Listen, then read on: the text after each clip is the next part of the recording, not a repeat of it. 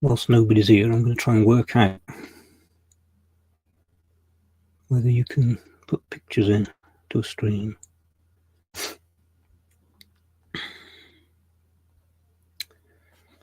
I assume that you can.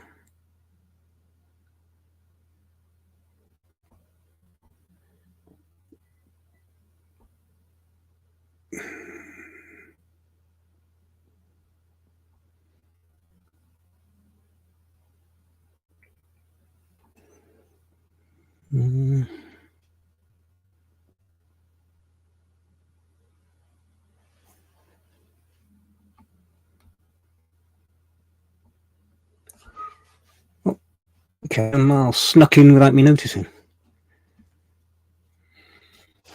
I was just trying to work out whether you can bring pictures onto the screen. It says you can, but I haven't managed to work it out yet. Marcus, I'm freezing up. Not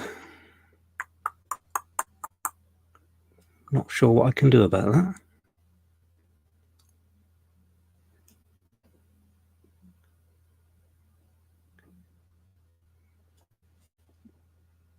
Oh, the signal's not as strong as normal for some reason. I could just sit here and go.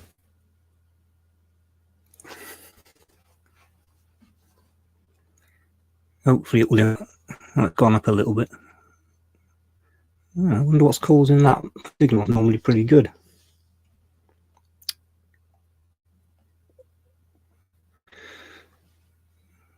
Hopefully you can see me okay. Alright, what is going on?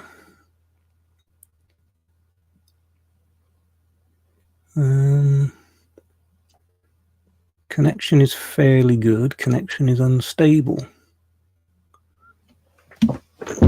Everything's plugged in as normal. Ding, ding, ding.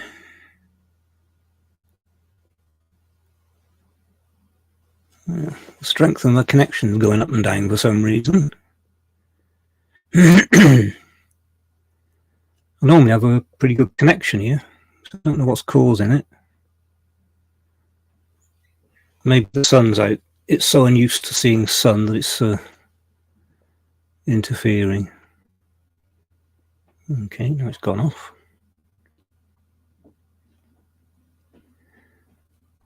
Talk amongst yourselves whilst I try and work out what's going on.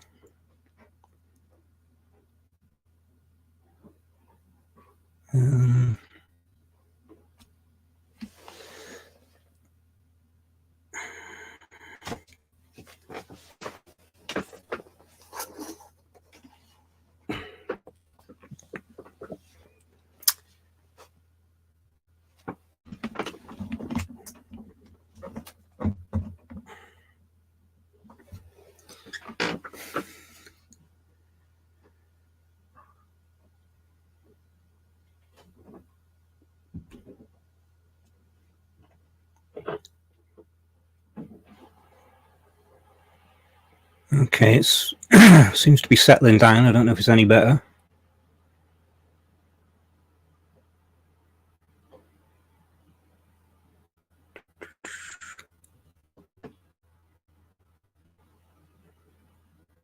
That's very strange.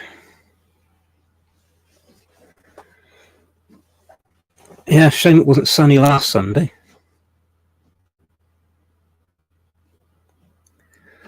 Well, we'll have to see what happens, whether it improves. I'm not sure what the problem is. I don't normally have any problem with Wi-Fi.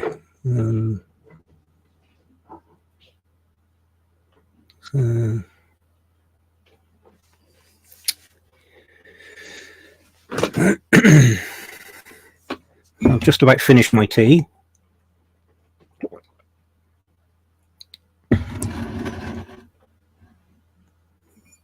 Is it still playing up?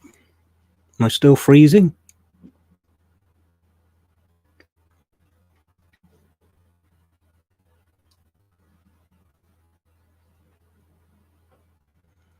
Or have I disappeared completely?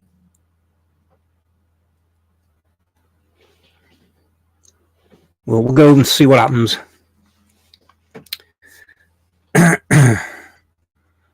So has anybody anything new come in since the Blue Hawaii set?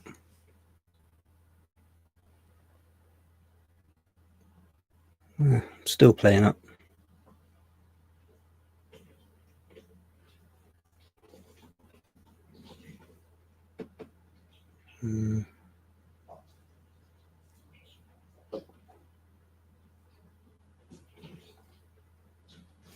Okay.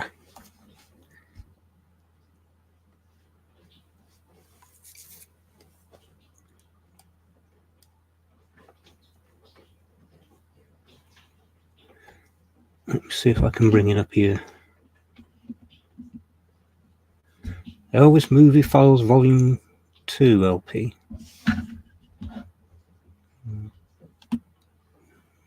Elvis Movie Files. Not sure about that one. Will with 3 L's. Was that a mistake?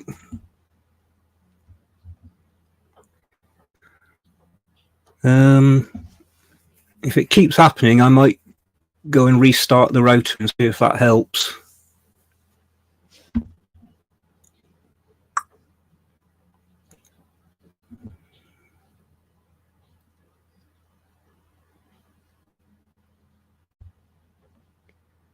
You're going for the emphasis on the will.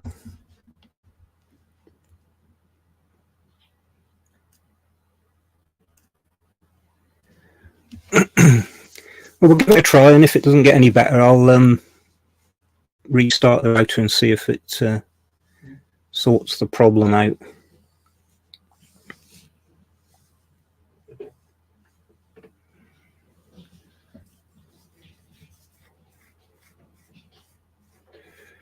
I've actually rearranged the shelves behind me, so I've got a lot more of my CDs out now and some more of the records up there that were getting packed a bit tight into the shelves. And I can rearrange some other things.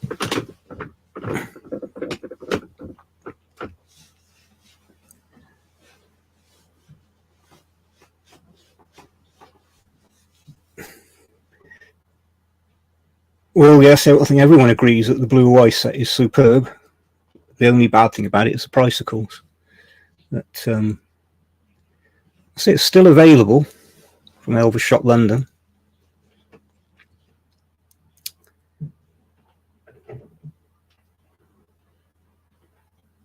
I still haven't decided to get the Madison Square Garden release. She didn't get the Aloha from Hawaii one, which I keep looking at it. I should get it, but so many things to buy. Where to put the money, that's the problem.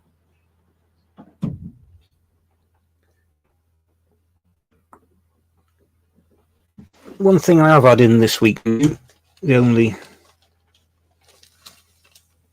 album I've had, is this one, which is Elvis Presley Show. It's actually the Italian That's the Way It Is. So finally picked it up, add to the That's the Way It Is collection.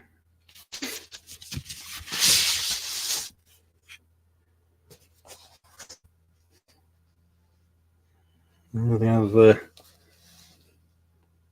what looks like the cassettes.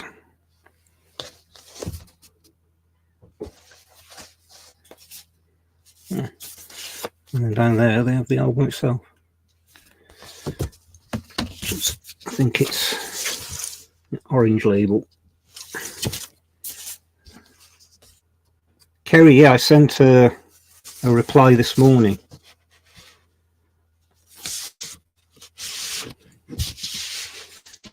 I did have a look. You can buy it. It's quite expensive.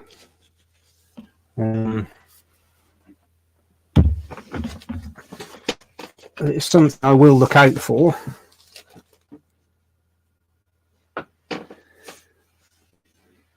Well, yeah, that's what everybody says, that they sound really good. Yeah, I've got quite a few. I don't know if you see my video on That's the Way It Is. I've got quite a few different versions of That's the Way It Is. That's one that I wanted because it's very different. I don't normally like pictures where they've used a drawing or painting, but that's actually good. Whether they've taken a photograph and put some kind of paint effect, I don't know, but that works. I had a disappointment on discogs. It's the risk you take. Somebody had advertised a copy of King Creole, and it was a re-release. It wasn't expensive, but I wanted it because of a particular cover. And when it arrived, it was the standard UK orange cover. But as it wasn't expensive, I wasn't too bothered. Mal, got a copy of the Mo-Fi, That's the Way It Is. Is that the one with the black cover with the lines?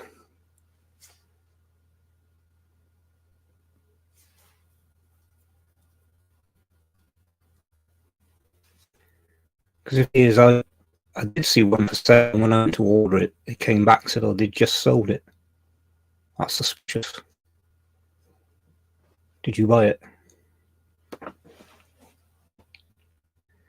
Yep. What I did get this week was that. I haven't played it yet. Nice set.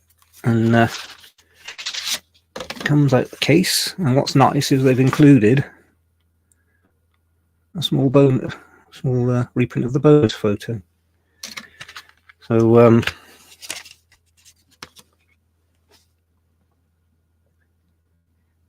I've now got a pile of things waiting to be played. I'll buy them quicker than I can listen to them.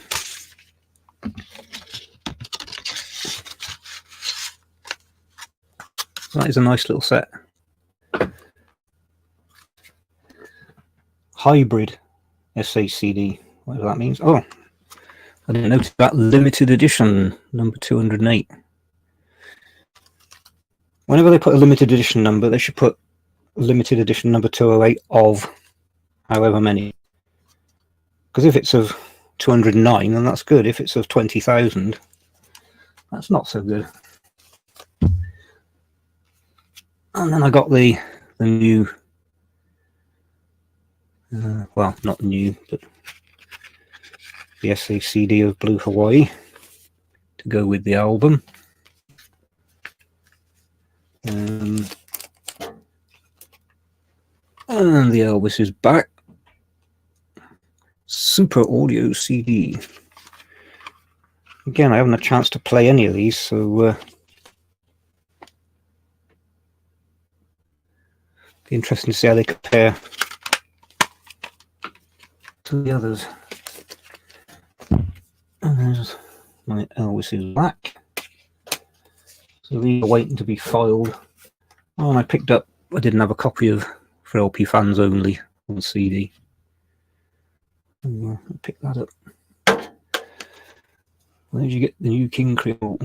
I got it on discogs. When I was looking for a particular copy of King Creole, that came up, so I grabbed it. It was what was it, £30. But I have to be careful of. I noticed some of them are advertising it, and in the small print it says the outside cover is not there. And if the outside cover is not there, there's a good chance the bonus photo is not there as well. And I picked these three up. Now, last time I had the Argentinian promo. Well, the Mexicans did a set of 5. And when you get all 5, it spells your name on the end. So I'm missing E and I. That's, so this one's got Vino, Dinero, y Amor, and Fun in Acapulco.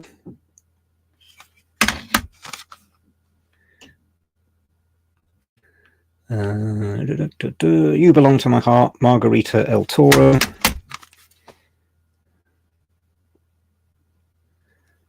And then Mama, Keen in a High Starch Collar. What? How Mexican is that? I've got to find the other letters.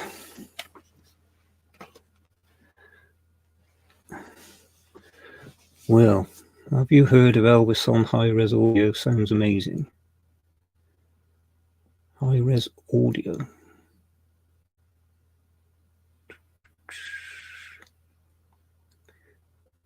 Not sure.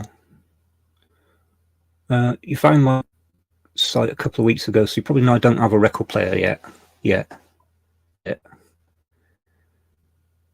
Super Jesse Garon, hello. No, you really need an SAD player. Oh, an SAD CD player. It's never straightforward, is it?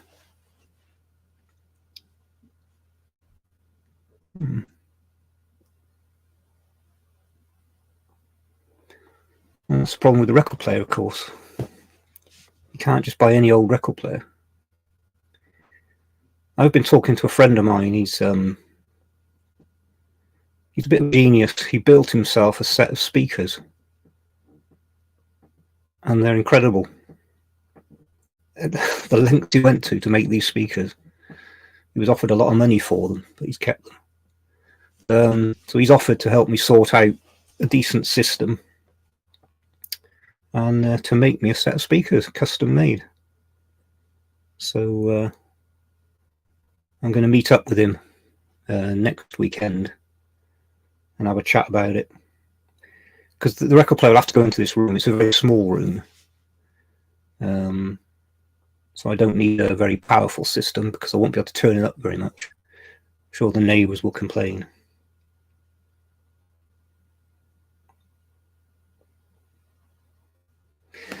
The other two things I got this week, I finally got around to getting them. Camden's on CD. So I have two. The 24 Karat Hits album on vinyl or CD. Oh, have I gone off? I have looked at the 24 Karat Hits, both the vinyl and the CD, but not actually pressed the buy it button. So you can tell us if it's worth it. Vinyl, right. Yeah, people who've had it in the past have said it's like sitting in the studio with him.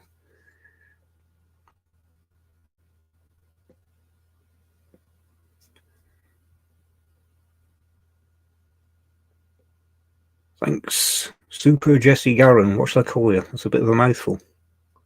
What's your name? Well, bloody expensive, it certainly is.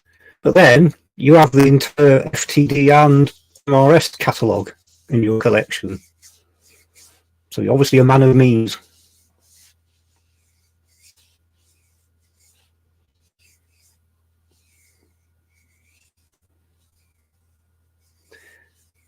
Spend all that police pension on Elvis records.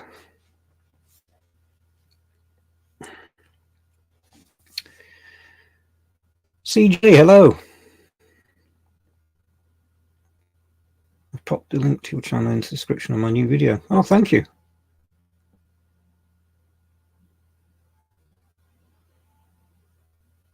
Well, 24K set is amazing. Yeah, this is the problem. Everybody keeps telling me how great these things are. It's like from Elvis in Memphis. Of course I would like it. But £180. I keep thinking to myself I could buy several other nice things. I have a long list. It seems the more I buy, the longer the list gets. It's I'm bugged by, as you know, I collect my boy singles, and I've got a lot now from all over the world. Some very hard ones to find, but there's one that bugs me because I don't know if it's actually genuine. I don't know if you're aware, it's the Mexican promo. And in fact, I shall bring a picture of it up. Get this. There is a Mexican promo with a picture sleeve. When I've ever seen the Mexican promo for sale, it has no picture sleeve. On discs, one person has got it. And I do wonder if it's a genuine sleeve or one that somebody's made. Let's see if I can bring this up. So, that there. Nearly worked. Pop-ups. There you go. Now, is that genuine? If it, why does only one person have it? And why are many copies of the disc available without the sleeve? What do you reckon? Opinions. Has anybody ever actually seen that sleeve? CJS.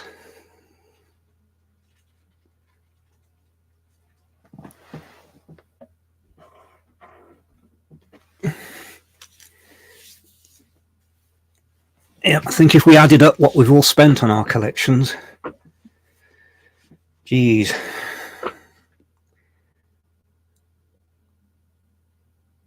Andrea, is that pronounced correctly? Andrea? A 1983.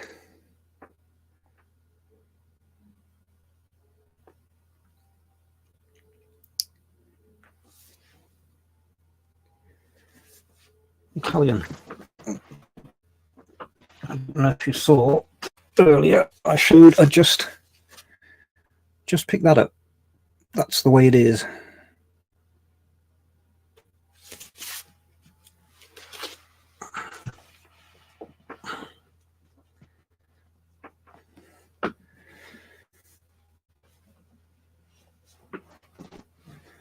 Well, yeah, 99 pence Camden, those were the days. I remember how exciting it was to go with my mum to Woolworths, because she would always say when we're in there, do you want a record? And they used to have them in those racks, several high, flick through them, turn the rack.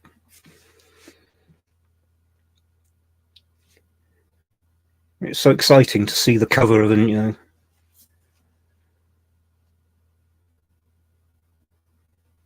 I think the Camdens were actually really good. Alright, there were some naff songs on some of them. But it's amazing when you think that they use the Camden album sometimes to put out unreleased tracks.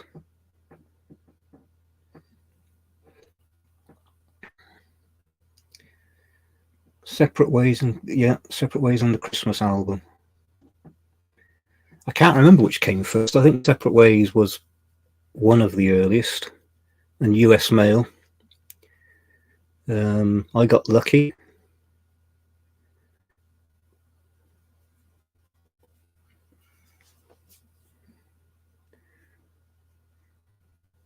The Christmas album, you know, even now, it always brings back memories of my childhood, because every Christmas Eve, I'll put that on.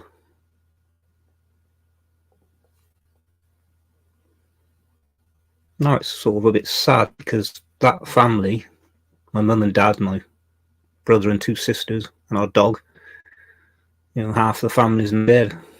Doesn't exist anymore as a family. So there's a touch of sadness in it now, but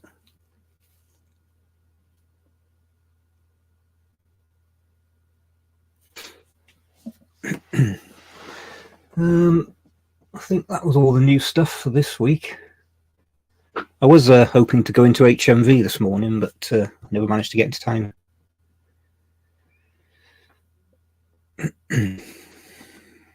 Come on, everybody. Yeah.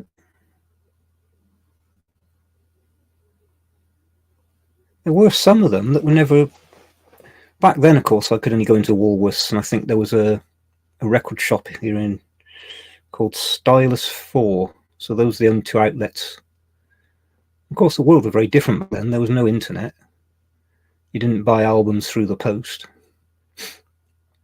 I was aware of record fairs. I was a kid.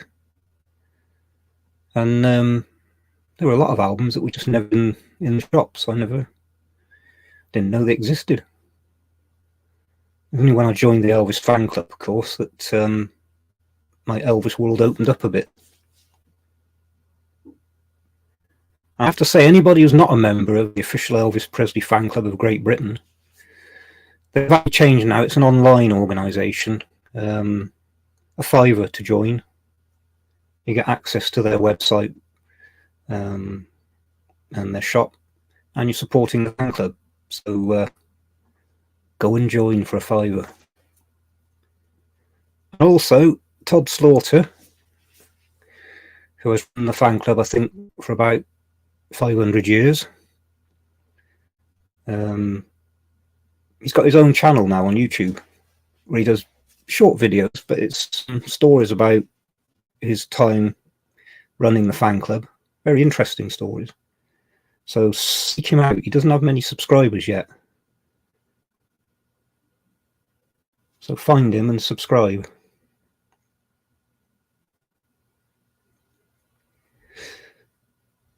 Well, yes, I went to Graceland in 1984 with the fan club.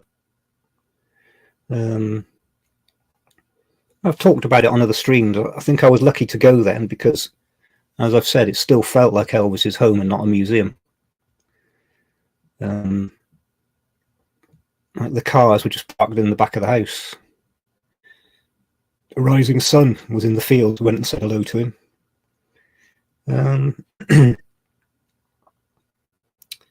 From what I see now from the videos people take,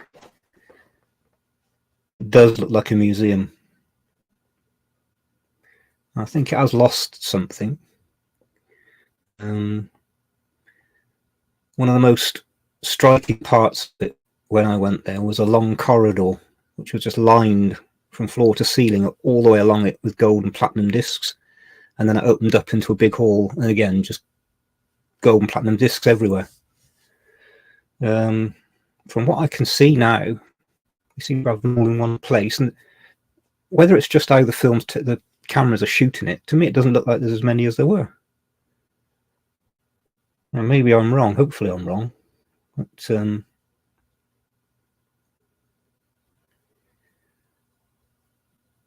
know if anybody's been recently.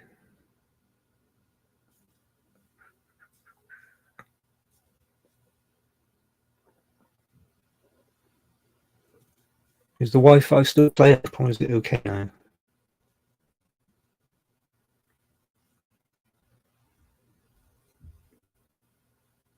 I can't actually tell. See if I can bring the thing up on here.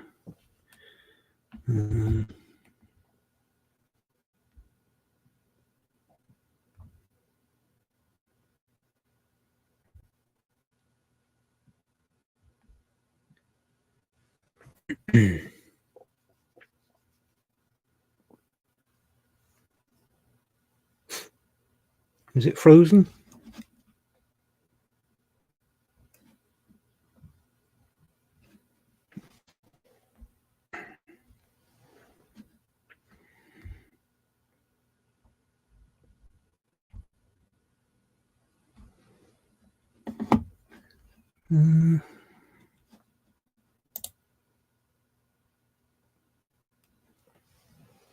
What's going on? Well, I've been 3 times. Last time 6 years ago. The new place where they display everything out of this world, but it is a money machine for sure. Yeah. I'm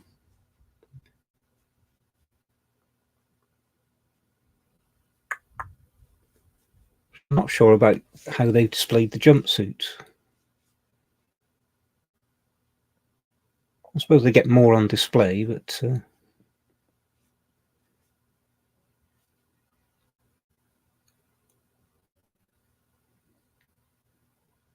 don't know if I shall ever go back.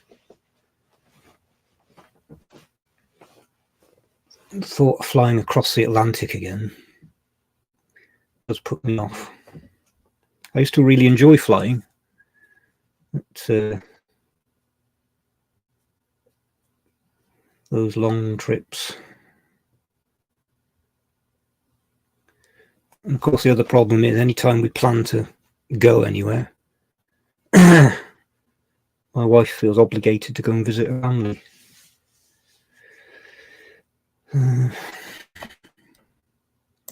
Still freezing.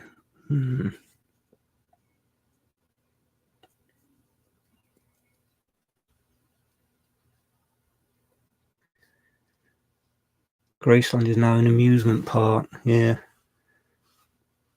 I didn't understand it when they announced they were having displays of things that had nothing to do with Elvis. What's all that about? So I agree with your opinion.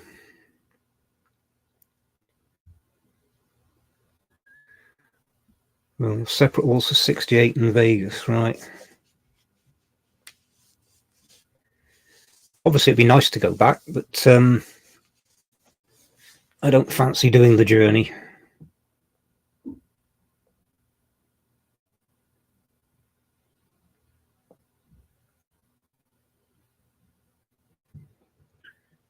There are still places that I've not been that I would like to go.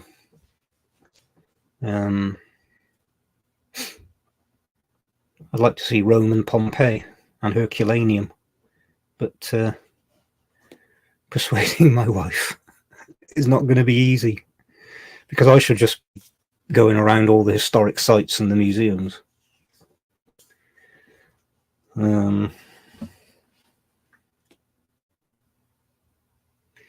Never say never.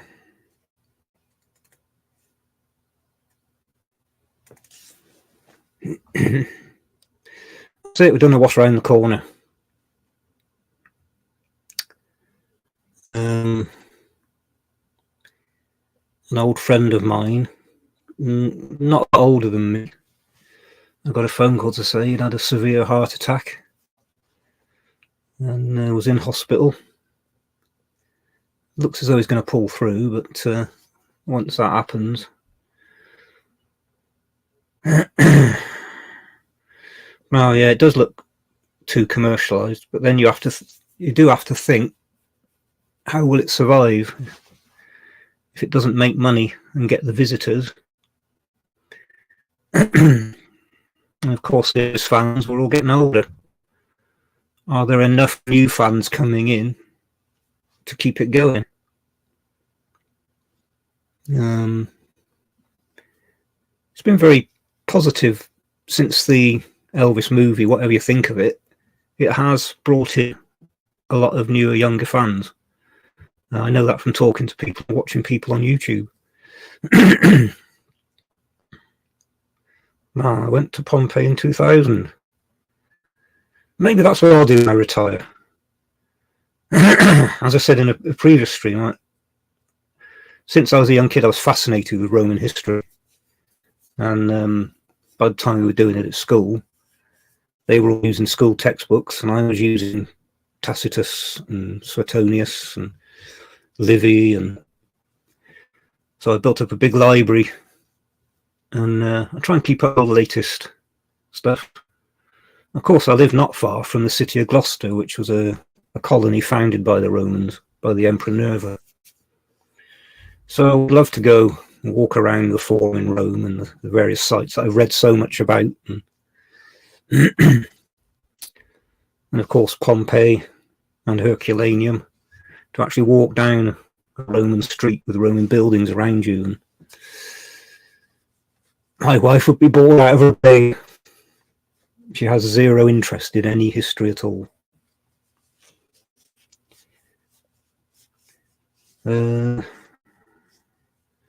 Andrea, so how many pieces of Elvis music do you have? Have you counted? No, I've not counted. I suppose one day I'll just have to sit down and go through it all. I think albums, single CDs, I've got to be heading up towards a couple of thousand now.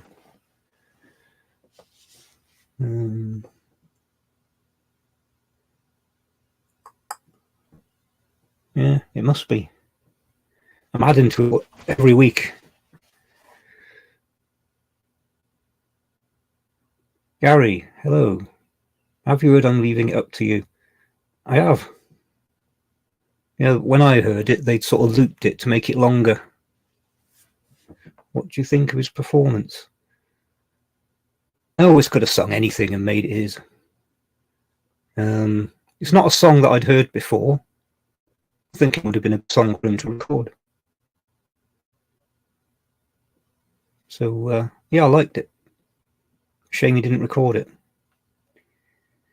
It's RCA should have offered to build Elvis a studio at Graceland so that he could go in there anytime he wanted to, sit down at the piano with a guitar and just strum away and sing.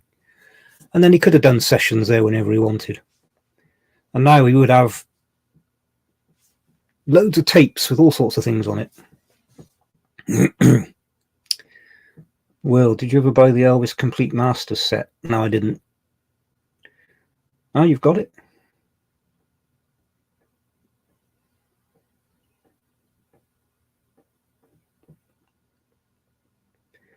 Oh, well, I don't... When did that set come out? For some reason, I wasn't aware of it when it came out. Maybe I was out of the country at the time. No, HMV shop in Pompeii. No. But you'd be amazed at what shops they did have. When you actually see how the Romans lived their life, it's astonishing. Of course, it wasn't modern, but the things they did have, it's quite incredible. Well, there's a 50s track done. I was aware the Osmonds had done it. I didn't know it was actually an earlier track. I thought it was theirs. Right. Now, 2010. 2010. God, my brain doesn't work these days. 2010, what was I doing? For some reason, I wasn't aware that it had come out. I have spent a bit of time in various countries doing different jobs. I think the strangest country of all was Côte d'Ivoire. Not a country I would advise anybody to go to for a holiday. West Africa, ex-French colony, and didn't they know it? What was quite funny, I stayed at a hotel not far from the embassies. If you ever got to go to a country like that, pick a hotel that's near the embassies. Good security. And the French who were there was still a French Foreign Legion base there, and still a lot of French businessmen and that. Very arrogant. If there's any French people on, I apologise, but this is how it was. They were very arrogant towards the locals. And my French isn't very good. So this waitress would serve me each day. And I would sort of make it known with gestures and the odd French word what I wanted.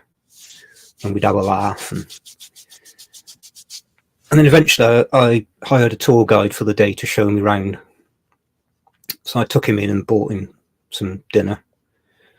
And the waitress came over and having a chat. And he said, oh, the waitress said that all the waitresses there like you. You're very nice to them. And I said, hey, tell them, Englishman.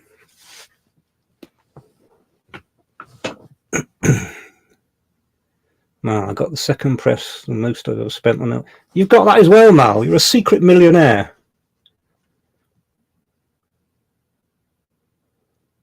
Oh, these police pensions must be massive.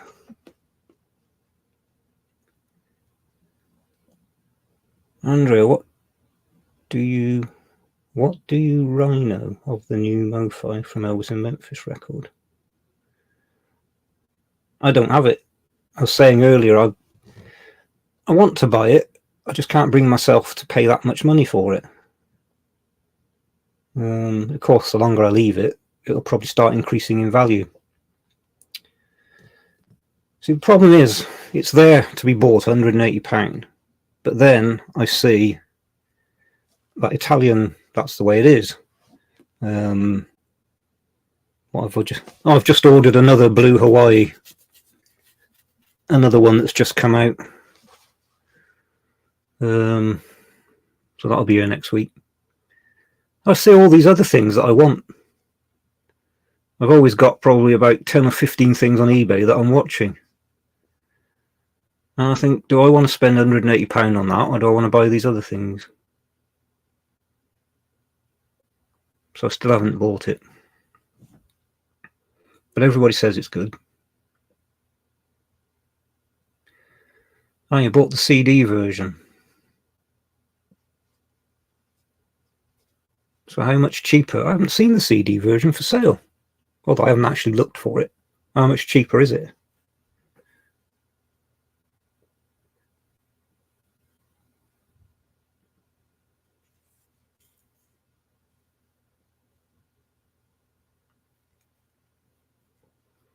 Oh, I mentioned earlier Todd Slaughter's channel. If you watch it, he mentions, he says, there are collectors, Elvis collectors, who have got unreleased film footage from Elvis's movies, and they're sort of sitting on it. Including, he said, he knows they've got unreleased cut scenes from both King Creole and Jailhouse Rock, and they have blooper reels from the movies of Elvis cracking up laughing and playing tricks, and he said they've got this stuff, and they're not letting anybody see it, which makes me wonder what kind of fan they are. All right, $30. Right, so it is now available. I shall get on and have a look then, so I should definitely order that.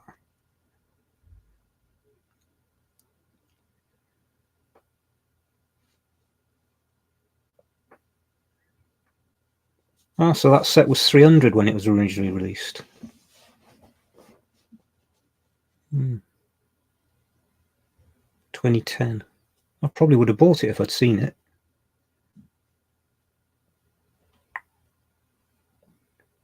Occasionally the releases sort of slip through. Like for me, the big blank period was the 3 years I spent in Finland, where I basically didn't buy hardly anything for those 3 years.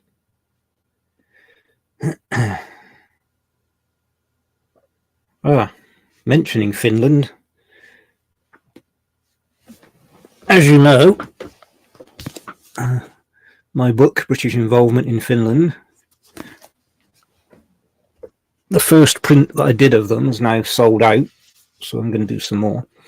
I actually sent one to the Finnish military attaché in London, and Thursday I received an invitation to a reception at the Finnish ambassador's residence in London for Finnish Army Flag Day. So I'll have to dig my suit out and go along.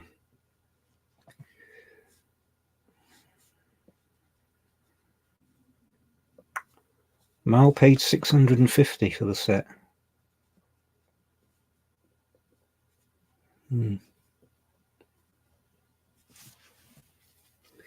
If that's what it goes for now, I probably won't be getting it, because $650 could buy me an awful lot of other records. How many copies of Blue Hawaii can I buy? Tony, hello. Did you ever visit Graceland 2 in Little Rock? Never heard of it.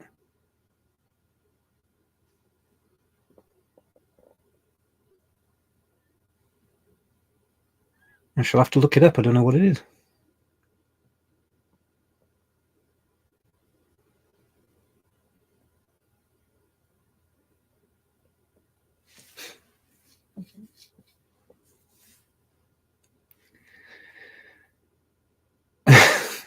Thank you, Mel. I'm glad to hear that. It makes my decision very easy. I won't be buying it.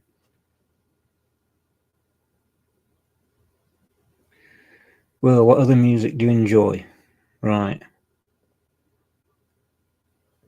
Over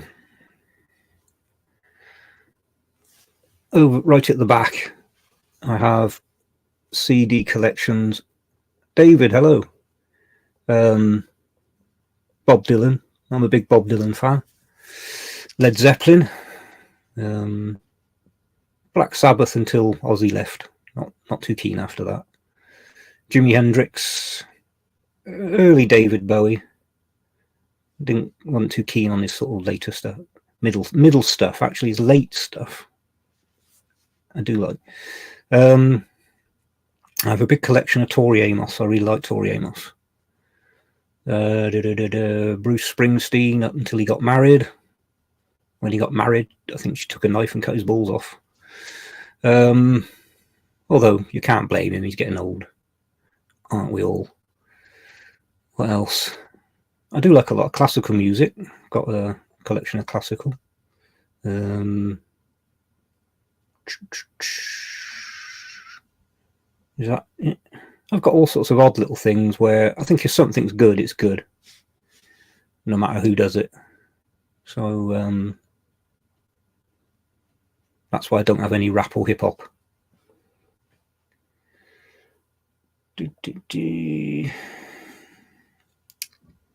Andrea, we have similar tastes in music other than Elvis. Well, there you go. Men of breeding and sophistication. David, how is the Blue Hawaii set? It's fantastic. I'm really pleased I got it. Anybody that takes the plunge, you won't regret it. Get saving, buy it while it's still £200.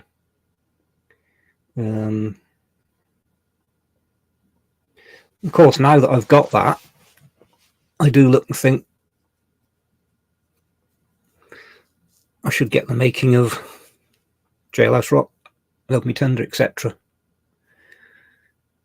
Then again, the old expense comes back. So I don't know how many copies of the making of Jailhouse Rock they produced, but I did see on the website that when the warehouse was burnt down, it said all their remaining stock of the making of Jailhouse Rock was destroyed. So however many copies are out there now is all there's going to be.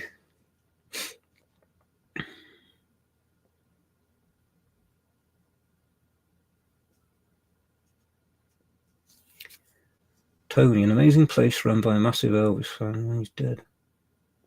All right. I wonder what's happened to all his stuff then. His family probably had an auction.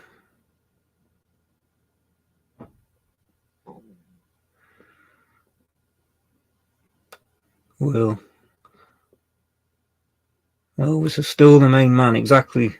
Somebody, there was a reactor I watched. She's an Indian woman. I do like to see what other people think of various. And she listened to Elvis, and she came out with something that I thought was brilliant. She said, "Whenever I listen to Elvis, everybody else just goes down a little." And I thought, that's a nice way of describing it.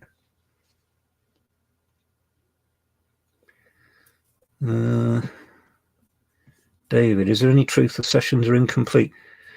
I did see somebody said that they are. I didn't actually look into it. I can't imagine there's much missing. Gary, is there any news on the Raised on Rock 50th anniversary CD? Not heard anything. Kerry, hello, late again.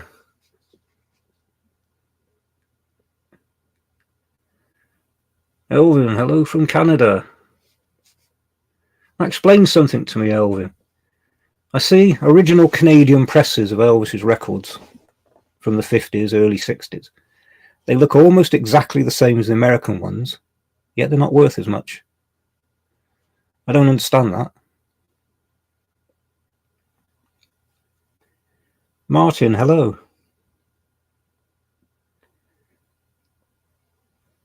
Is it wise, or have you tried to remove the black sticker covering Nipper on USA LPs?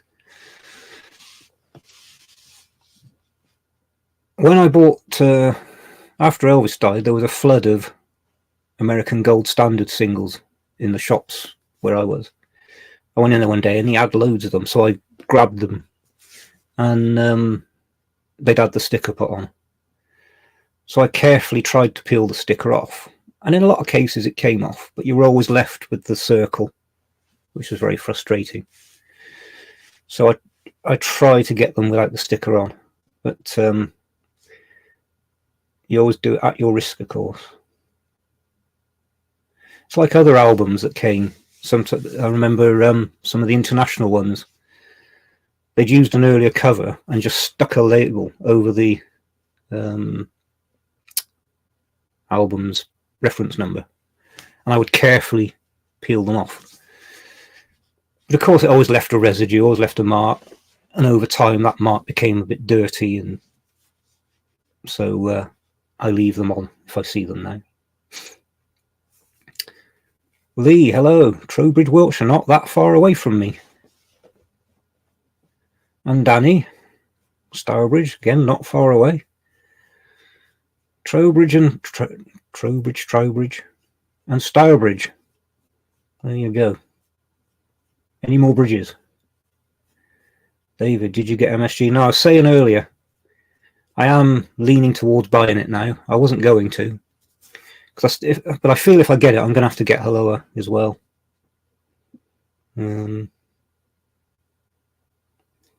But everybody says the sound is the best they've heard for the concert. Same with Helloa, so it looks like I'm going to have to take the plunge.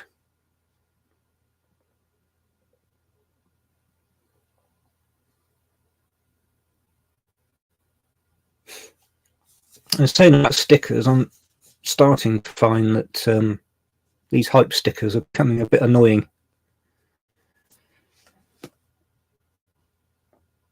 I don't want them on the cover because now they're getting bigger and bigger. And they're on the, what's it called? God, the word's just gone from my brain. Cellophane.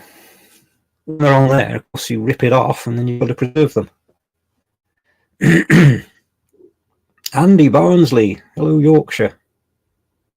My dad was a Yorkshireman. Tony, every room in the house was full of original memorabilia. Oh, and he took a photograph of everyone that visited. Is that so it would be easy for the police to find them if they went missing? He even tried to look like Elvis. I wonder if there's any pictures online. I'll have a look. We'll press the trigger on Madison. Yeah. Yes, you've persuaded me. I shall have to, which means I shall have to get a low as well.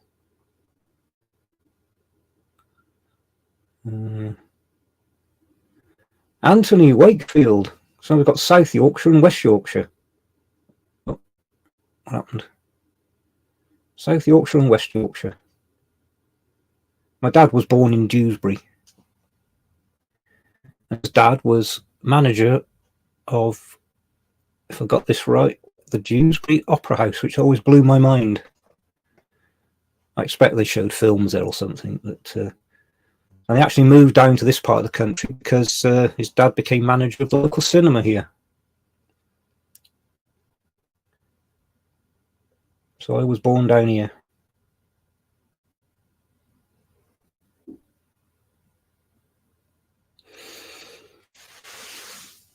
Right, it's decided. I shall buy Madison Square Garden and Helloa. Will's in Scotland.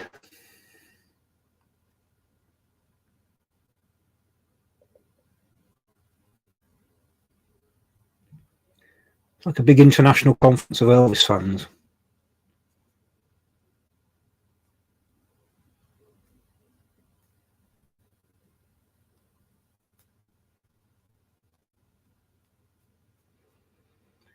David, yep, that's the problem. Oh, and who's in Rotherham?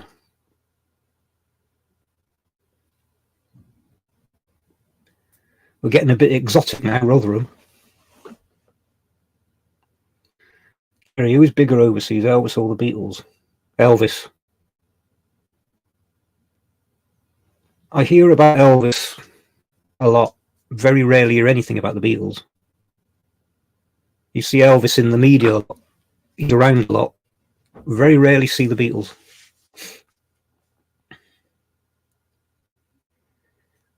As Paul McCartney said after he visited Graceland, he said, I always thought that the Beatles were the biggest selling act in history, but now I know it's Elvis. Oh, and David's in Cleethorpes.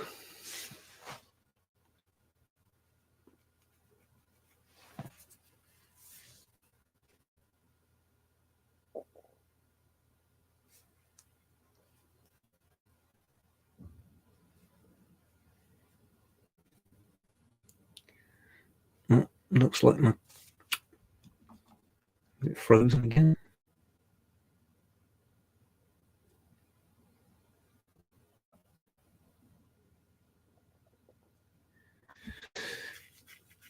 We're staying on another stream about who amongst us had seen all 33 Elvis movies. And Mal had, of course. And I said we should have a 33 club.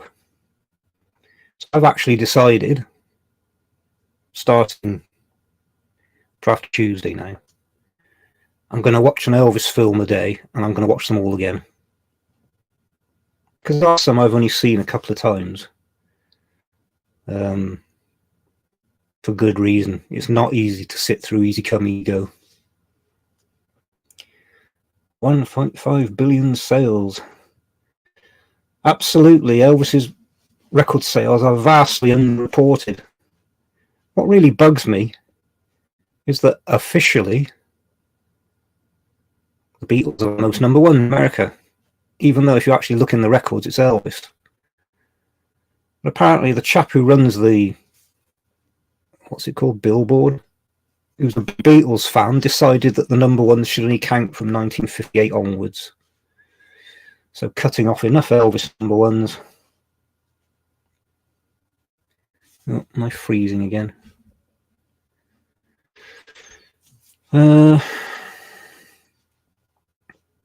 Kerry, it seems the Beatles are bigger here. Yeah, maybe because Elvis is American. The Beatles seem more exotic, more, you know. You do get that, don't you? It's like Elvis said in a concert recorded in Memphis. They said a person cannot return to their own hometown.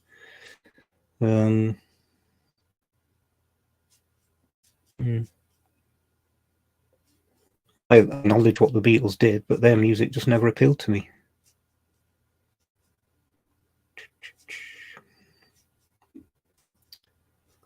I said before, my dad did a Beatles concert, fighting, and he wasn't impressed.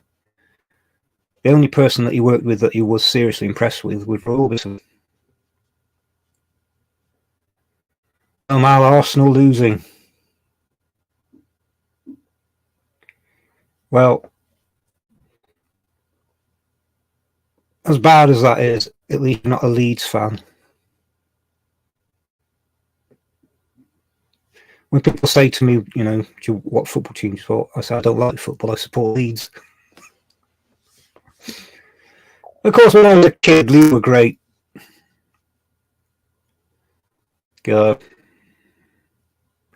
Peter Lorimer, Alan Clark, Joe Jordan, Steve McQueen, Hunter Butcherlegs, Paul Medley, Paul Reaney, David Harvey.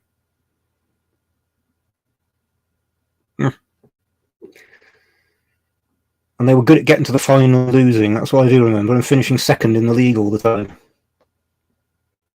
Anyway.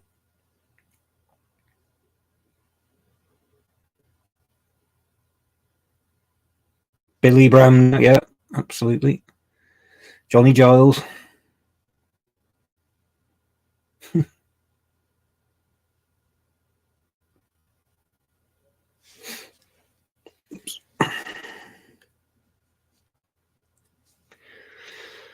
Well, my tea ran out, but I've still got a lot of this cinnamon,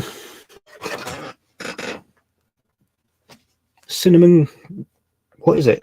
They call it sticks, but it's more like a cake. I'd better plug my iPad back in.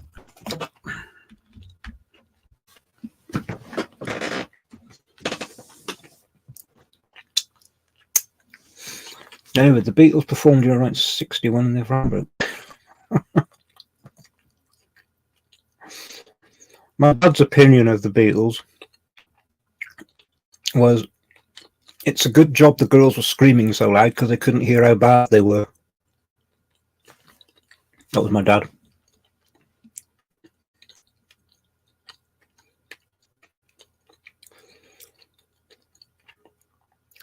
Tony and the Leeds team. One of the horrible memories of my childhood was sitting watching them in the European Cup final against Bayern Munich, where they played in the Bayern half for about 90% of the game, had all the possession, all the attacks, and Bayern won 2-0, 2 breakaway goals. And Lorimer's goal was ruled offside. Who was it that was offside? Technically he was offside, but he wasn't anywhere near the ball. Yes, that was devastating. I was only a kid. Will, do you have any favourite Elvis items? I think my records are my favourite items.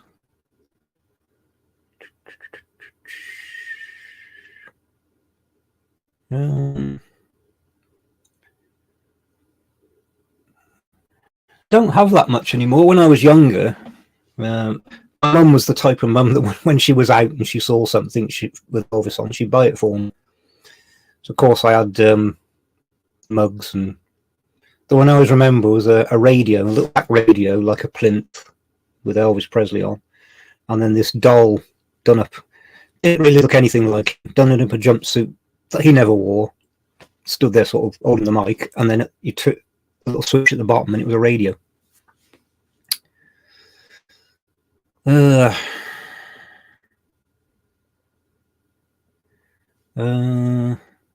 David, do you remember the first time you saw King Creole? I don't.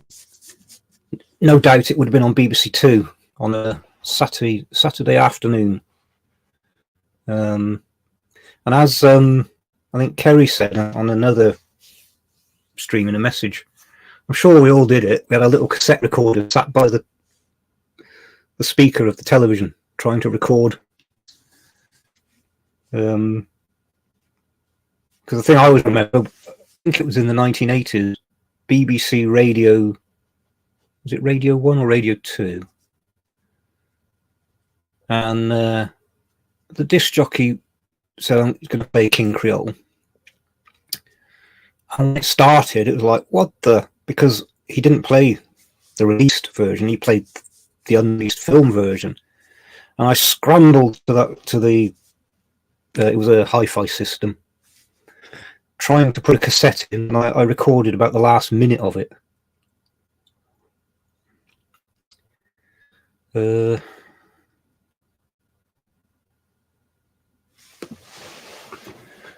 I went to watch the Beatles on Roy Orbison. Couldn't even open the screening, yeah. Imagine if Elvis had come.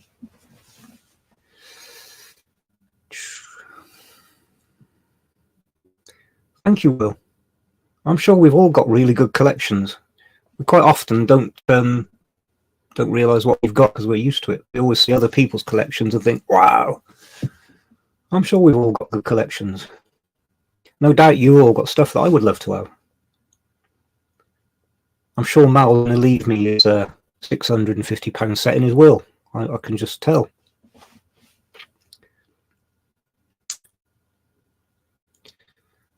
Well, now, speaking of the TV, I'm sure we've all done that.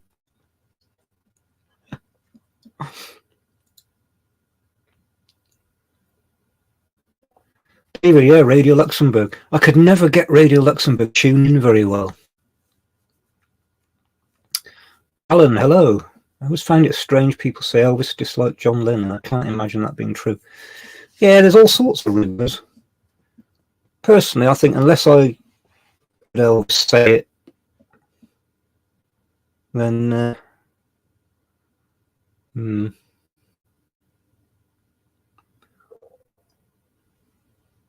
I can't. Did Elvis ever say he didn't like anyone? I think the only person that I've read that, you know, several people says, what was that singer when he shot the television? What was his name? Can anybody remember? There was one singer.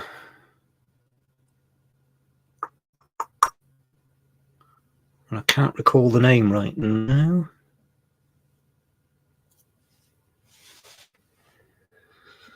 Well, we need to do a group video. I was actually looking earlier on this StreamYards. Apparently I can bring people on, so I'll have to work out how. Mel Torme. Well, Mel Torme, that was it. Oh, Robert Goulet. The name I had in my head was Mel Torme, but Robert Goulet. Now we're going to have to look that up. Elvin, I would like to see a making of King Creole FTD book. Have FTD not done a King Creole book? I'm sure Mal will tell us. I haven't really kept up on the FTD books. They look fantastic, but I wasn't buying them because they were so expensive.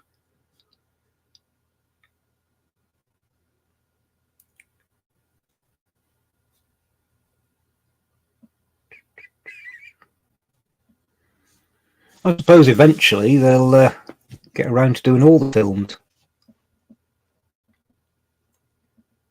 I'm sure we're all waiting for the making of Harem Holiday book. There is a... Ah, yeah. Well, I thought there was, yeah.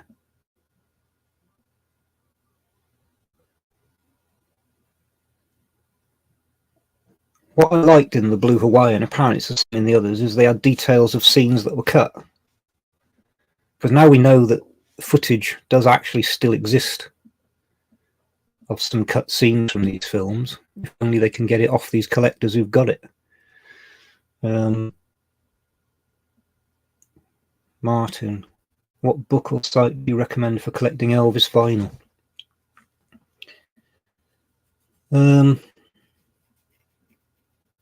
There are some good websites. Though the names of them, off the top of my head, I can't remember. And there are some good books. But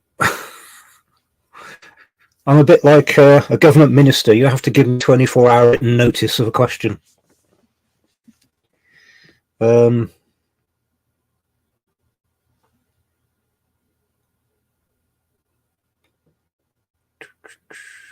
There are some good books. There are some a good series of books done on British UK releases.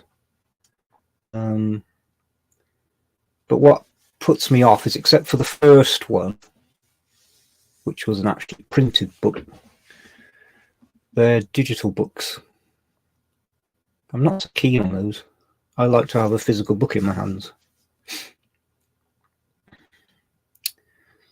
So discogs is useful, though it's not so well organised. There's is it Keith Finn? His website is good.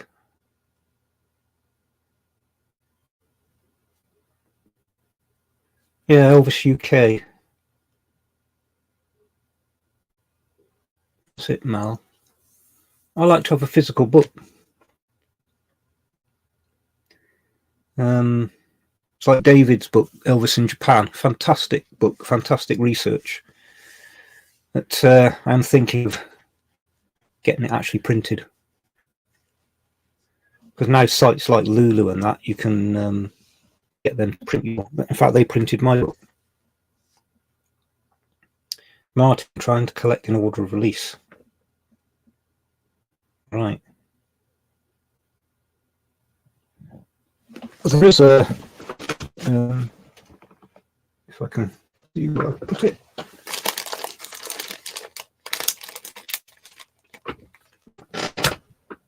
I thought it was around here somewhere. Let me have a look. Now, if you look on eBay, Elvis is HMV Worldwide Discography. If if it's still available. I don't know what they charge for it now, but it has all the covers, promos, all the variations. Really well done.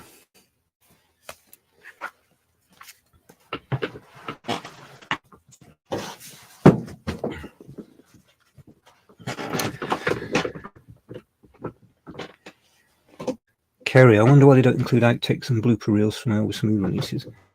Well, Todd Slaughter actually spoke about this. He said that it looks as though reels were stolen from the studios and are in the hands of collectors who are reluctant to make them public, either because they think they might be taken off them or because they want to have something that nobody else has got.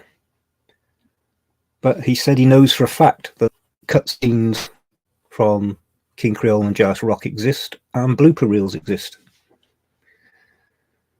Now, if it's a case they're worried about having them, I think the people that own them should say, well, we'll put out an amnesty and let us have them and we'll publish them. But if it's that they want to have something that nobody else has got, then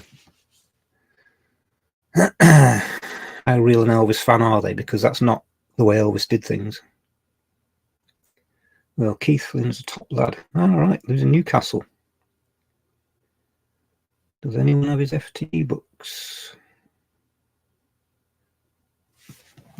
I don't. Mal's probably got them.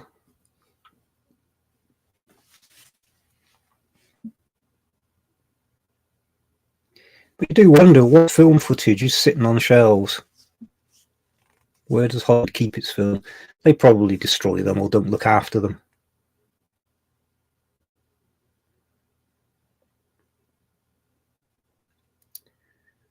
Hugh McKenna, Todd Slaughter also said he was arranging for us to perform at Windsor Safari Park in the 70s.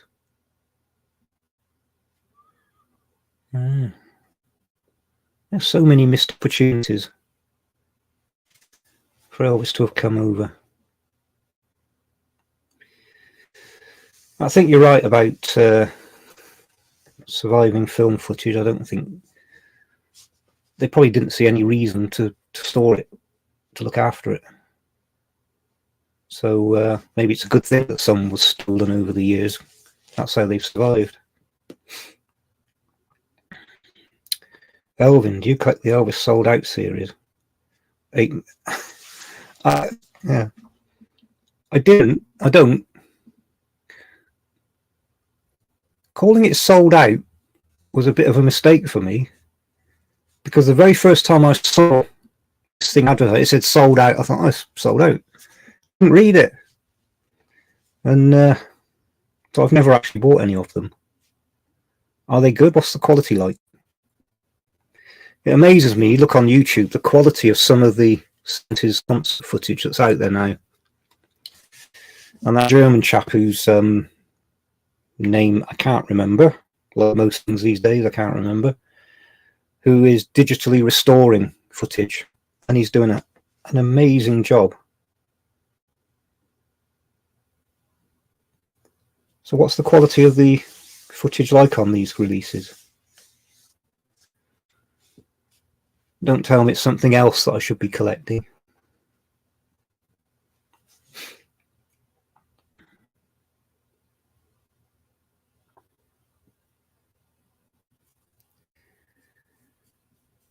So if Todd was trying to get him over in 1970s, and we know that he was invited to do a command performance in the 60s, and we know that he was starting preparations to come over here, I assume 1978, 79, and perform in London.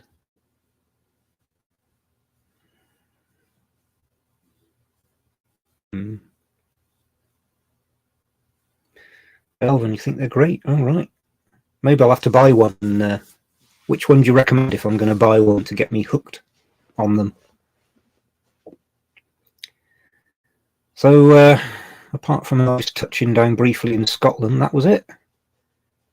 except of course for the secret visit with Tommy Steele, but we don't talk about that.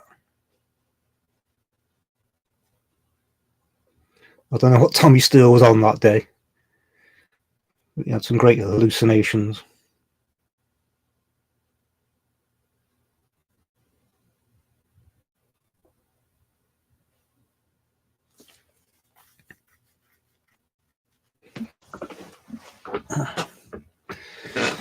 Always keep a bottle of water handy.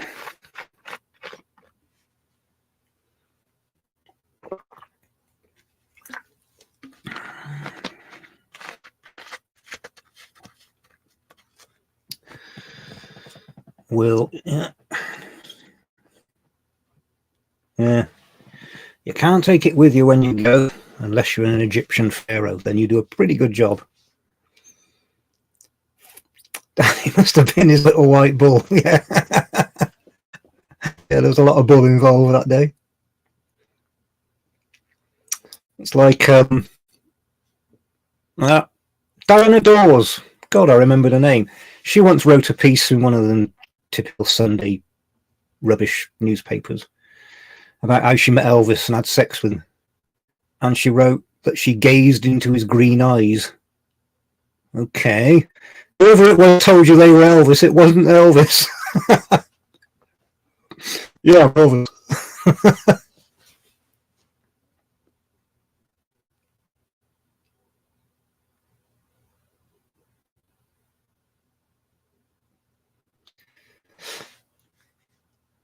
Lee, and remember Nolly Hole in the VHS intro to the Grimleys?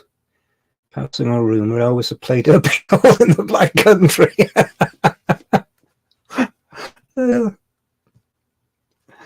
Like, after Elvis died,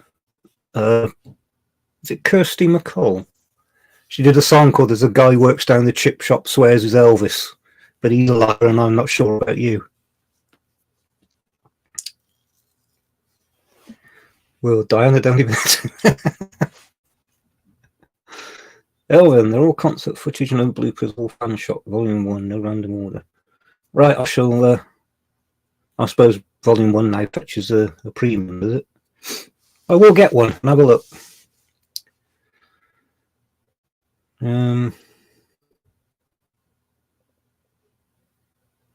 Saying about not being Elvis, somebody told me a joke once. I never remember jokes, but because it involves Elvis, this was stuck in my head. And the Pope arrives at Heathrow, steps off the plane. There are a huge crowd shouting, "Elvis, Elvis, Elvis," and screaming. And he says, "I'm not Elvis, I'm the Pope." So he gets into a limo, driving off to the hotel, and the chauffeur winds down the window and says, "Elvis, it's a great honour to have you in the country and to drive you." He says, "I'm not Elvis, I'm the Pope." He arrives at the hotel. All the staff are lined up as he goes in. Crowds everywhere shouting, "Elvis, Elvis." And the hotel manager, "Elvis, it's so great to have you here. It's such an honour." "I'm not Elvis, I'm the Pope." So he goes into the bedroom. And 2 beautiful naked women on the bed saying, "Elvis, make Lewis." And he says, "Well, it's the one for the money." I remember that one. One of the few jokes I actually remember.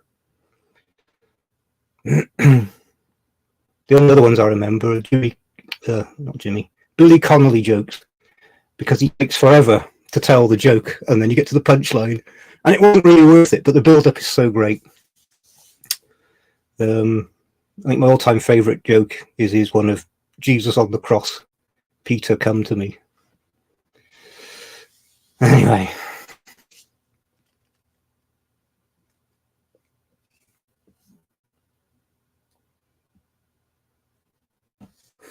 Oops. Oh, we've got 20 people. All on a Sunday. I've got nothing better to do than sit here and listen to me waffle. Kirsty MacColl's father wrote "The First Time I Ever Saw Your Face." Is that real? I didn't know that. It's a fact to keep in the back pocket. Oh. 1962, Jivatone, hello. Are you able to feature initial RCA UK LP releases? Number 10. Yeah, I can look at that. Yeah. Hard work to which come out first.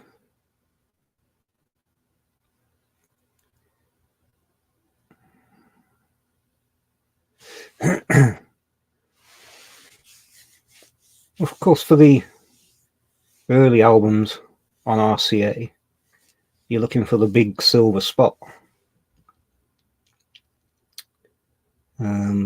followed by the smaller silver spot, and then the red spot. But there were so many releases of his albums, which tells you what vast quantities they sold in. The fact that his entire catalogue was always being repressed. They ain't going to repress them unless they're selling. So he has sold vastly more records than he's been credited with. And you think all over the world this was happening. And I'm sure many of those never got accredited to him. And today, a lot of these new albums that are coming out that are being sold aren't going to be credited to him. He's probably selling as many physical albums as the top selling acts at the moment, but he's not going to get any credit for them.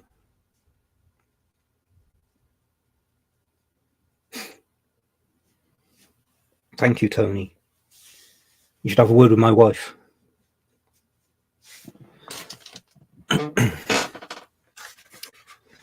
Danny, have you got the original That's the Way It Is on DVD? I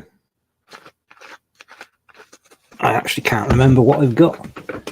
I've still got the VHS tape somewhere. Of course, nothing to play it on. That's the Way It Is. What have I got here?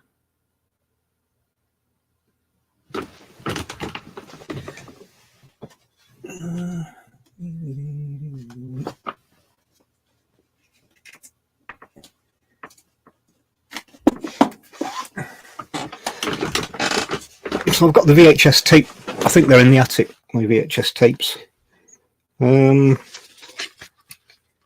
So we've got special edition. 2-disc special edition.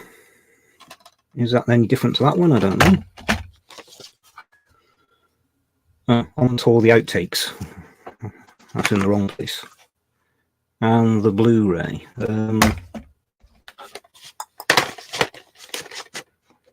Have I got any others? I can't remember.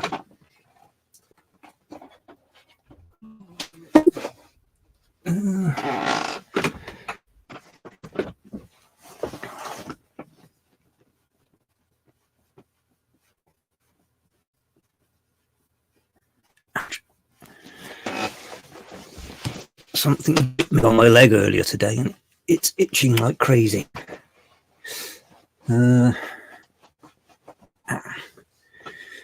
Rock and roll number 2. Let's see if I can see. I think rock and roll number 2s are up here somewhere. If I can grab them. Let's have a look. Oops.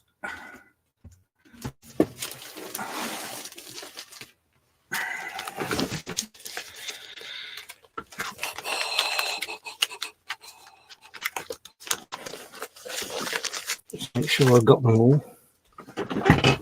I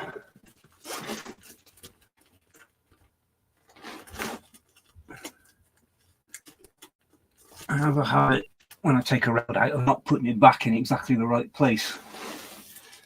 Now, of course, the rock and roll number 2, Elvis Presley number 2, is that one, which for me is one of the greatest covers ever put on a record. I try to imagine what the parents must have thought when they saw this alien being staring out at them, coming after their children. This is the first punk rock cover ever. And I don't think they ever got any better than that. I wish RCA had employed HMV's art department. That is brilliant. Make a bit of room. So I'll do a video, then I can put them all in the right order. So this is mono. This is an album I actually have hardly ever played. Okay, so there's the red spot. Mono.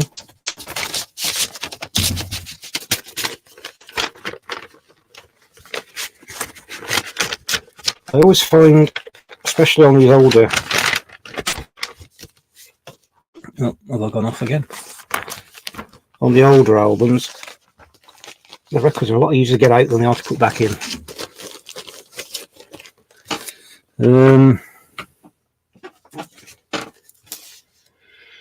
Okay, electronically reprocessed staggered stereo. That's American.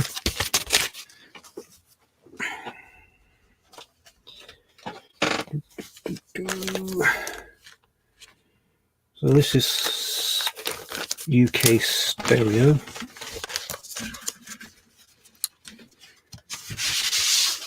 Okay, so that's orange, but they've used the original cover.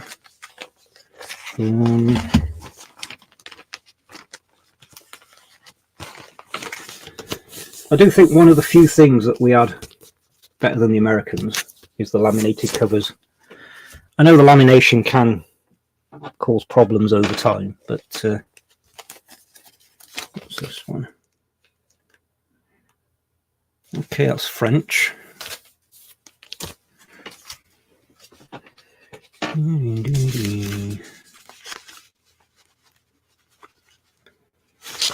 Okay, so this is, if you can see, that's a UK small silver spot. So, where's the large silver spot? I will sort them all out and I'll do a video on them for you, because my memory is pretty hopeless. I'll find them and do a video. Hold on, right, let me go back a bit. Here, it specifically has to be a Warner Archive 2 disc. Right. There we go. My Boy, lyrics were written by Scotsman. Yeah, the song is actually originally French. I've never looked up the French version, but did he write the song or did he translate the song? Something I should have looked at when I did the video on it. I did wonder at the time. I thought he was from Northern Ireland. Maybe my memory. Lee, what are your thoughts on the early posthumous overdub albums? Guitar Man Arm. Well, our memories was the overdubs taken off, though they did actually add a little bit here and there. I wasn't keen on the overdubbed albums. There were a couple of songs where it did work. I thought Guitar Man worked well. Of course, they got Jerry Reed to re-record. So, and I did like the Loving Arms version that Terry Wogan played all the time. I think he got it into the charts in playing it all the time. But as a concept, I didn't like it. The Our Memories, of course, really were the forerunners of all the FTD sets and releases with no overdubs. The way they did it, it worked very well on some songs, and there were a few songs where it took away. A lot of Elvis's songs, they didn't need the overdubs. Sometimes they're far better without. There are a few where the overdubs were needed to make the song fuller. Rock and Roll number 2 is HMV logos centre or to the left. We shall see.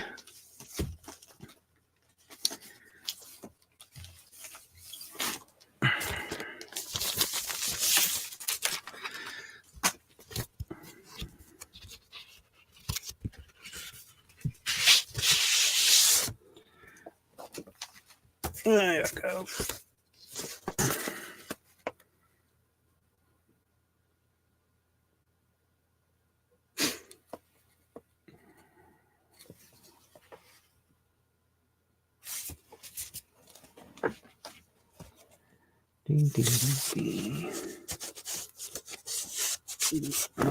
I shouldn't really put that back in that sleeve, should I?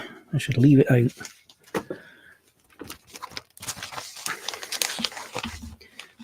Don't want to weaken it any further.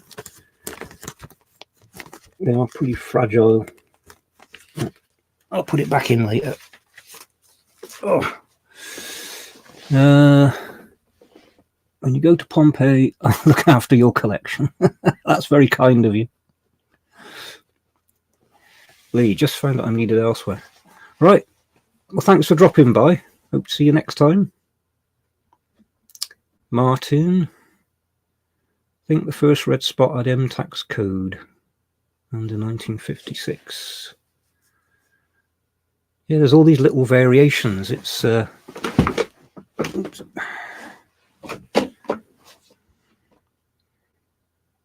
I think what I'll have to do maybe is start with the first album and go through them chronologically. Do a little piece on each one.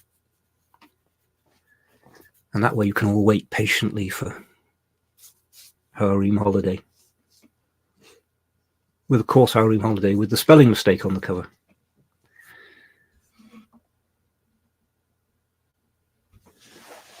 Well, After Loving You. Piano work. Yeah. Yeah, it does work on some tracks, but as a concept, I wasn't too keen on it.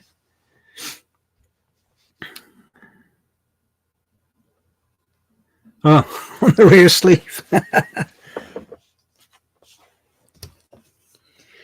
In the centre. There you go.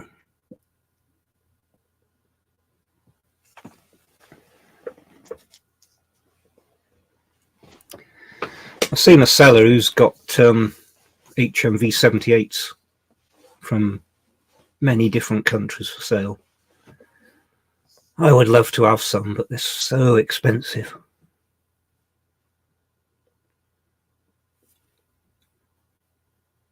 He has a fantastic selection. Japanese 78s from all over the world. Elvis that he's selling.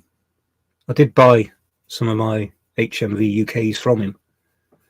I'd love to buy some of those others, but you're looking at £200-300 each time.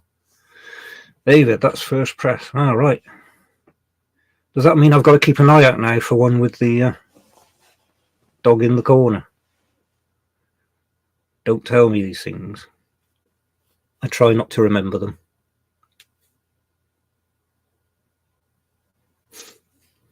But I was really pleased to get that album, that cover. I love that cover. HMV did a good job with their covers. Of course, their EPs, different covers to the Love Me Tender. I think the Love Me Tender HMV cover EP is far better than the American one.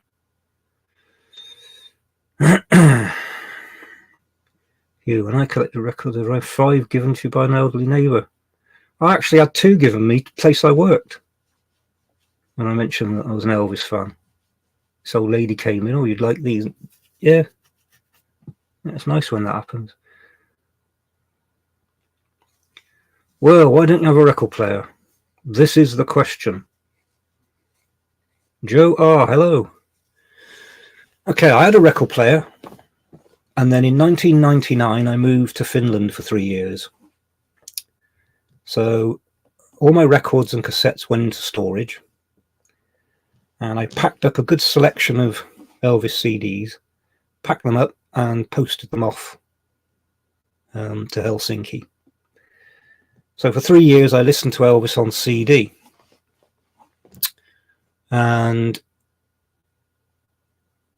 I was still living at home with my parents, and they decided to move. And they took the record player with them, even though I actually bought the system.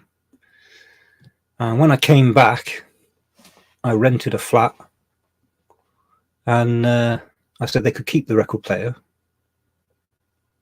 I just never got around to buying another one because I had the CDs. So I do want to get one. But when you sit down and work out, because, you know, I mean, you can buy a record player cheaply, but it's going to sound terrible. And when you work it out, you're going to be spending £1,000, £1,500 for a system that's worth buying. So whenever I look at it and think I should get one, something nice appears that I really need to buy. An Elvis album. So, but as I said, a good friend of mine, next weekend, we're meeting up. He has built hi-fi systems. He's built these incredible speakers. I mean, when he told me about them, he was offered a lot of money for them. Built them himself. David, dog on left was second press. Right, there's a small spot. There wasn't a large spot. Right. I see. I hadn't looked into the album. That's good to know. Hugh, 1999, sold all the vinyl. Yeah. Well, it could be like Mal, sold all his vinyl and then started to collect them again. But as we know, Mal's got a lot of money. Tony, yes, I am intrigued. I would like to hear some of them and play some of my originals. I wonder what they sound like now.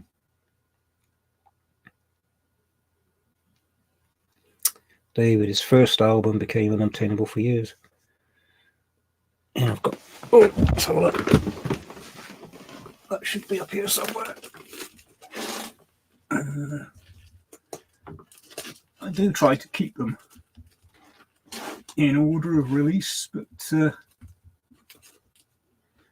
I've just said that, and next to the first album here, suddenly there's an Arum Scarum got in there. There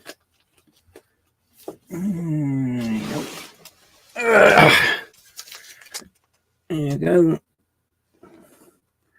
HMV. You can't say HMV number 1.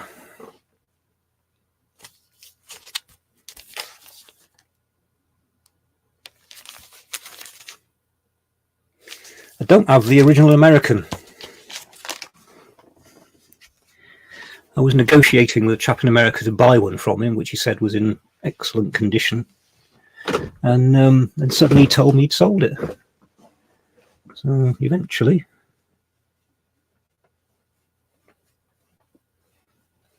Same again with the dog. Oh.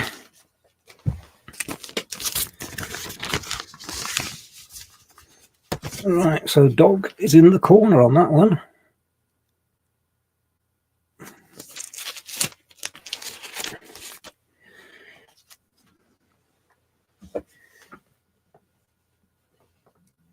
Well, if you live closer, I'll come with a record player.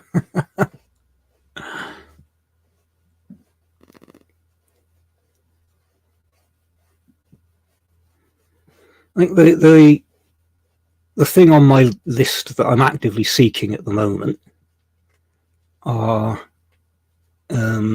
Japanese quads of On Stage, but the gatefold version, and from Elvis in Memphis, Japanese quad.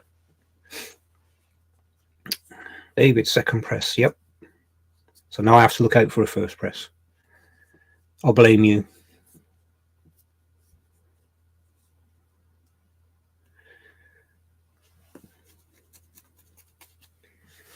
Has anybody ever heard a quad album played on a quad system? Danny, you have any Elvis clothing? I've got t-shirts. I did have, back in the early 1980s, the UK fan club did an Elvis in concert tour jacket, the red. And I had one of those. I wore it. I've got a picture of me wearing it at the gates of Graceland.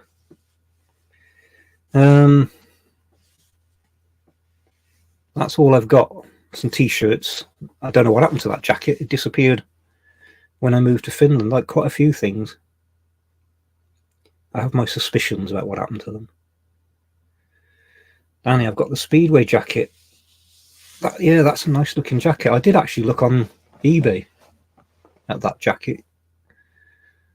Yeah. And you've got the Elvis in concert. Yeah.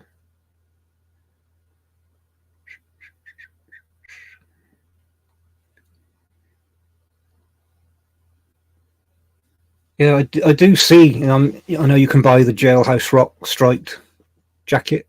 And I do look at them and think, oh, they're fantastic. But I think, yeah, they look fantastic on Elvis. They ain't going to look like that on me. I mean, Elvis was the ultimate supermodel. Any fashion designer would kill to get Elvis to wear their outfits, because no matter what you put him in, he just looked cool and fantastic. You just know that if you put that same outfit on somebody else, they'd look like clowns. But he could carry anything off.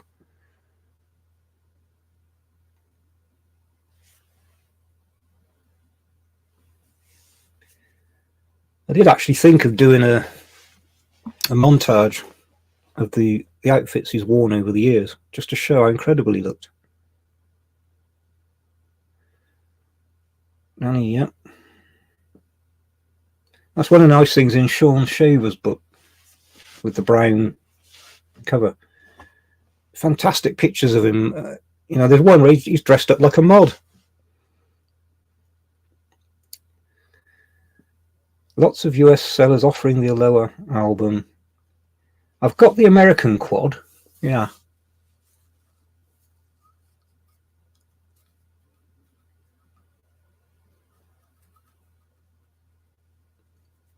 I find the concept of the quads a bit strange. I mean, to what lengths do you go? Ultimately, if you were a billionaire, could you have a speaker for every instrument placed in the position that they would have been on the stage, and then sit back and you could have Elvis on a little remote control that goes up and down?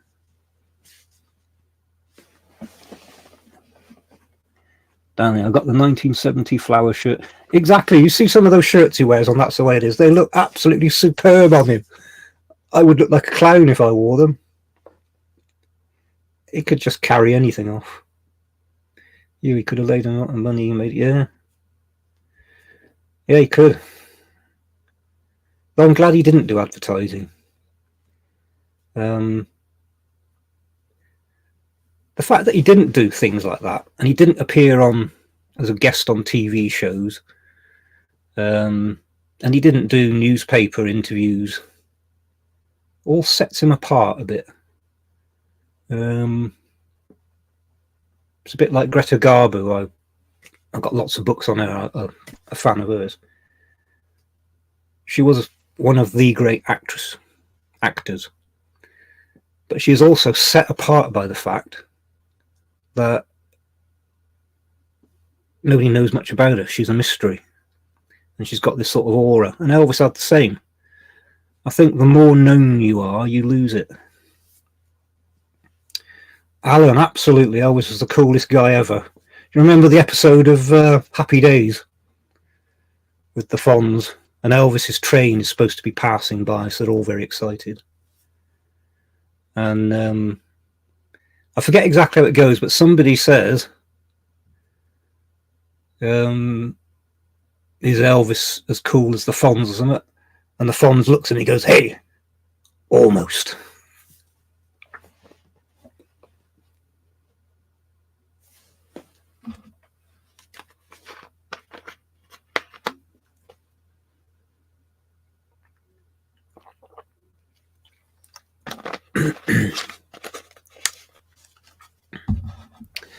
Those Mexican promos, number one, so there you've got this drawing of Elvis looking very Mexican. Well, the first album in this series is Elvis wearing a huge sombrero. So if these woke morons want to go about cultural appropriation, which is total nonsense. It was the Mexicans who did it. I have noticed that you can find these quite easily, except for number 4, which seems to be very difficult to find. So if I'm stuck with Elves with no I, because they put the letters on the end so that it'll spell Elvis when you've got them all, that will be very annoying. See, that's the way you grab the collector. You do things like that. Joe, as Roy Orbison once said, on behalf of you two, she's a mystery. U2, not a band I could ever get into. I find Bono to be an arrogant. He rewrote the lyrics to Knocking on Heaven's Door. Who the hell does that? Who rewrites Bob Dylan? I always have to laugh at the Edge. I don't know if he's any better now, but all his guitar solos with a sort of jangly ding ding ding ding ding ding. But I'm sure they're very good. David, we could all buy a really loud in-your-face Hawaiian shirt and start a society. The Hawaiian Shirt Club. The only problem is people think we're Magnum. You, best Garbo film, Anna Karenina, Queen Christina, Ninochka. Oh, I hate best questions or favourite questions. It could be Anna Karenina. Read the novel. It could be Queen Christina. It could be Ninochka. It could be Camille.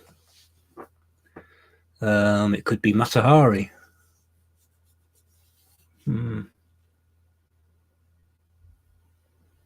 Grand Hotel, even though she's not in it very long.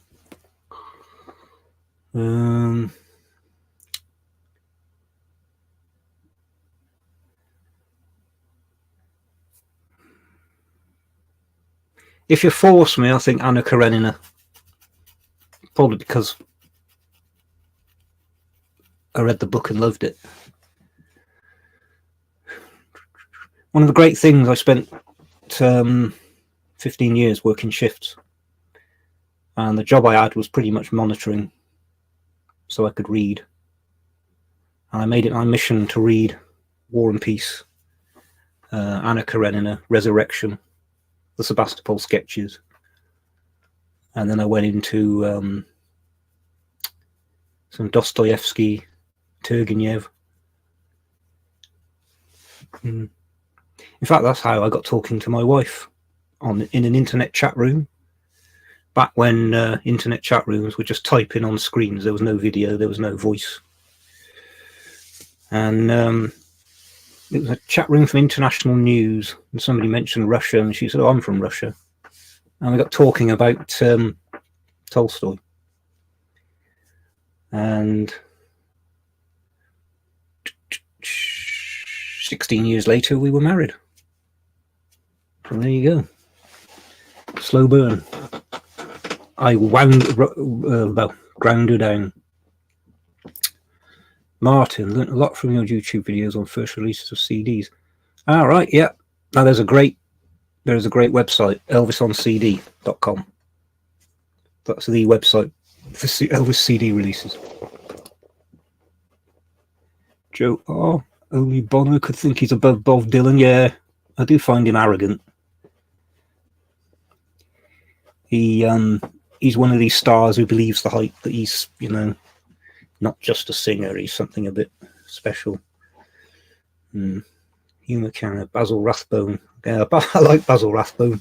For me, Basil Rathbone is Shakespeare. It doesn't matter who else. Benedict Cumberbatch. Doesn't matter who else plays Shakespeare. Basil Rathbone is Shakespeare. Shakespeare? What the hell am I talking about? Sherlock Holmes. Basil Rathbone is Sherlock Holmes.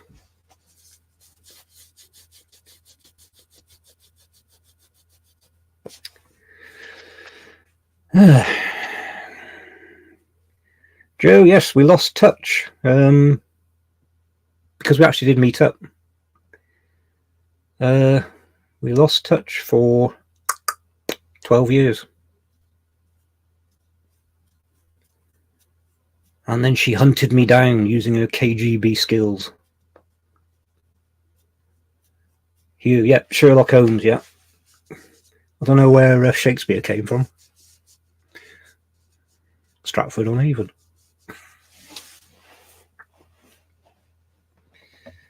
I love Hollywood movies of the 30s and 40s. I keep a book, which I cross them off as I see them. I make an effort to track down films that I haven't seen. The good films, of course, the ones that have got good ratings. And so I like all the golden era. People like Myrna Loy, Claudette Colbert, Carole Lombard, Ginger Rogers, who wasn't just a Fred Astaire dancer.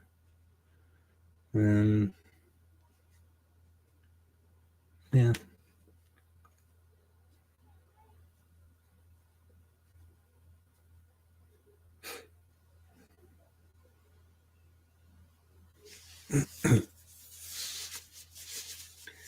"13 people, so 7 people have fallen asleep, fallen over, knocked their keyboards off the desk and disconnected."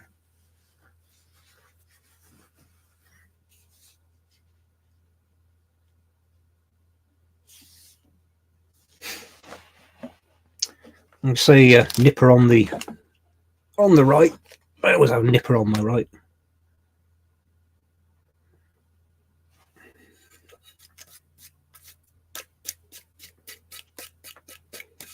Found this for sale online as it's a pretty heavy lump of metal.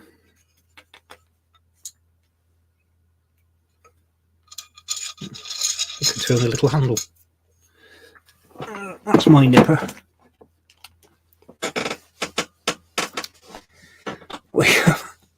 Anyone got The Sound of Your Cry on CD?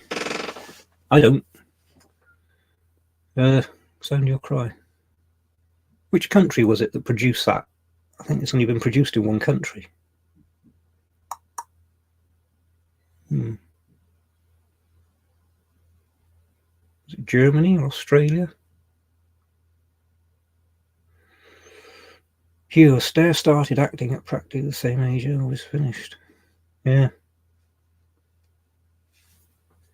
Of course, with Fred Astaire, there's that famous memo when he auditioned, and it said, "Can't act, can't sing, can dance a little." You watch a documentary about Fred Astaire, his dancing is just incredible. Mind-blowing. What's to your left? What's to the left? Jeremy Corbyn's to the left. Not far enough to the left. Go away, Jeremy. To the left is my Elvis calendar. You probably can't see it.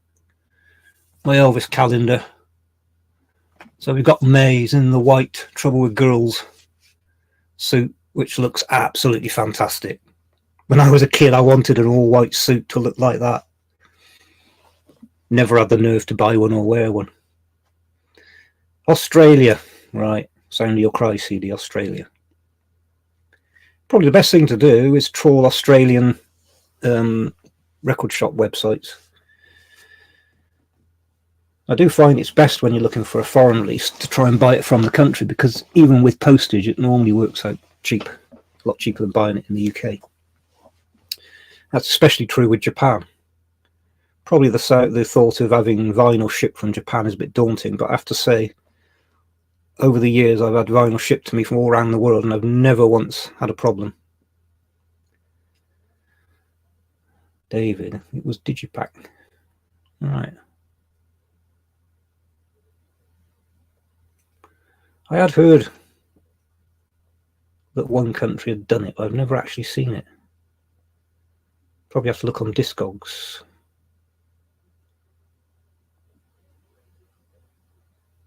Oh, I know Elvis in Demand.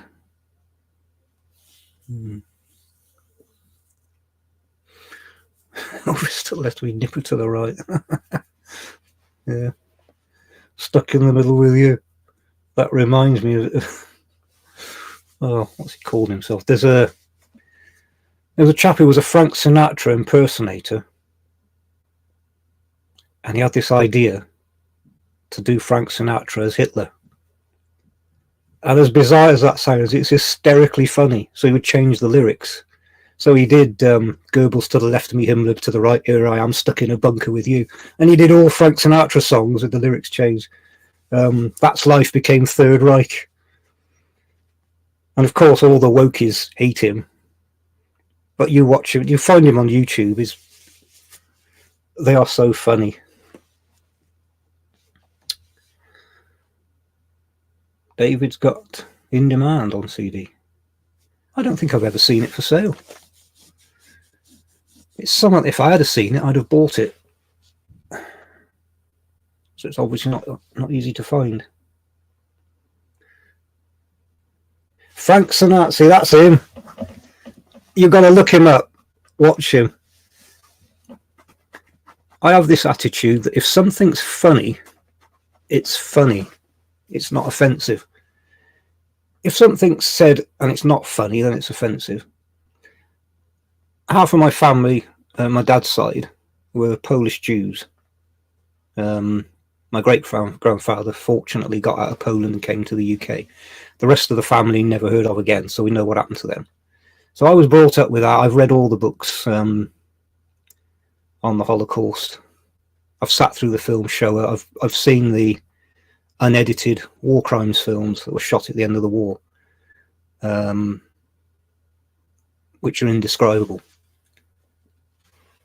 Frank Sinatra is funny.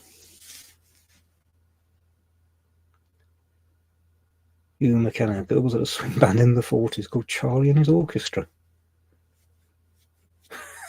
I didn't know that.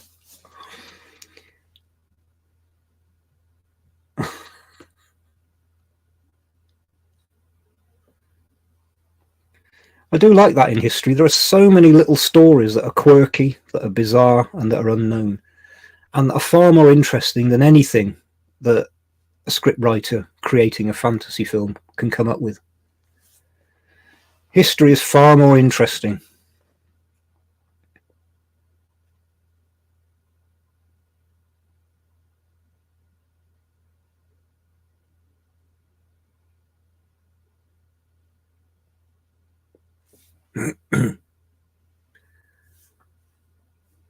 Oh, we're up to 14. One of them's just woken up, picked the keyboard up and joined us.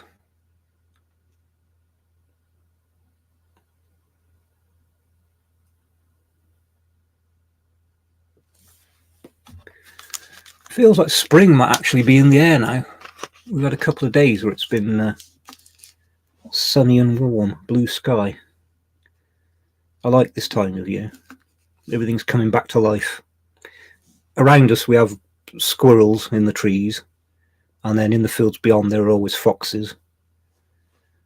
Plenty of birds around because there's a tree park literally 3 minutes walk from my front door. The other side of the tree park is GCHQ, but we don't talk about that. I'm sure when my wife moved in here, they got a memo. There's a Russian living not far off him here, probably keeping an eye on me.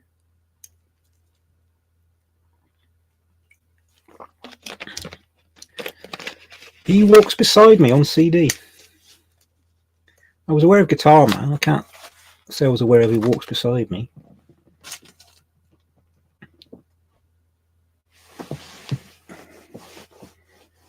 "20 in Merseyside."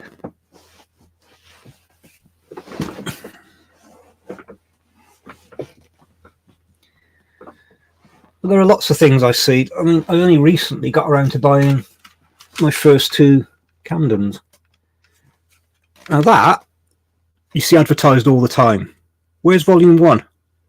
Has anybody seen Volume 1 on CD? That, of course, has got the American cover on it, not the UK one. Not sure which I prefer. Giant Elvis stood on the motorway. I suppose that cover actually makes a bit more sense than the other one.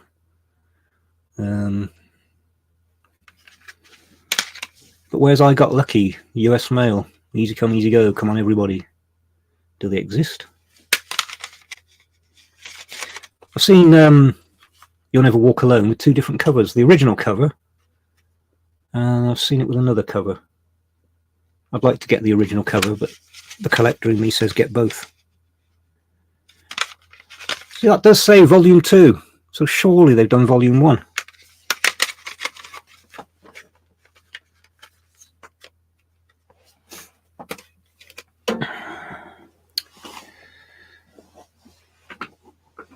On another chat, we were talking about FTDs and how a lot of us are missing vinyls that are so expensive now that we can't complete the collection.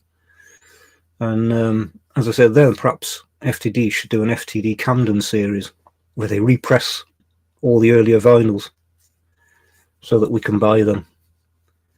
And they can say FTD Camden so that they can't be passed off as the original pressings. Because I would like to complete the set, but they're just too expensive. I think I've got just over half of the vinyls.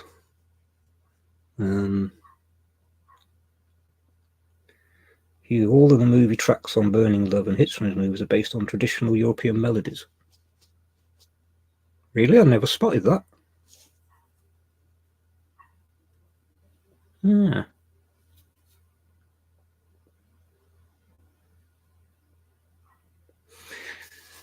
So what you're saying is Elvis stole this music from European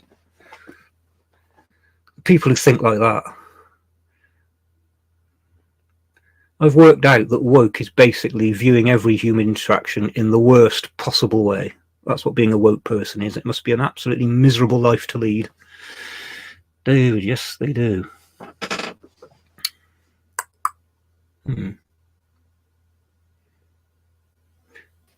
Well, I shall get the You'll Never Walk Alone. I'll probably end up getting both. But I've not seen volume 1.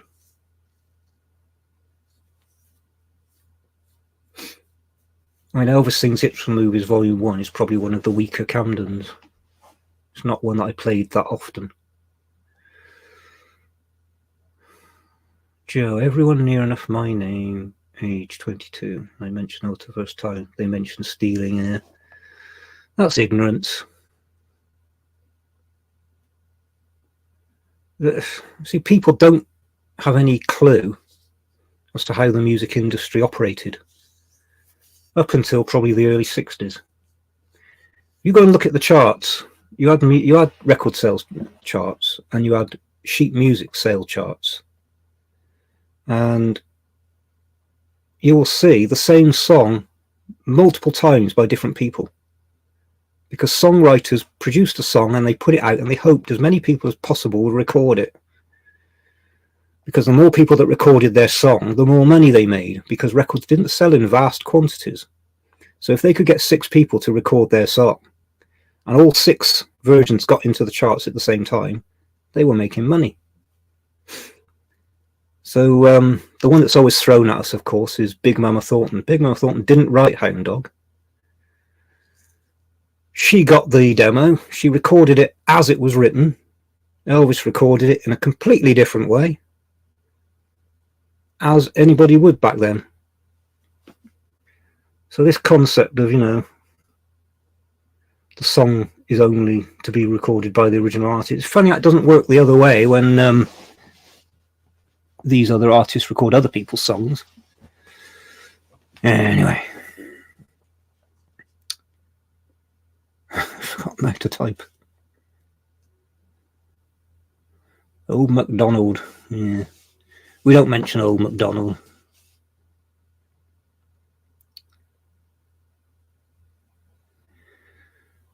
Yeah, that's the problem, Joe. People are so ignorant about the past. That's what bothers me today, as somebody who's always been an historian.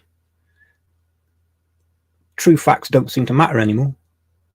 It's what you think, what you feel happened. And we do really need to start fighting back against that. I'm glad the Egyptians stood up for Cleopatra. We should have stood up for Anne Boleyn and Queen Charlotte. And nonsense like Bridgerton. Anyway. Stonegabay, hello. If you come across BMG Africa CD, shake, rattle and roll, grab it. I've never seen another copy. Yeah, I think you mentioned this before. I've not seen. It'll be on my list to look out for. Hugh Elvis was supposed to record a song called Antwerp, Here We Come for Double Trouble. He was similar to Old MacDonald. Actually, what he should have done is recorded both and then left the other one in the can so that we would have something to get excited about. So did he record Antwerp, Here We Come? Well, these things not impossible. It's like, who had ever heard of I'm a Roustabout until it appeared? Sure, stole from Bob Dylan. Yeah, everybody thinks Adele wrote To Make You Feel My Love. But she didn't steal it from him. B.B. King said, once a song is there, it's art, it's for anyone to reinterpret. And I think he's absolutely right. Dave, have you had a clam bake recently? My wife would. She absolutely adores seafood. I'm sure if I explained to her what a clam bake was, she'd go and dig one in the back garden.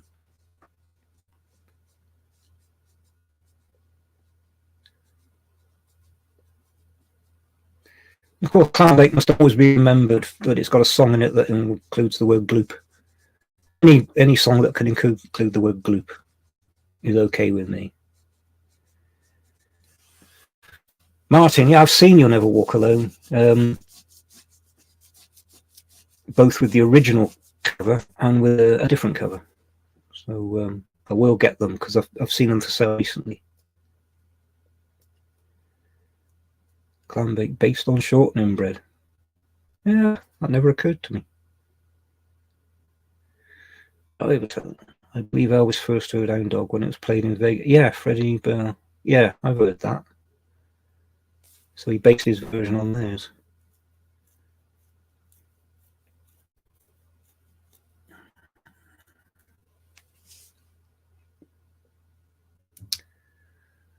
Of course, I can't remember Lieber or Stoller, but he said when they first heard Elvis's version on the radio, they didn't recognise it as their own song, which is great.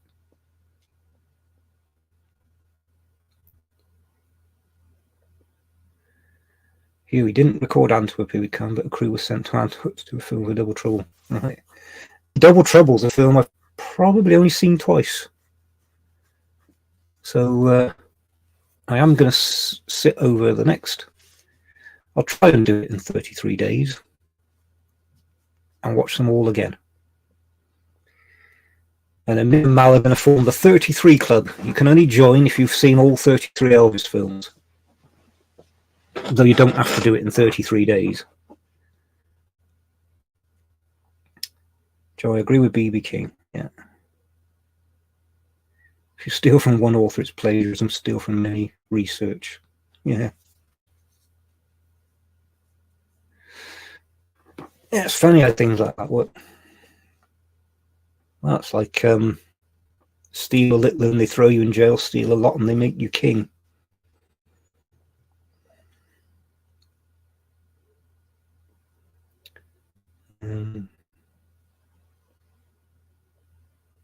That's Bob Dylan. And of course, anyone that goes on about this nonsense about stealing songs,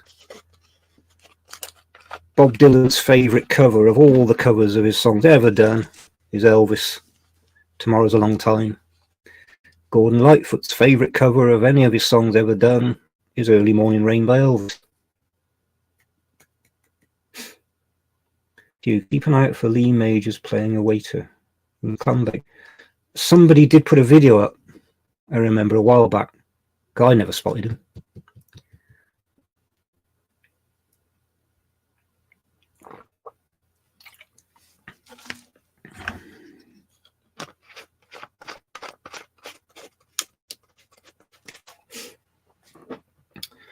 Let me just check. I think I was watching something on eBay and I can't remember if it ends this evening.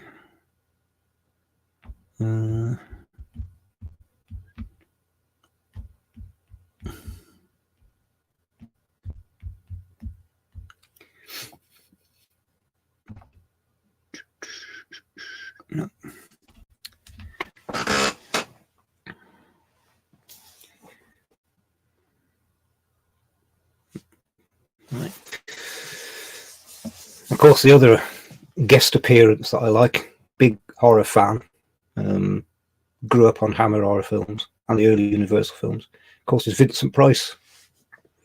How many people other than Elvis fans know that Vincent Price appeared in an Elvis film?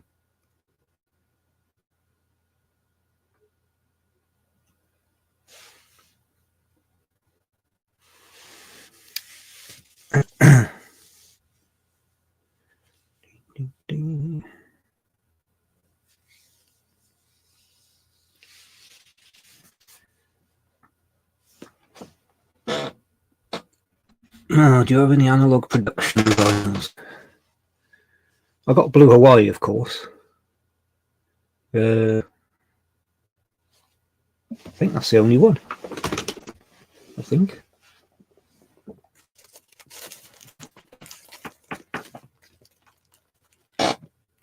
I couldn't not buy Blue Hawaii, could I?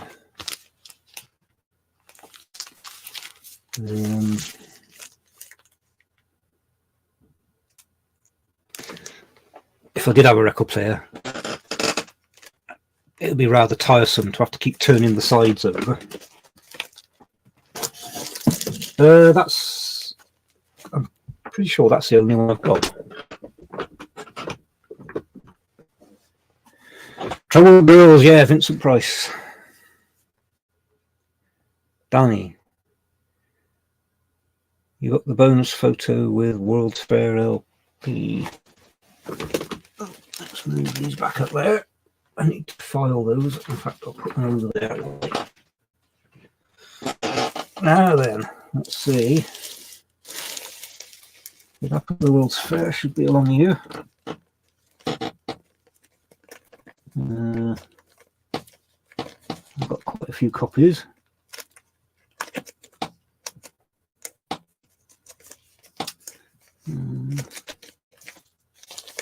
If I can spot it. I like the album. I mean, it's one of the stronger albums from the lesser films. Is that the one? I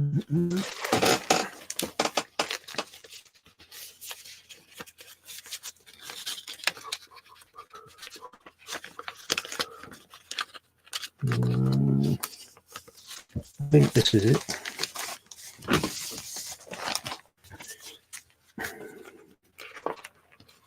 So this is the American stereo. Oh, there you go. It's been put in a very good sleeve. It's very rigid.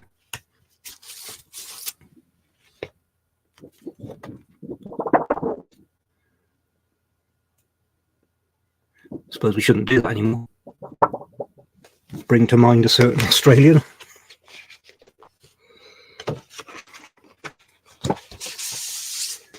Yeah, it was in that one I got it. I'd like to get some of these because it's very good.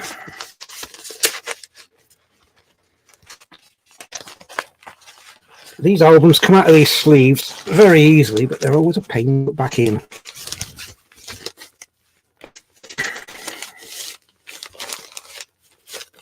Got most of the bonus photos now. There's not too many. I haven't got King Creole, which I would like to get.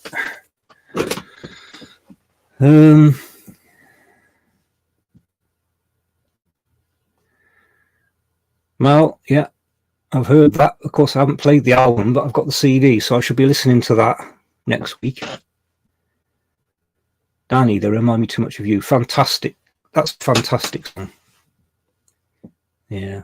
I always remember listening to the outtake on the Silver Box when it came out. It's a superb song. It's the sort of song that makes me want to learn to play the piano so that I can sit there and impress somebody. Though with my voice, it probably wouldn't be that impressive. Danny, I've got the King Crowan with the photo. Oh, nice. You a certain Australian. Yeah. Ah, kept Suspicious Minds off #1. And of course, it happened again with Chuck Berry, didn't it? Of all the songs, I wouldn't mind if Chuck Berry's song had been really good, but it was My Ding-a-Ling.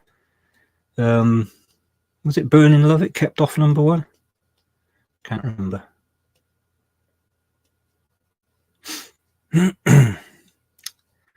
Shame it was a B-side, yeah. I know that they wanted to release the album title tracks to promote the films, but some of them, they should have been B-sides. Kissing Cousins, the A-side of It Hurts Me. That hurts me. What a waste of a fantastic song. Amazing what the song was called as well.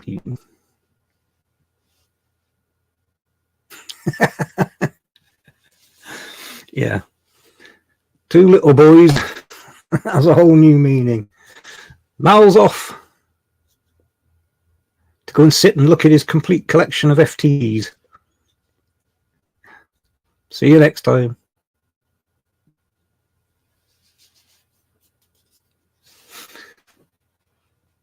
Yes, Danny. But Elvis also should have stood up to him. Elvis was the artist. Kerry, yeah, Burning Love. Kept off #1 by My Ding-a-Ling.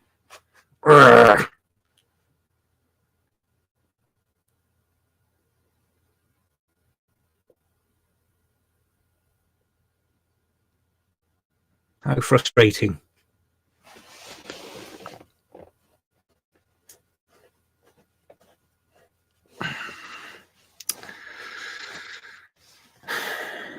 Overton was Such a Night of B-side. Such a Night wasn't released until later. Excuse me. What? I can't. I'm busy. Doing what? What do you think I'm doing? No idea. Watching TV show. I'm on the internet.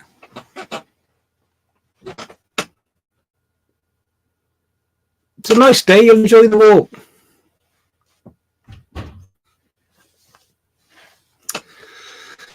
Uh, 1962, yeah.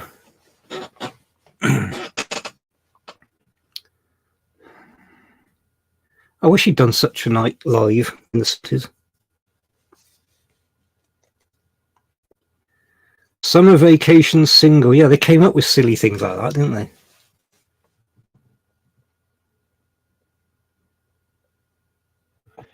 I always laugh at the by special demand type thing. Who exactly was demanding these things? Never Ending. I like Never Ending. Yeah. Sounds like he tried to do something a bit different with his voice on that. Hugh, yeah, I've heard that. It's just impromptu. They hadn't rehearsed it or anything, as you can tell. Didn't really remember the lyrics.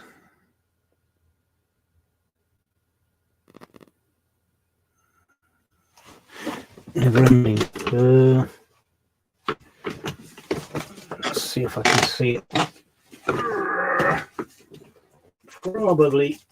It would help if I chose the right box.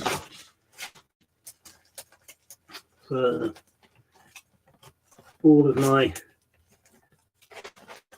American singles are in this box. Now, once upon a time, they were in chronological order. But as I've said before, I am not very good at putting things back where they should be.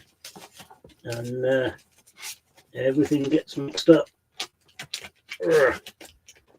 Talk amongst yourselves. Let's see if I can see it. We need to release so many singles, it makes life difficult.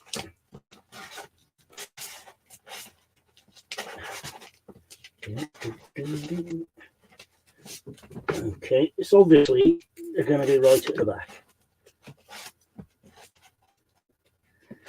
And if I started at the back, it would be at the front.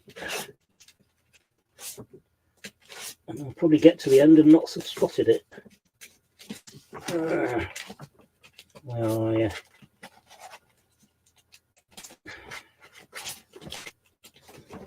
Okay. It should have been before that. Ah. There you go. Summer Vacation Special.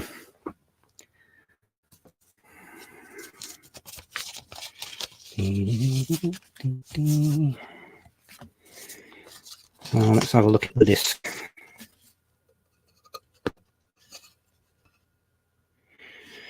Wow, they've actually been sneaky, because it doesn't actually say A or B side, and neither does the sleeve. So on there, Such a Night, but you turn it round and Never Ending. So the question, which was the A side, is a trick question, because there is no A side.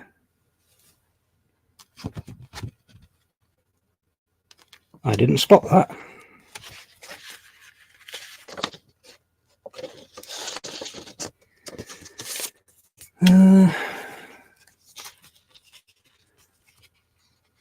Yeah, Danny Crofton, the Bones song were better. Joe, did Elvis record Polk Slide before Tom Jones? I'm guessing he did.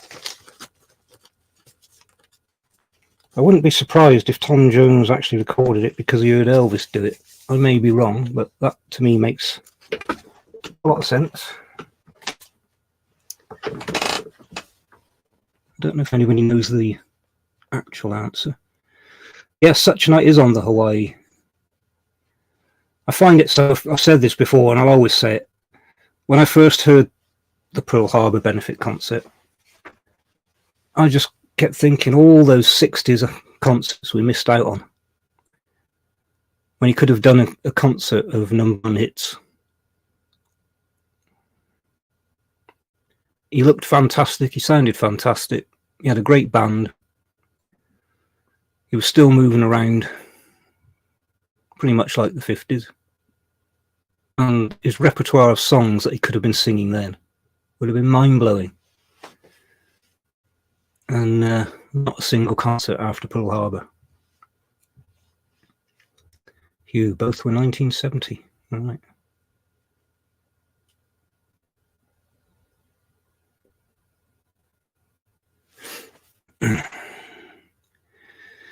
Hugh, a 1960 tour to Scrap Over Money. Yeah, we can all guess who had the money problem.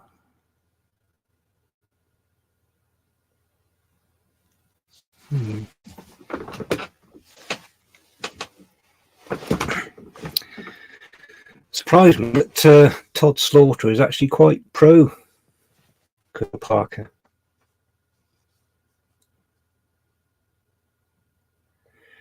David, what is polk salad?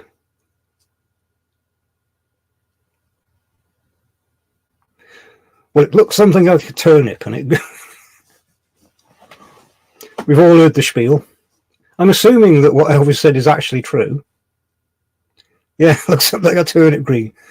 And everybody calls it polk salad. Now that's polk salad.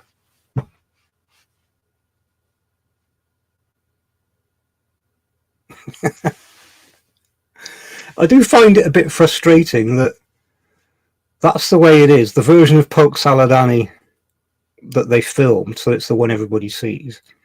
He does the army countdown. I wish he hadn't done it. I would much rather they did the straight version, because that's now the one that everybody watches on YouTube. I wish he hadn't done it that day. Do it. He should have done it another day. I wish they'd just done a straight version.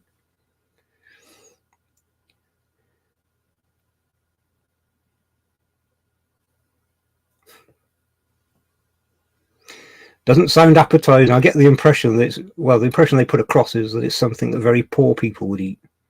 I don't know if I'm right, but that's the impression I get. Cabbage Cathy. Cabbage Cathy would be the British version.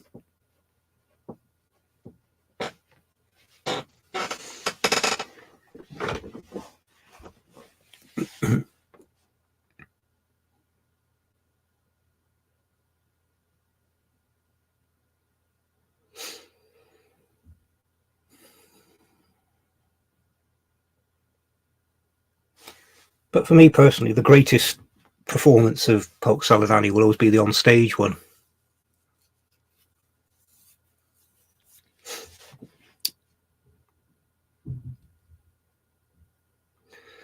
Yep, the gator's got your granny. Wurzel Gummidge character, yeah. Wurzel Gummidge loves Cabbage Cathy. And her American cousin who's visiting, Polk Salad Annie.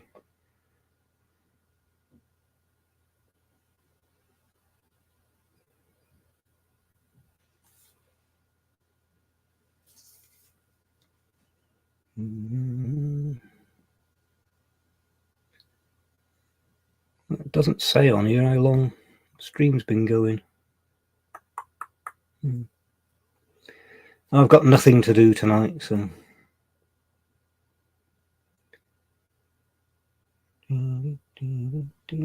just don't trust the crow man.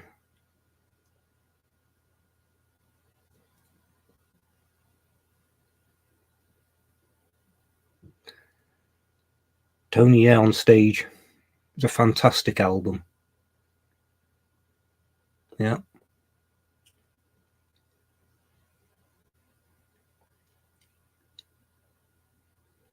Can't fault it. Other than adding some extra tracks to it. Elvis's albums seem to be over so quickly when you listen to the original.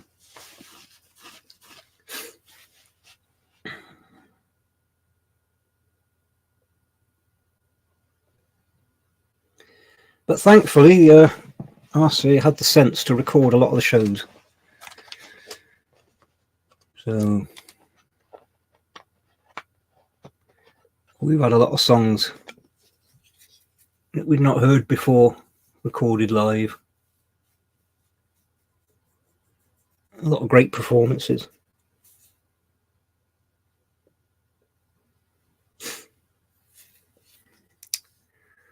Along with LP fans and them two albums that don't have his name on the cover. Ah, there is a third. There is a third album.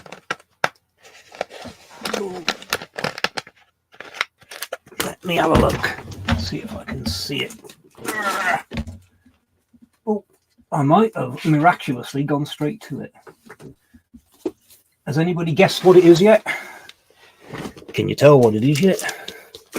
You're allowed to say that. That one. Gold Records Volume 2. No name. No album title. There you go. Try and get that back in the right place. By some miracle. Harold, hello. Do you have any CDs from Spain? Spain.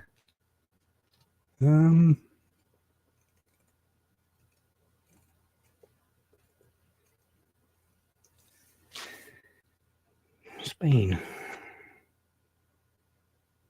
None come to mind.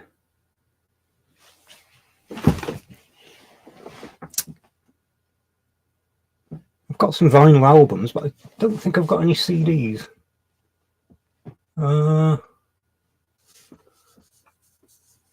Latin America is the closest. I don't know if you saw earlier, I was showing, I've now got 3 of the 5 Mexican promo CDs. So I've still got 2 more to find. And I don't think I've got any Spanish.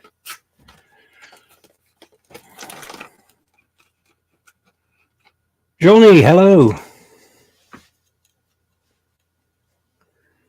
Why is it Prince Elvis Jackson? Why isn't it Elvis Prince Jackson or Elvis Jackson Prince?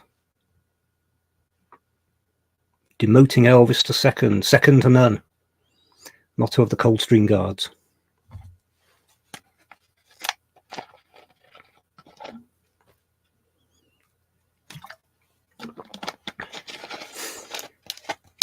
Now, for anyone that doesn't know, Johnny has extremely rare FTD from Elvis Presley Boulevard, the rare unnumbered one, possibly unique.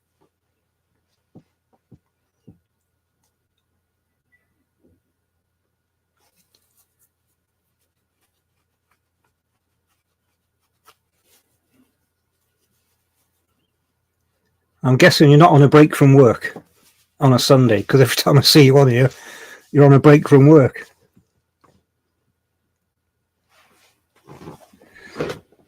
Every man for himself, the motto of the Women's Guild. I always thought the motto of Bomber Command should be "We aim to please." Or at least the bomb aimer should have had a badge, "We aim to please." Paul, just purchased Danish Singles Volume 4. Memphis Mansion vinyl, I do. I know I've got one of the Christmas.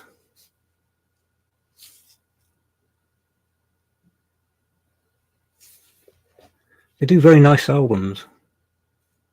I know I've got one of their Christmas albums.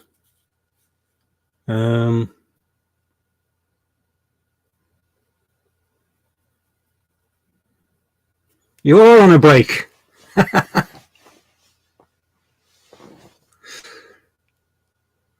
Working on a Sunday. Oh, I remember that. Ouch, I haven't done that for a long time.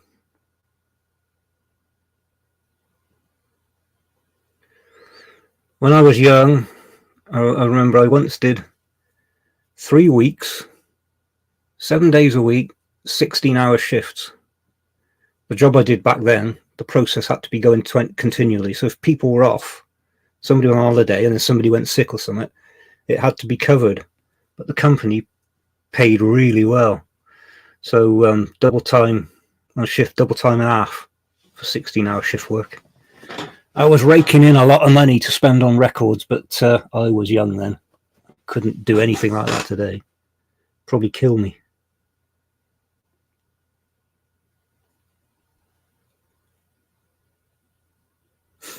For anyone that doesn't know, Prince Elvis Jackson has his own YouTube channel. So he collects Elvis, he collects Prince, and he collects Michael Jackson.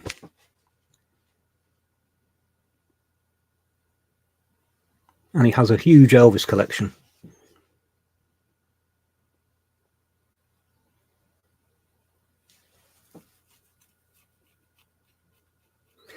Oh yeah, I was going to see if I can spot that. Christmas. All my Christmas albums and religious albums are down here. But there are a lot of them, so whether I can spot that one...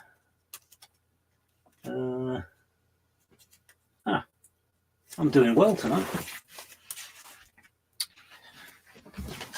So I got that one, which I really like, the sort of retro cover. They've done a good job.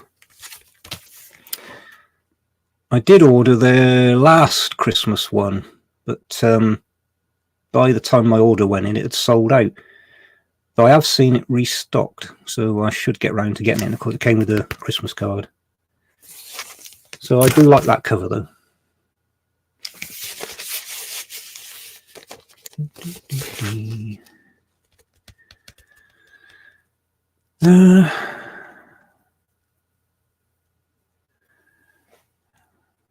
Have you, for Are You Lips Tonight, the laughing version? What, the CD single are you talking about?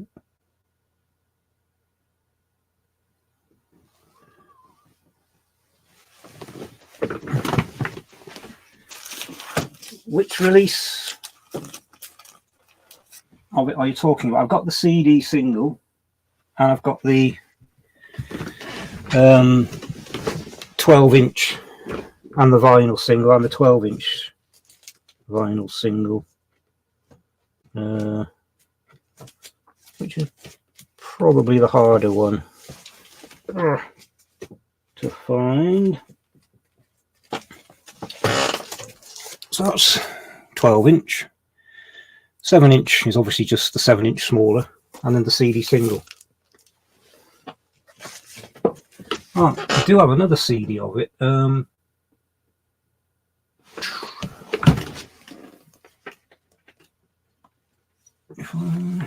Is it here? Ah, yeah. I also have this one.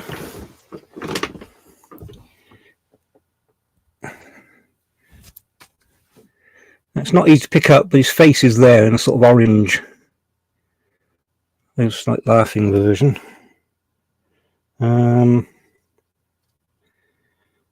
BMG Netherlands. Never actually played it. Let's have a look.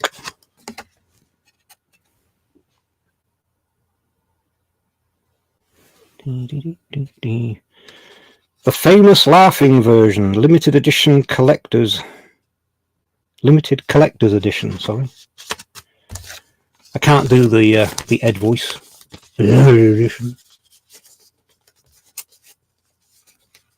Oops. David, have you got the MRS set 4 CD set?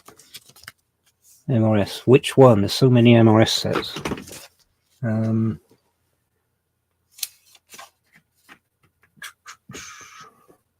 MRS, what have we done with them? I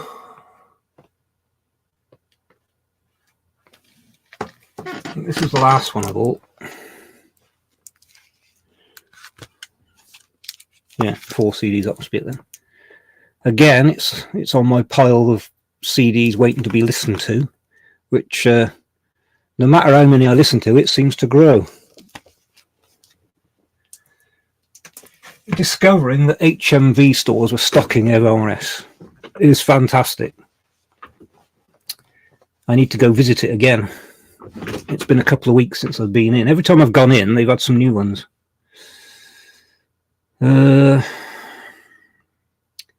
Danny, yes, the single on vinyl. Ruiner, hello. Do you have the 1987 release of the Memphis record? Yep, I've got the album and the CD. Do you approve of the mixes? I found them a bit... What's the word? To me, there was something a bit artificial, sterile about them. Something was missing. Can't put my finger on it. It's not the album that I would listen to if I want to listen to those tracks.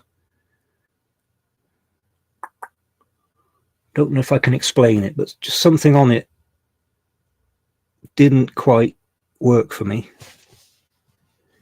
Danny, you have so much stuff. Can I move in with you? I said to Ed, well, you can adopt me if you want.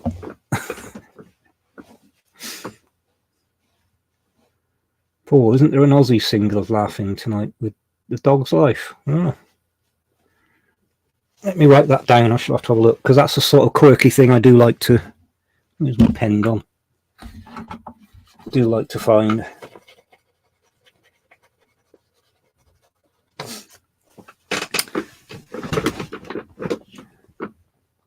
It was with great delight when I got these.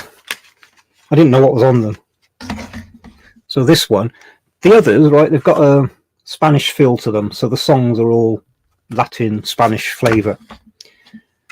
This one has 3 tracks. Track 1, it says, Menos conversación y más acción. I assume it's an interview. Track 2, Mama. Track 3, Cana High Starch Collar.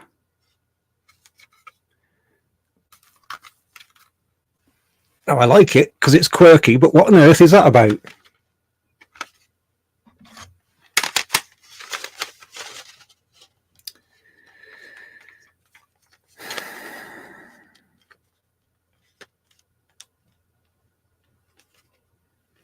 Martin, never seen any...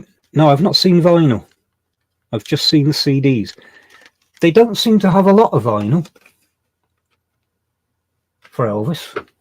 They have the same few ones every time. But it's the CD section you have to look at. I mean, they used to have just the normal selection of CDs. I don't know what happened, but I went in one day and their Elvis CD selection was, what, 4 times bigger than it used to be. And there were legacy editions, and there were MRS. So I've spent quite a bit of money there over the past month, and I shall try and get back in there this week, as I said, each time. And also I went around to look at their DVDs, and I haven't opened it yet, but they had the set of is it 14 Elvis movies for $14.99, and they had individual DVDs at £3.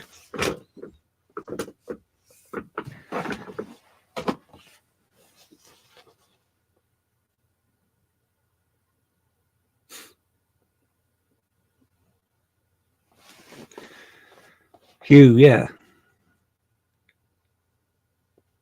Yeah, they've probably gone to try and clean the sound up, but in doing so, for me, it just lost something. How do you describe it? The warmth of the sound, to me, was lacking. So I think I only played it once.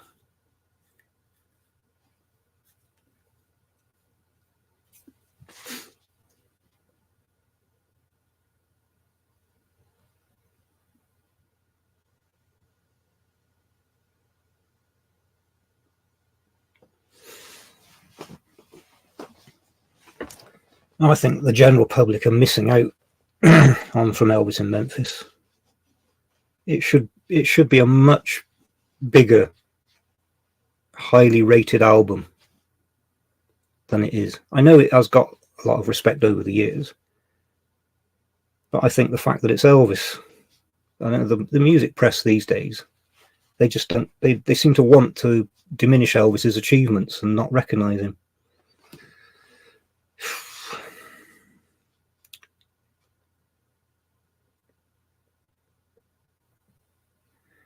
Ruiner, yeah, sterile, yeah. For me, it lacked. Yeah.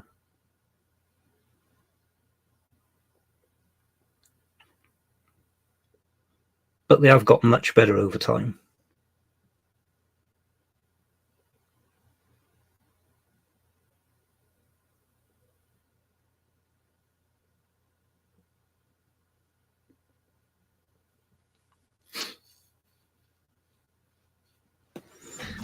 Running out of water.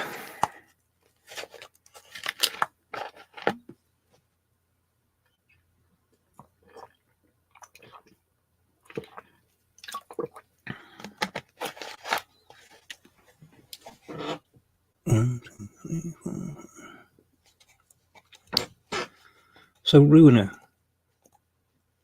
Was Ruiner 100 billion taken, so you had to go for 100 billion and one? Yes, they have improved the sound these days, and the mixing on these latest releases. Fantastic. The best they've ever sounded.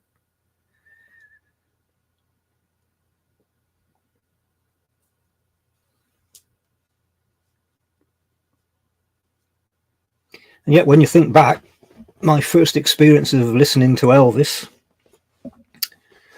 was a couple of 45 singles on one of those, what did they call them? Little record player in a hard suitcase with a built-in speaker.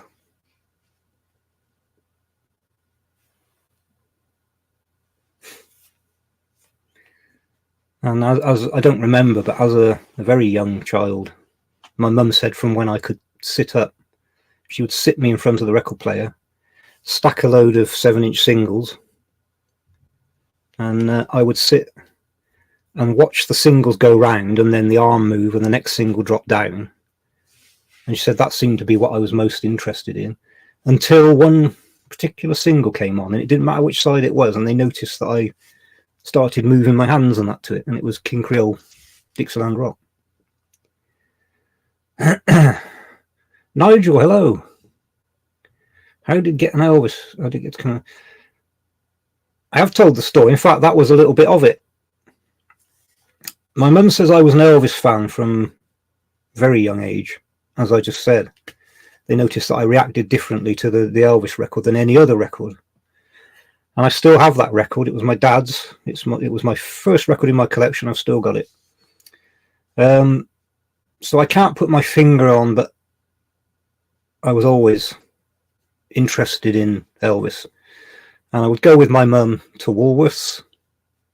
And my brother and my sisters always wanted money and wanted toys and wanted sweets. And I was the kind of kid who never wanted anything. But she knew I liked Elvis. And so they had the racks of Camden records. And so she would say, well, pick a record. So my first albums were Camden's. And then my first proper album, if you want to call it, was Elvis 40 Greatest Hits. I saw the advert on television and it was just like a lightning bolt. So I had that for Christmas. And then the next Christmas, it was the Reader's Digest box. And then I saved my money up. And on the day of release of Promised Land, which was Elvis's 40th birthday, I asked my mum to buy me the record. So that's the first record I bought with my own money. But it was that King Creole Dixieland Rock single that sparked me off. So that's how I came to be an Elvis fan. Ruiner had dance it. I can't remember what it was called. I remember it was light blue. It was a hard case. You lifted the case up and there was your record player with built-in speaker. The sound must have been terrible. But at the time, it didn't matter. Paul, I have a book called Top 500 LPs to Own Before You Die. 2 Elvis albums, first and Memphis. All right. Should have Elvis's back as well, really, shouldn't it? Danny loved Woolworths. Yeah, I have memories of Woolworths. Yeah. Ruiner just bought the August 26 double LP.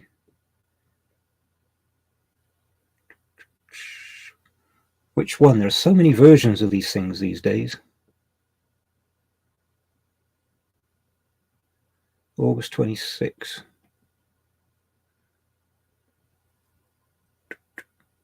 Can't remember which one that is. But if it's, you know, a recent one, then yeah, it's going to be good because they've got so good now at these new releases. Shane Sun said about the album I was 40 and fat. Yeah, I remember that. But that was the Sun. That's what they did. But generally they were pro Elvis. But they did seem at that period to find the worst photograph that they could possibly find of him.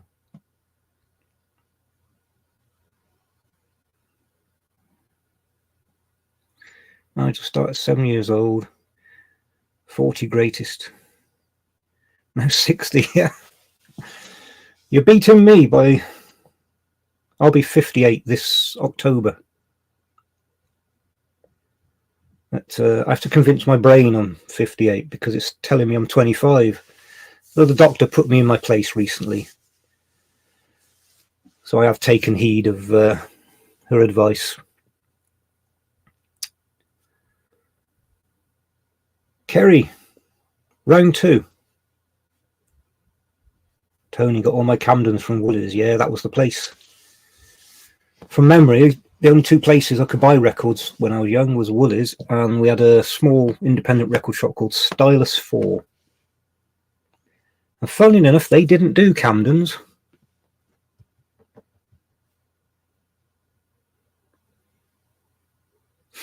I remember going in there one day, and they had Raised on Rock, the German release. Of course, the British Raised on Rock is rare. I do have it now. But most of the Raised on Rocks sold in the UK were pressed in America because there were vinyl supply problems at the time. I saw the German, and I didn't have the album at the time. I'd only seen the cover on the back of Promised Land. And it's dynamic cover, and it's called Raised on Rock. I thought, wow, this is going to be a real rock album. And it wasn't. It's a great album. I still love it. But I was disappointed that it wasn't a rock album. Martin, I've heard that artists are queuing up to have these records pressed, which could be a reason for a lot of limited edition vinyl. What? So you're saying that's what's causing the limited editions? They don't have the capacity. That could possibly be true, because that's one of the things with albums like Raised on Rock. I know that in 1977,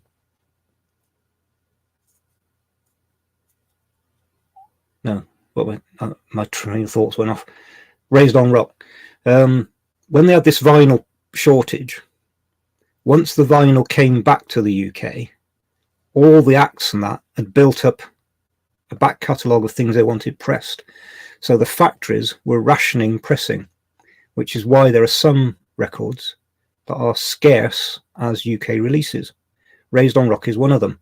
They said, when the vinyl came in, they said, okay, we'll start pressing, but we will only do so many units of Elvis because we have so many units of David Bowie and Led Zeppelin and whatever to do.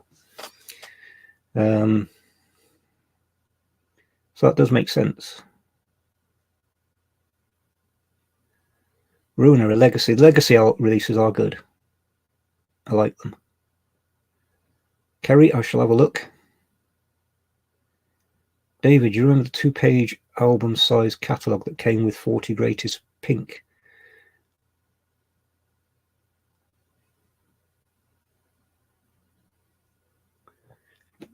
I didn't buy the pink one when it first came out. I do have it now, but I don't think there was a catalogue with it. Not from memory. Though my memory isn't that good. Oh, you just got the catalogue from eBay. I don't remember it. It's like I didn't remember the insert with the UK Aloha from Hawaii. And then somebody mentioned it on a channel, so I went and looked, and it was in there. I couldn't remember it being in there.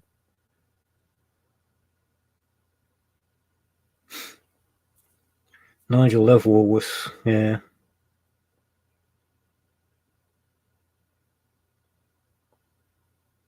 It's funny, where Woolworths used to be in my town, every time I walk past it, I still think of Woolworths, even though they haven't been there for years.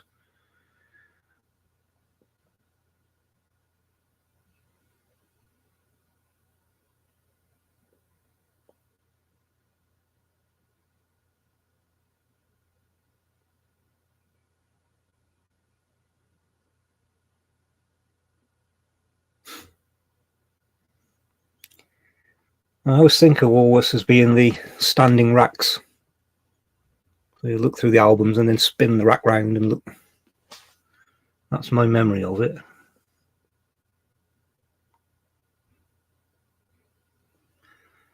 Lee in Scotland, hello. Oh, Scotland. God, my eyes are going funny. Southend. How did I get Scotland out of Southend? I've just had my eyes checked. I shall clean my glasses and pretend that was the problem. Southend, I can see it very clearly. Danny Pick and Mix. Yeah. I was a bit dubious about Pick and Mix. Did people use the little shovels, or did they stick their hands in?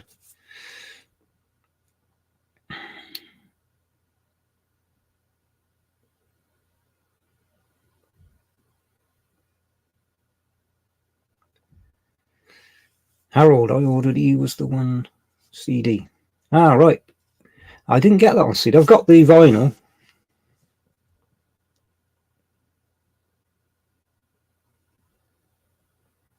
Paul, I used to put the Elvis cameras at the front of each shelf so customers could see them.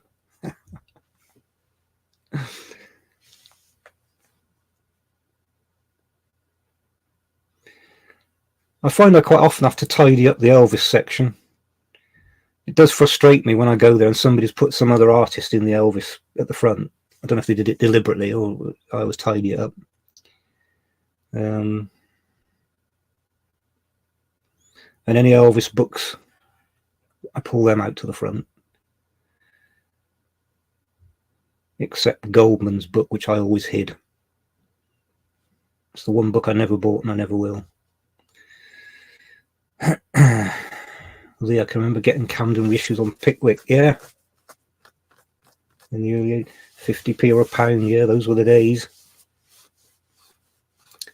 But that was it for us young fans. We couldn't afford to buy the latest album. But we could go for Camdens and Pickwicks. Martin, thanks for coming. See you next time. Danny, you got the 2005 #1 singles re-release.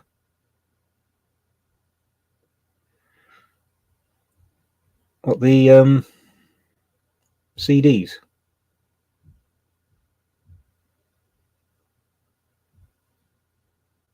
You could buy them in a box set, couldn't you? I keep meaning to do that, and I've never got round to it. But didn't they do some as numbered editions, and then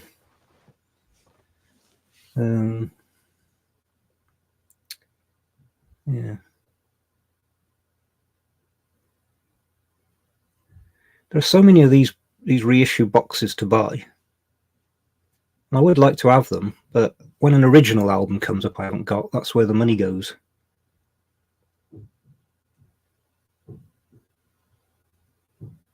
Yeah, the CDs. I've got the individual CDs. Of course, the great thing about those re-releases was that several of them went to #1 again, including One Night, which became the 1000th UK #1, which was fantastic. Stephen Baines, Stephen, good name. Been watching your channel from the start. Question, where in your teens did you just love Elvis? When I was young, it was Elvis.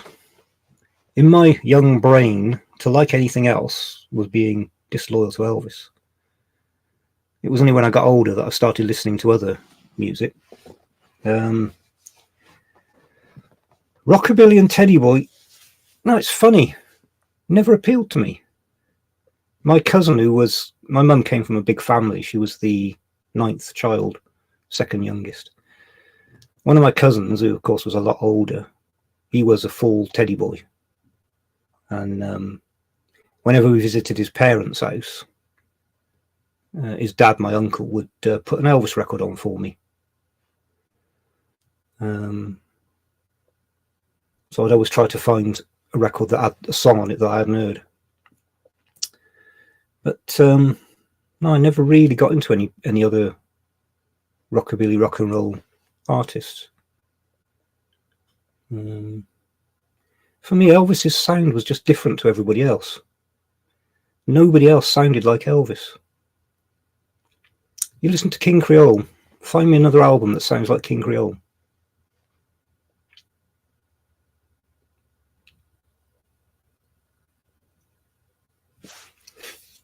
Steve in Northern Ireland.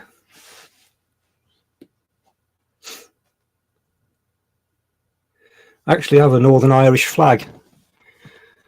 We had, where I used to live, there was a neighbour who always flew the Irish tricolour, and it annoyed me. Not because I've got anything against them, but I just thought, imagine flying an English flag in Southern Ireland or a Union Jack, how that would go down. So I got a Northern Irish flag and I hung that out the window.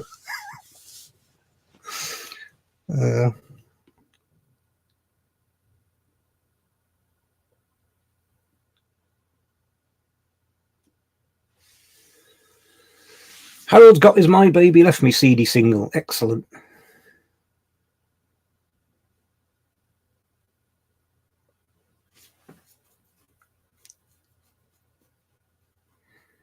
Nigel, no new L. Yes, I've had some new things in. I showed them earlier. Where have I put them? I need to put those back.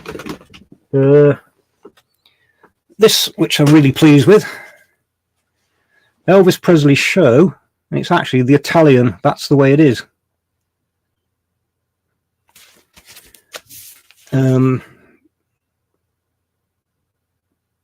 It was on my list of things to get for a long time, and then I finally saw this copy for sale at a good price, and it arrived Thursday. So I haven't filed it yet. And then a bunch of CDs for anybody that's joined recently. These are the new. I didn't have that, so I've picked that up on CD for the first time. Got my Elvis is Black earlier in the week. Elvis is Back Super Audio CD. The Blue Hawaii Analog 2 CD. Is it 2 CDs or is it all on one? It's all on one. One CD. And this, which I really like. So, Super Audio CD. And what I particularly like about this set,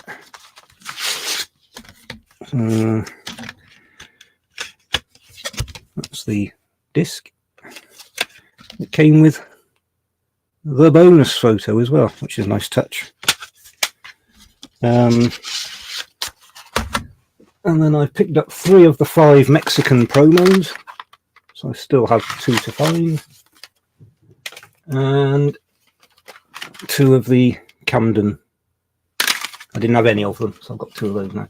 So that's all the new stuff this week. I have got stuff in the post on its way to me, including another Blue Hawaii. Somebody challenged me to get to 50.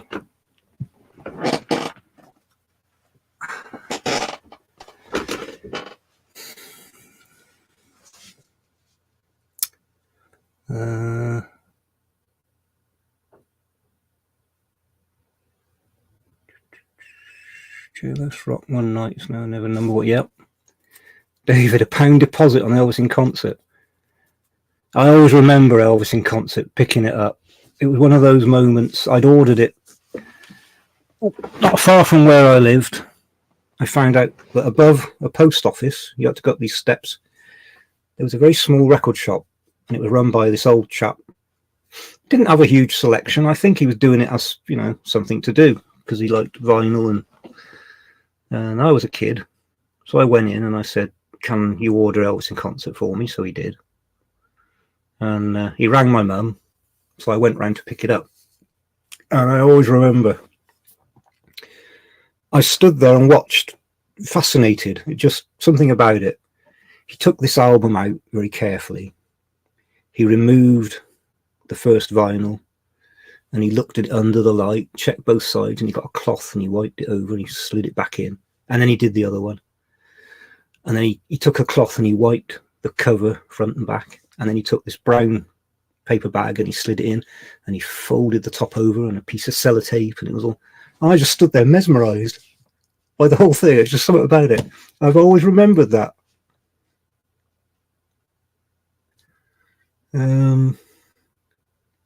Kerry, do you have all the FTD LPs? No. I've got just over half. I started buying them, and then I went to Finland for 3 years, and everything came to a halt. When I came back, I didn't get back into buying them for a while. And then one day I looked on Elvis Shop London, and they still had about 15, 20 in stock. So I ordered the lot to sort of catch up. But of course, there's a big bunch that I'm missing, and they're now very expensive. So I can't see me finishing it.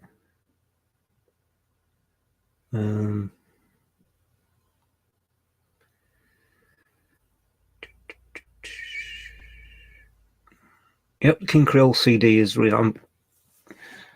I've got a pile of CDs. The Blue Hawaii set has sort of put me back a bit, so I've got a pile of CDs waiting to be listened to. Ruiner, I remember the book Elvis, the illustrated record, dissing the King Creole album for its bastardized New Orleans meets rock sound. Nonsense. Yeah, I agree. Yeah, Elvis was creating different sounds. I think it worked really well. And nothing else sounds like it. Yep, you need lots of money, Nigel, to collect FTDs. There are some people like Mal who bought them all as they came out, so he's got everything, which is fantastic.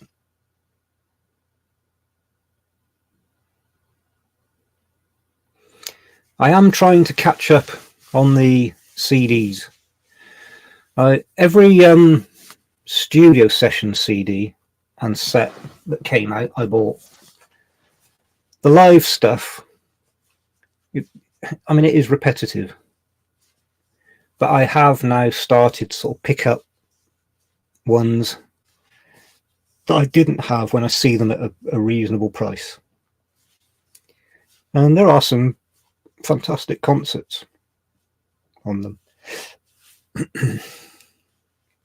Tony loved the old record shops, yeah.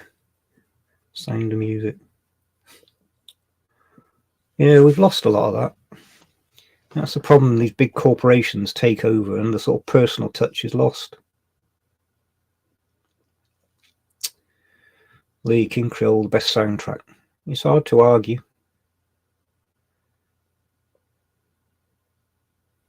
I cherry pick the CDs. Yeah, that's what I was doing.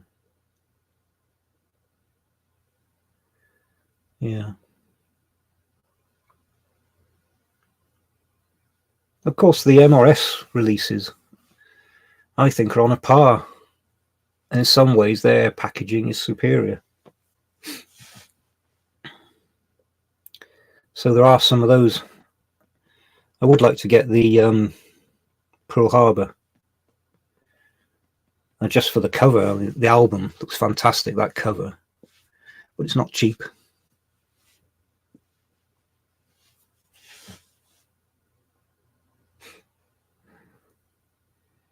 Yeah, MRS, they certainly do a good job. Paul, I always hated the Blue Hawaii cover. Yeah, I see what you mean. It does have a sort of naffness about it. When you look in, if you get the Blue Hawaii set and you look at a lot of there are a lot better photographs that were taken at the time that could have gone on the front.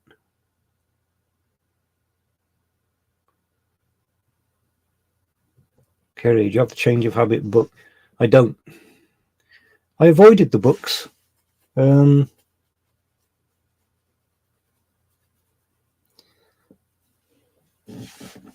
My thought was they were primarily books and not CDs. And how often would I look at the book? Looking back on it, that was the wrong decision, obviously. I like Change of Habit. It's an interesting film. He looks great in it, and the songs are all really good. Nigel, what is the best I have? Oh, don't ask me that kind of question. The best album.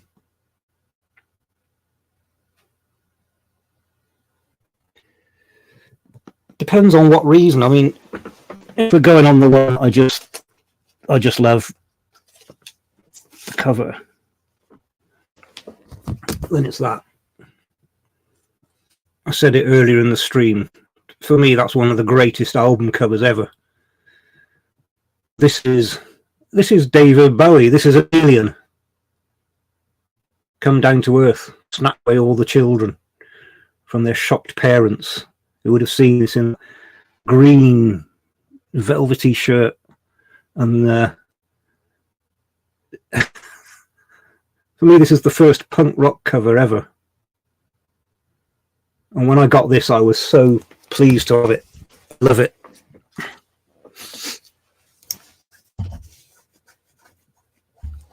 Harold, what London CDs did you? I got, these are the first two I've picked up. Burning Nuggets from the Movies, Volume 2. So where is Volume 1? I can't find Volume 1. And Separate Ways. I've also seen You'll Never Walk Alone advertised, so I shall get that.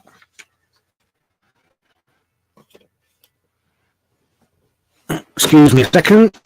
My phone is ringing. Talk amongst yourselves.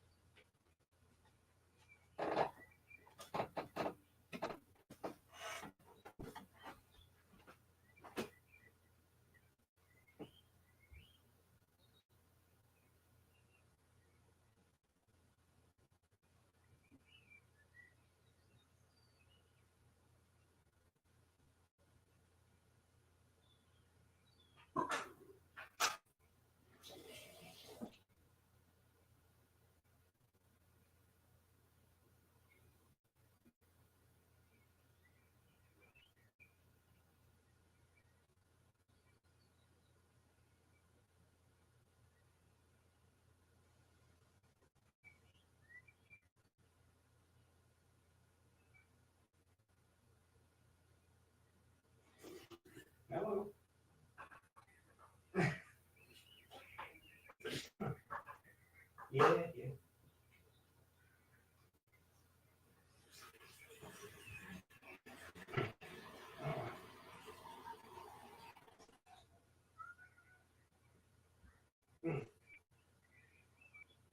No, no. Well, I'm not doing anything. So if you decide to go, just ping me and I'll. Yeah.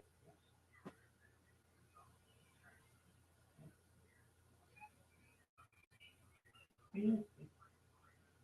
All right. Yeah, no problem. All right then. Yeah.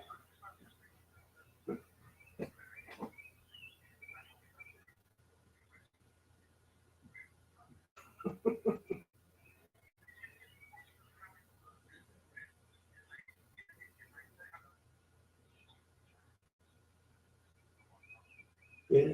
No, I would be. I would have a title if they accepted it. Yeah. No. No.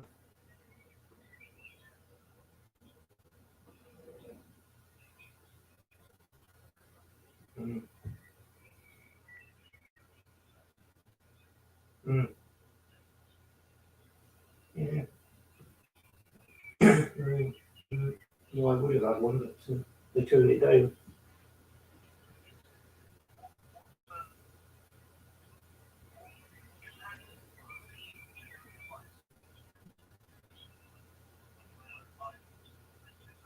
Yeah. No. No. It was an honorary title. Yeah. Hmm. All right. Yeah. Bye.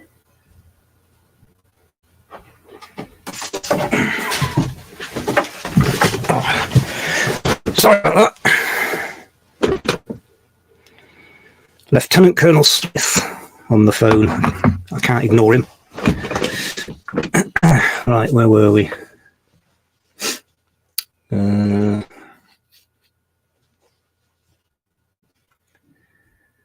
Hugh, did you know David Bowie's character watches Tickle Me on one of the TVs, The Man Who Fell to Earth? I've seen The Man Who Fell to Earth, I don't remember that.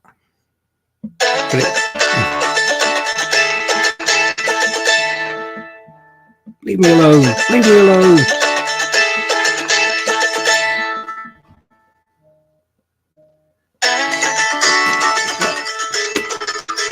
Not available, it'll stop.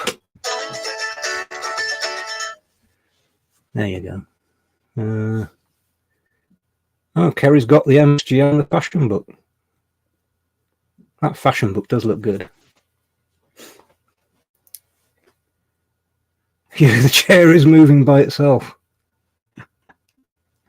That's the power of Elvis drawing the chair around.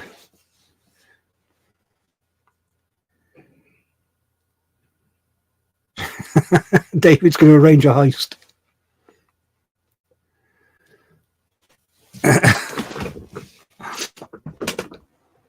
Dear. Oh, I'm running out of water. Tony, I need an Elvis ringtone, yeah.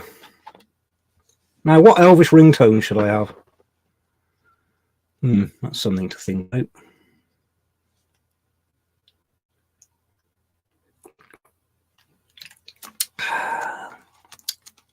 Is it going to be Old MacDonald? Queenie Wahine. Who doesn't like Queenie Wahine? Did you know that pumpkin rated higher than pineapple and pie in tests?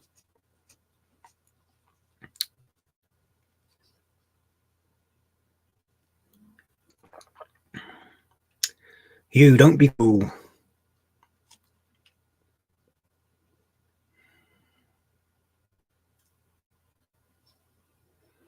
This is something I'm going to have to ponder.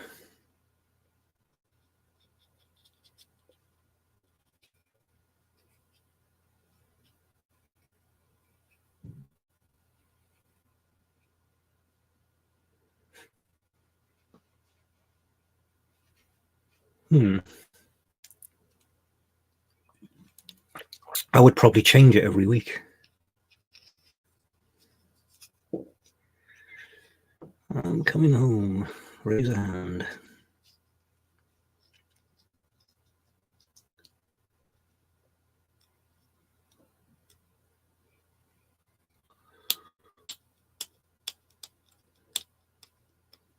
Could go with something totally unexpected. I'm so lonesome I could cry.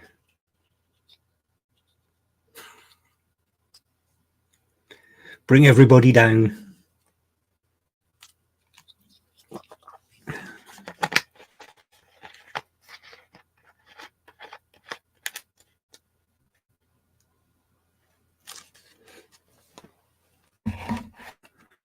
Hugh, have you read Susanna Lee's book? I haven't, no.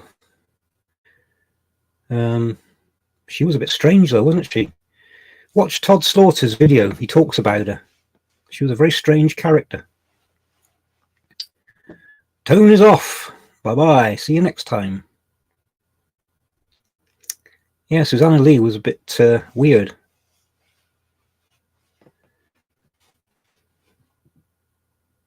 If I remember rightly, he got to know her and she turned up at his house because she had nowhere to stay and she ended up living in his shed for months. All very odd.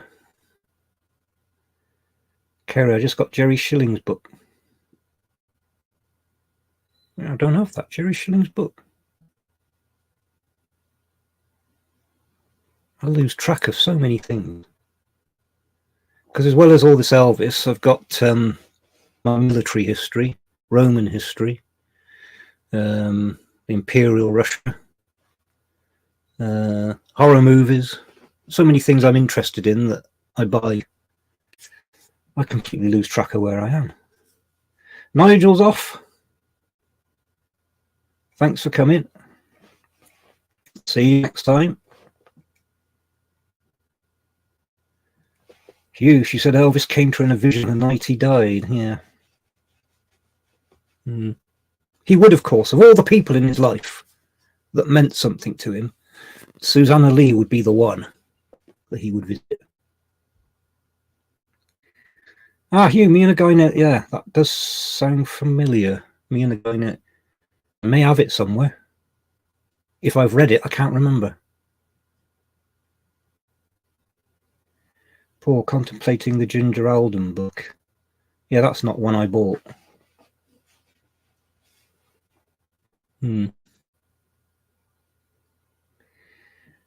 Never been sure about Ginger Alden.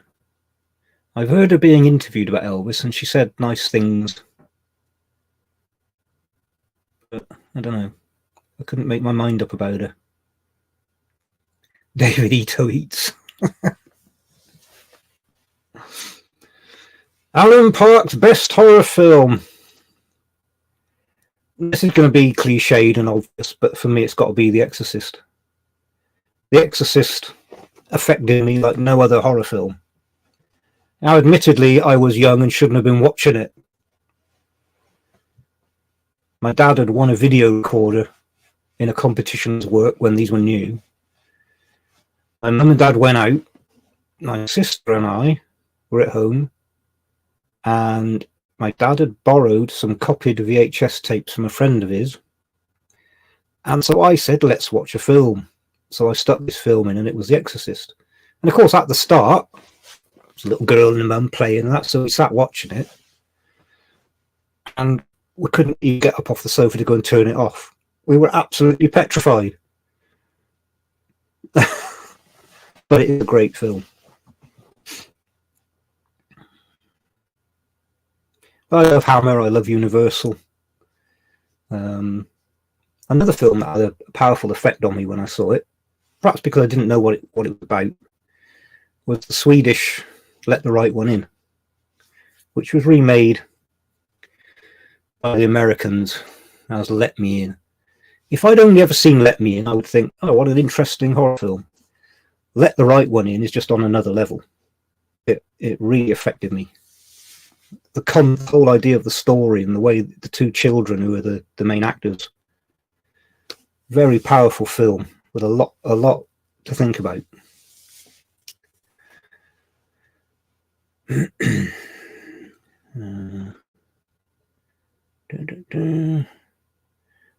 out of a soft spot for UK budget compilations. Oh yeah, Suspicious Minds, but yeah, there are lots of those. I've got them all on the shelf.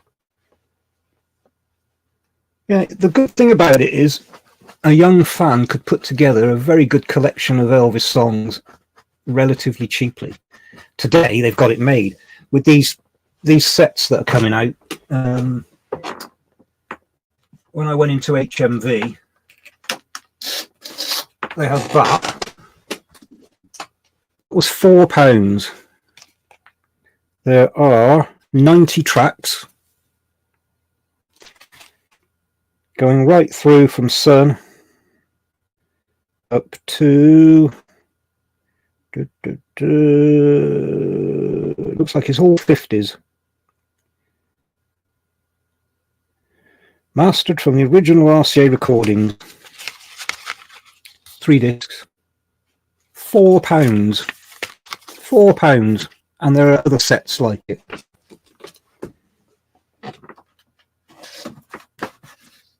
So if you're a young fan and you just want to hear everything Elvis did, you can put together a really good lot.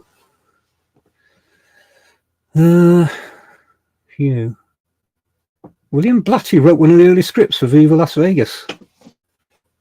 That would have been an interesting film. Does Anne Margaret's head spin round in one of the scenes?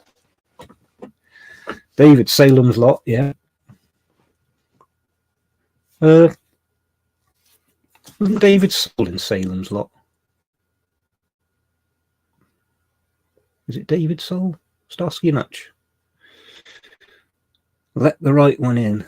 Yeah, Let the Right One In is a fantastic film. When you sit and think what that film is about,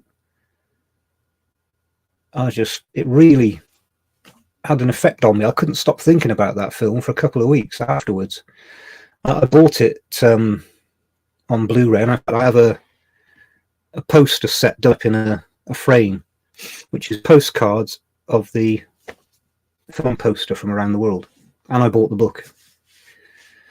The performance of the girl in that film is just astonishing.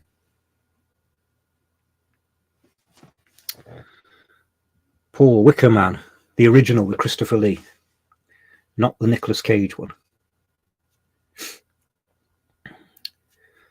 And of course, Wicker Man, we all remember the dance scene.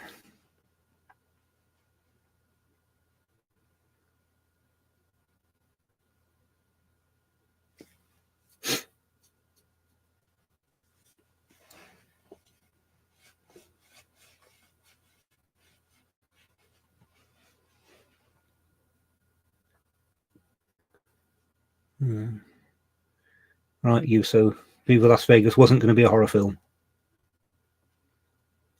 Death in Las Vegas. David Soul and James Mason. I remember David Soul. You said James Mason, yeah. That was a TV film, wasn't it? It was pretty strong for a TV film, from what I remember.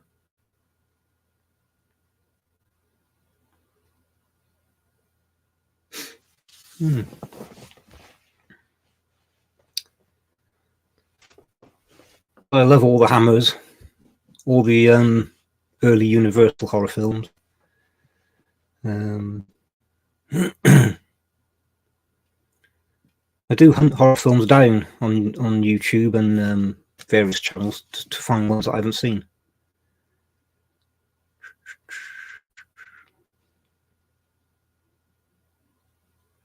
Kerry, what was Elvis's worst film? What was Elvis's worst? I do struggle to sit through Easy Come, Easy Go. I just find that film so hard to watch. I don't mind Her and Scarum. It's a bit of nothing, but I don't mind it. Tickle Me's got some great songs in it, really, and it's not a bad comedy performance from Elvis. For me, I think Easy Come, Easy Go I just find it so hard to sit through. Alan, Human Centipede, yeah. The less said about that, the better, I think. Danny's is Harem Scarum, yeah. I don't know, I don't mind Harem Scarum. It is a bit of nonsense. But I always knew it was nonsense. And of course, it's got So Close, yet So Far from Paradise in it.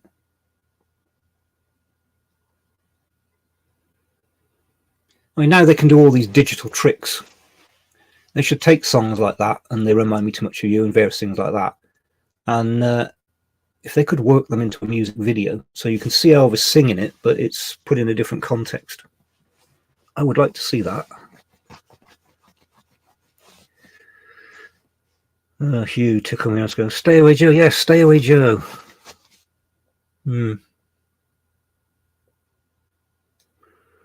Clambake. Now, for me, the saving thing about Clambake is that you've got a song with the word gloop in it, and if you can get gloop into a song,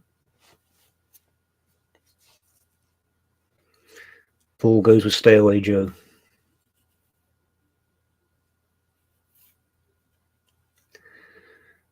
Danny, yeah, Elvis saved the film company from going bust. According to the story, they were going bust, and they said, we need a surefire hit. And they said, well, the only surefire hit is an Elvis movie. So Elvis agreed to do it, and to do it as cheaply as possible, and he saved the company. United Artists, wasn't it, the name of the company? Yeah, I switched her and still off after 15 minutes. What, you didn't see So Close Yet So Far from Paradise?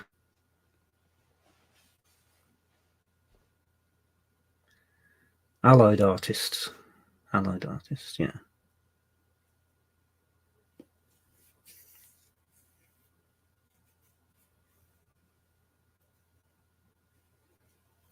You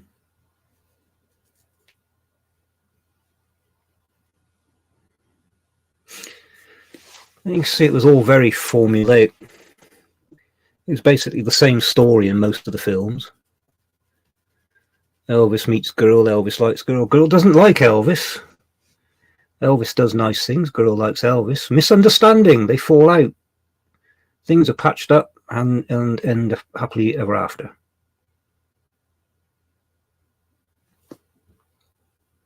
Insert songs, and off you go.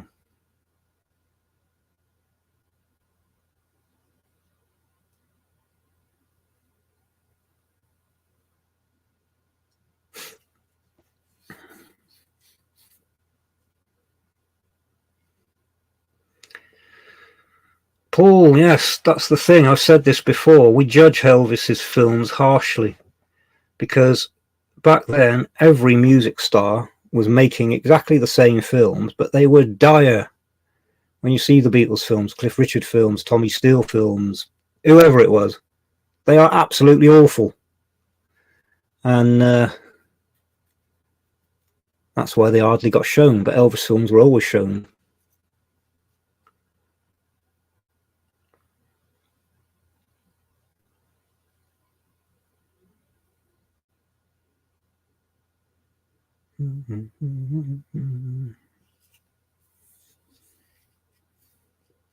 I've never actually watched a Beatles film.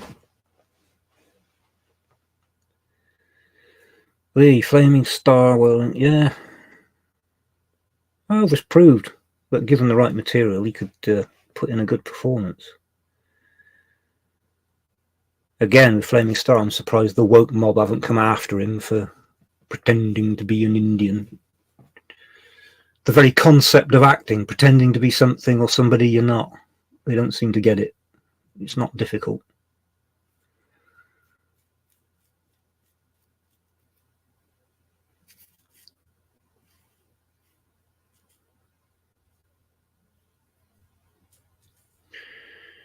Yes, you, and it was the same, saying Flaming Star and Wild and Country weren't as successful, so they went with the musicals.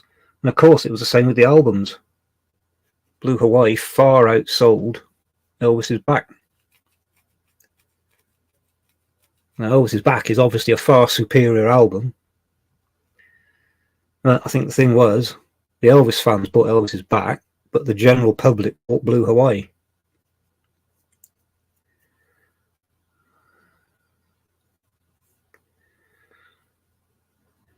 Alan, they did earn him a fortune, and he could do them pretty quickly.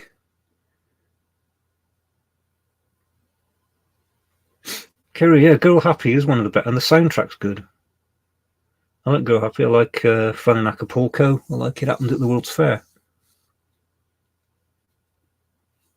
Yeah.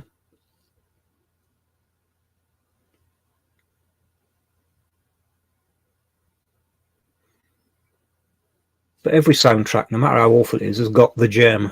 There's at least one gem in there.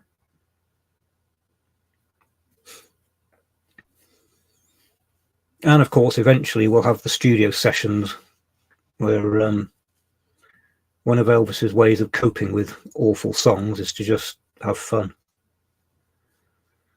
I love the outtake of Beach Shack, where Elvis says, "What do you think I am?" And of course the backing group go dum dee dum, yeah, yeah, and Elvis just bursts out laughing. Kerry, change of habit, yeah. Charo.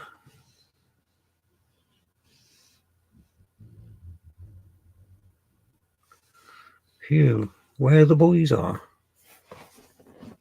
I'll have to look that up. I don't know that one.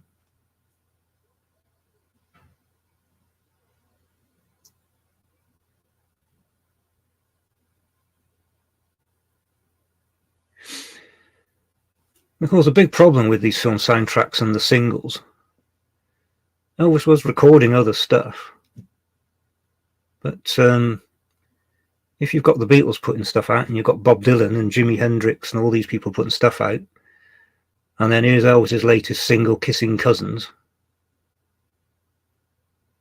it just doesn't work. Because of course they won't turn it over and play It Hurts Me. Kissing Cousins.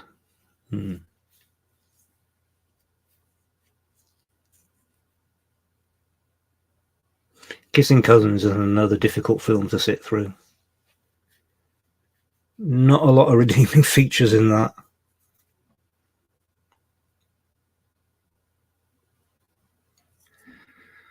Poor, amazed me how little is back and something for everybody sold. Yeah, that's it. I think another thing that Elvis's album suffered from was not putting the singles on there. To me, that's just a bizarre concept. You know, you have hit singles. A member of the general public goes in, sees Elvis's back, and if they'd seen It's Now or Never, Stuck on You, oh, I've heard that on the radio, I like that, I'll buy this. But they went in and they saw songs they'd never heard of. And the general public is a bit like my dad. I remember when I got the Promised Land album, and my dad looked at it and he said to me, "What did you buy that for? There's none of the hits on it."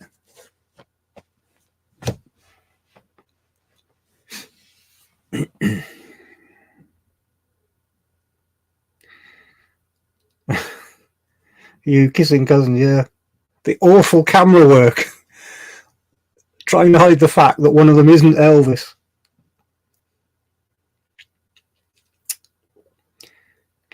Shelley Faberez, yeah, I liked her.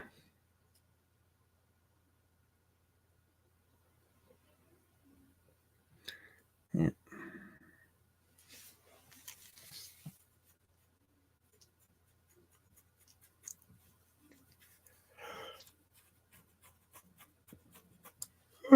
Excuse me.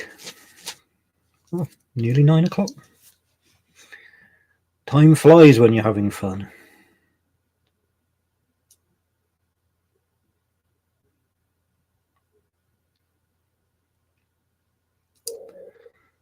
Yeah, Elvis is back, something for everybody.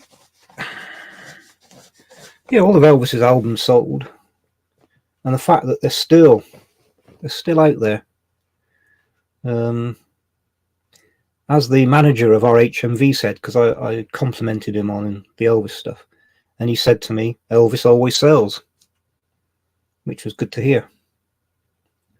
So hopefully me buying them all the time will encourage them to keep putting new ones in there.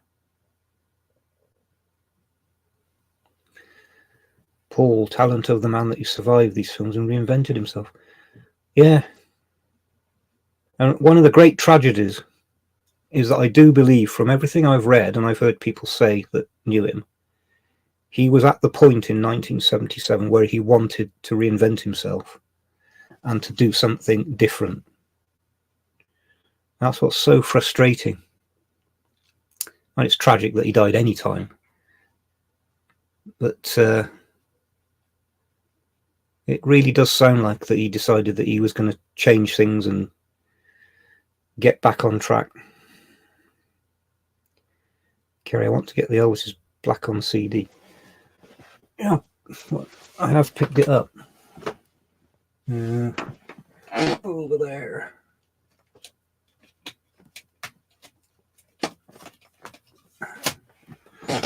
Of course, you don't get the book. But on the inner sleeves, if I can get one out, they have put the basic text to explain what's going on, and then the tracks on the other side. So it is an expensive set to buy on vinyl. I've seen some stupid prices being asked.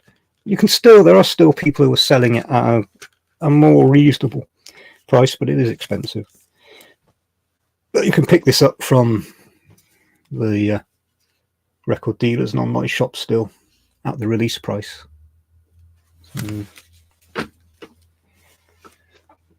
Where'd you get your copy? I got mine from Juno Records here in the UK.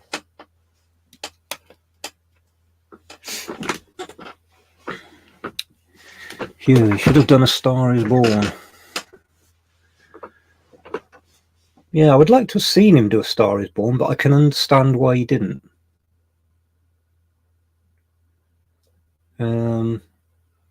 At the time, it was probably a bit too close to how he felt his life was going. Because, of course, the part in Star Is Born is of a big star who's now washed up and being eclipsed by his young wife. So, but he should definitely have stopped touring. He should have been booked into, he should have said he's taking 12 months off, booked into a hospital, and then gone on a holiday for 6 months. Got himself back into shape, which is what he wanted to do. And to follow the process, the next thing he should have done is gone into the studio and made a religious album, because that's how he seemed to work. And of course, by then, Bob Dylan's 2-3 religious albums would have been out, and I would have absolutely loved to hear him sing those songs. An amazing series of songs Dylan wrote in those albums. So he could have done that, and then he would have come over to London, as he'd already agreed, and things were in the process of being arranged, performed in London, and I think when he saw the reaction that he got in London, that would have spurred him on to tour the world.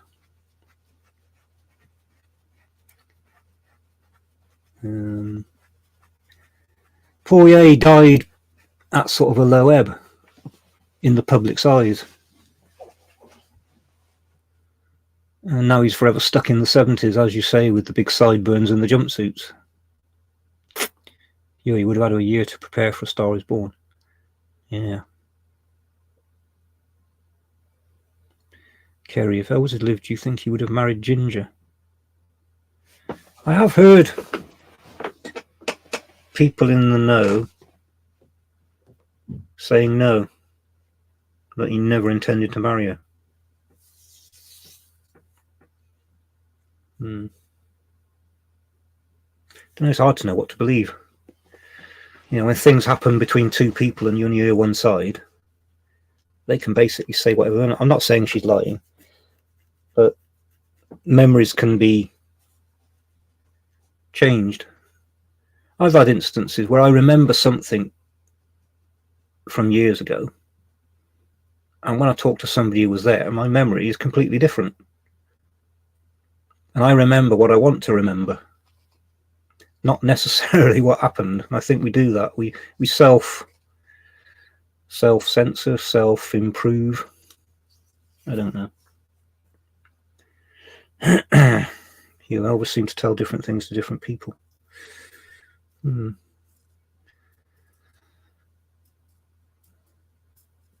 I can never judge Elvis because I didn't live his life.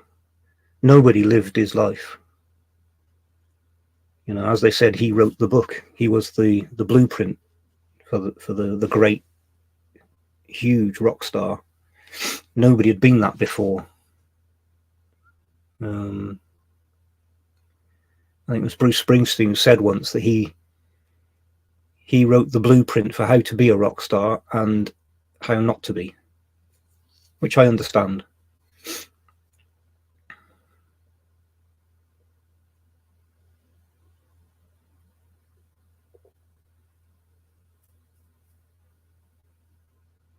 But he was definitely stuck in a rut, and it didn't help that he was surrounded by the same people all the time. You always need fresh eyes coming in, which is where Steve Binder and... why do I never remember his name?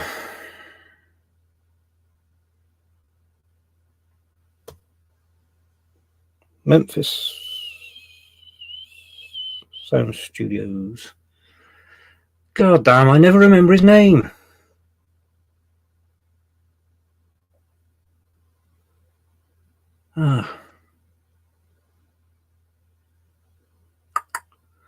When people were allowed in from outside, like Steve Binder and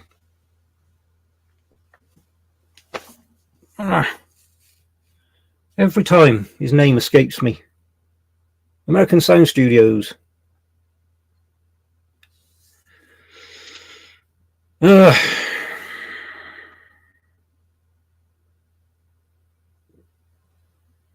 Why can I never remember his name? I know his name. Every time, so it's, oh, of course it is.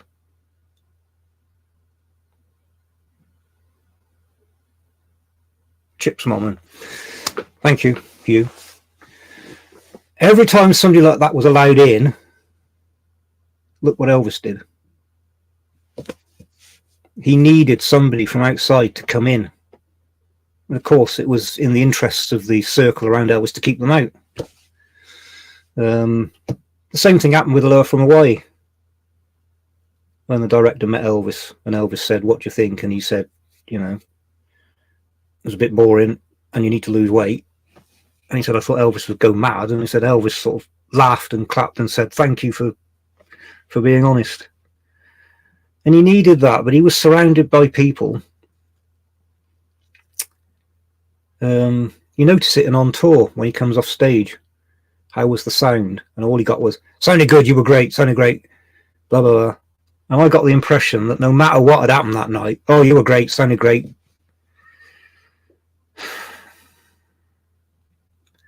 Yeah, you're insular and selfish. It was. They were protecting their interests and not Elvis's.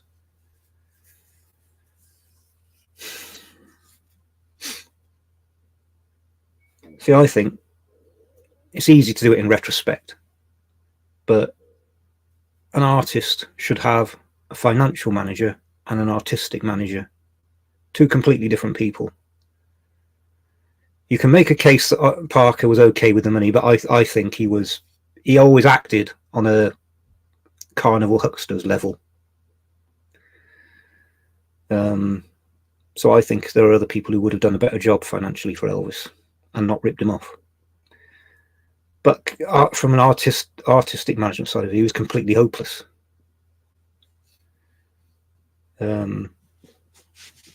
It's easy for us to say, but if I was Elvis's artistic man, I said to Elvis, "Look, you have this natural God-given ability to sing. It's incredible. Get some training.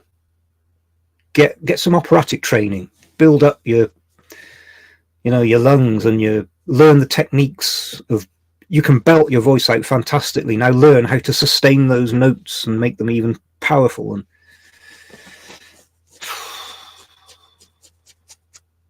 because he was, I mean, he was supreme, but he could have been even better.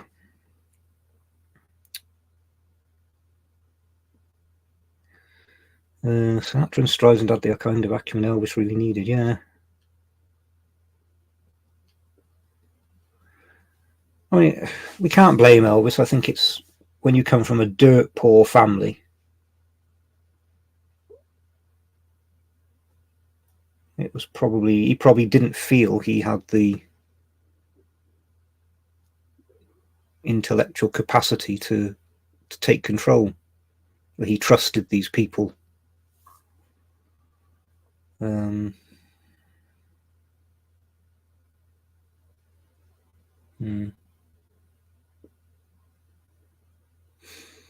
I do find it frustrating that you notice towards the end, when Elvis is singing in concert, he has this hugely powerful voice, and yet he would pull out early from the big notes at the end. He would pull out, and the rest of the backing group would carry on. And it's not because he couldn't do it, it's because he hadn't had the training to sustain it. He was doing everything on just total natural ability. But the natural ability ends at some point, and the training takes you there. And listening to a lot of the concerts from the 76, 77, I might risk upsetting somebody, but I think J.D. Sumner and the Stamps were not a good fit for Elvis. The Imperials were supreme. Can't fault them. For me, J.D. Sumner and the Stamps often didn't fit.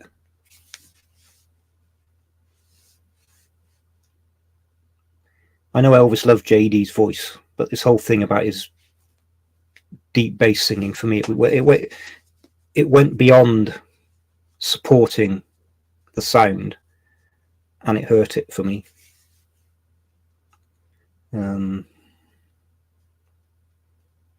It's a damn shame the Imperials pulled out, because I think though the Sweet Inspirations, it just worked. But J.D. Sumner and Stamps, for me, it didn't work. And the more it went on, Cheryl Nielsen, I think Cheryl Nielsen, I mean, you see him dressed up in that and singing, taking the lead. I don't know how on earth that happened, but for me, that all hurt Elvis's concerts.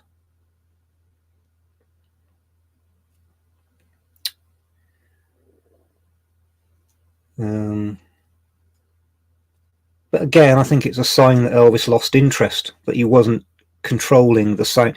When you see him, and that's the way it is, he is in total control of the sound, the stage, the backup singers, the musicians. He is in control. He's getting the sound he wants. He works at it. He works them at it. 76, 77, he's just, everybody do whatever you want. I'm here to get through the show. Still singing fantastically well most of the time, but the overall effect. He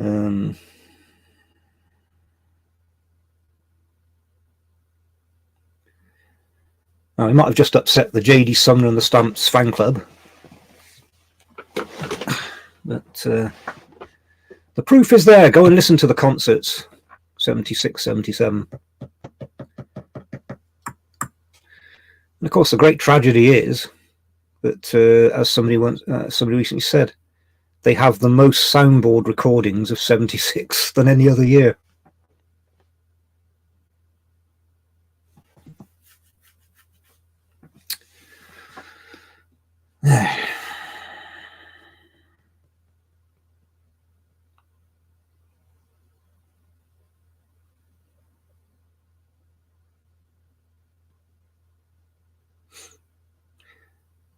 Oh yes, on a lot of the concerts, yeah, it's just get through them. There are still gems here and there where something's inspired him, but that's what he needed. He needed to be challenged, because every time he was challenged, he rose supreme. But when it's You know, you're in this city this day, you're in that city the next day, that city the next day, and it's going to be the same concert every time, the same set of songs in the same order. Paul, hello. We've covered a lot of subjects.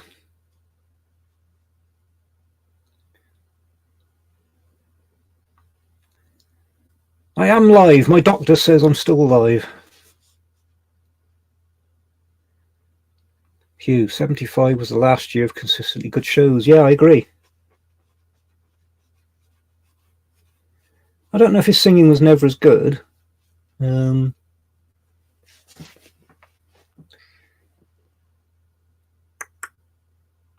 his voice at the end was just very powerful, but you could tell it wasn't trained. And that's something I do regret. Paul, a brief recap. Well, we had an Elvis joke about the Pope. We had The Exorcist.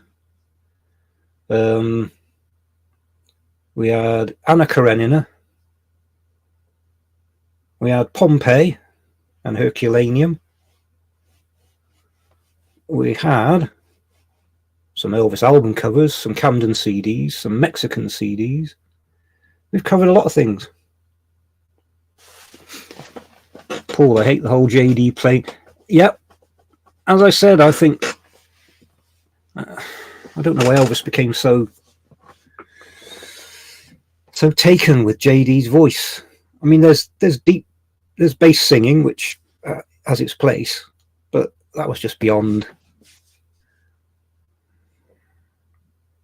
I mean, it gets to a point where you sing so low that it just spoils the sound. Hugh, can you tell what it is yet? We don't talk about that.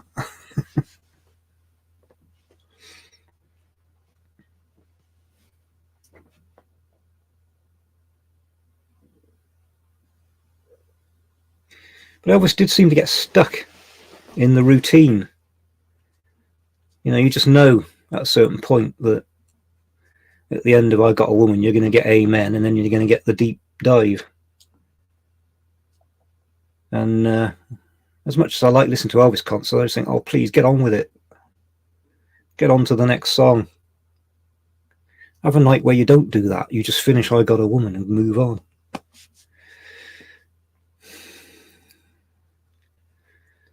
Danny, yeah. Hurt, yeah. It's a shame he didn't do Rags to Riches more often. Was that the only time he did it? At the New Year's Eve show?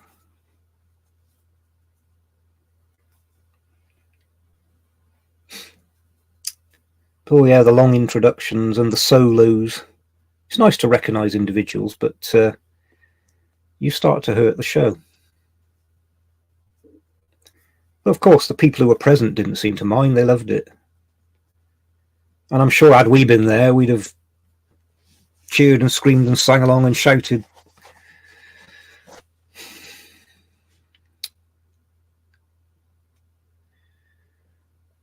Hugh, yeah, I think Elvis got bored pretty easily. He needed something to challenge him.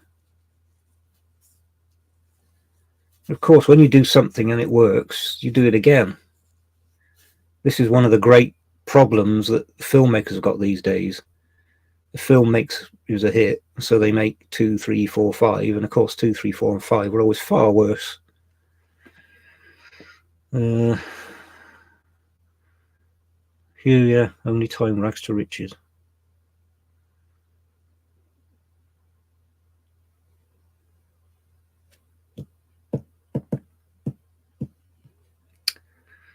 Hugh, yeah.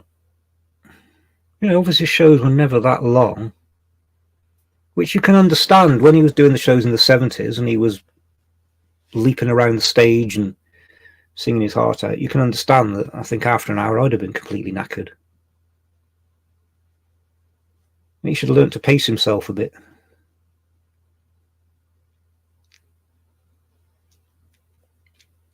And as he got older and his body started to fail, Somebody should have stepped in. You know, I heard an interview once with one of the Sweet Inspirations, and they said, "Didn't you realise Elvis was ill?" And she said, "No, he looked fine to us because we'd see him all the time." And I know that it's hard to spot these things. If you see somebody constantly, you don't always spot it. But surely you had to look at Elvis to know something was seriously wrong.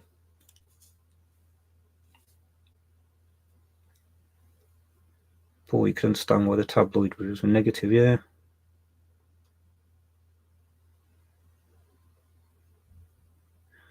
Paul, that's it.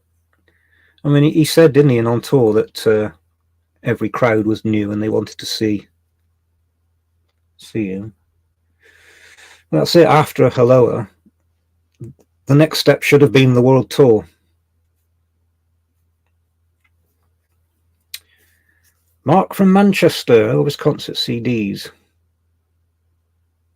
You have to remember they were not made.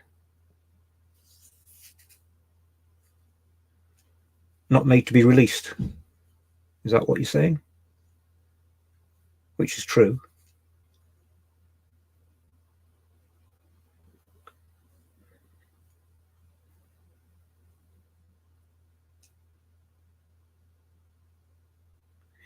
When you say about declined after Helloa, that 2-album set, blue vinyl that was put out, I never bought it. Deliberately, I refused to buy it. Because on the sleeve notes, whoever had written them put this was the last great show when Elvis declined. And they put he declined into a drunken, drug-addled. Elvis was never drunk, he didn't drink. And just on that, I refuse to buy that. That will never be in my collection.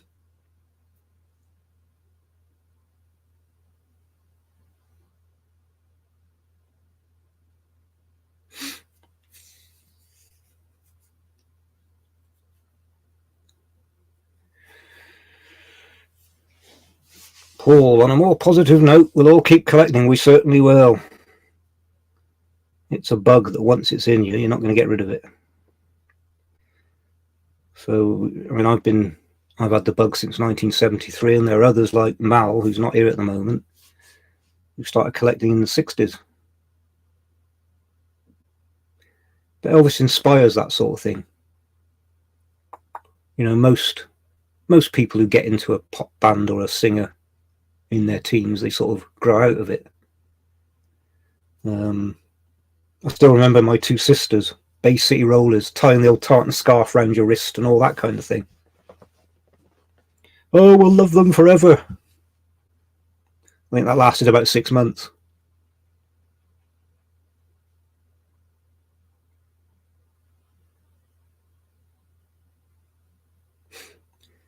I read an article online that said that the Queen fan club is the longest running fan club in the UK.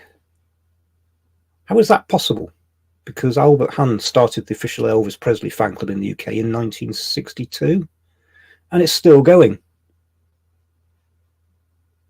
Where do these people get their facts from? It's not hard to find out. But according to them, it says in the Guinness Book of Records that the Queen fan club is the longest running fan club in the UK. I haven't looked to see if that's right, but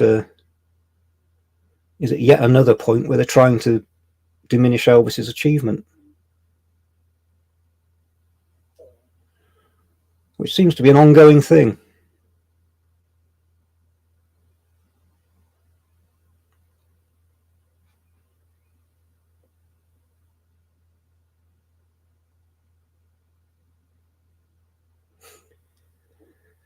But times have changed. I mean, you get artists now, and they are apparently huge international megastars, and they have 20 billion downloads of their latest single.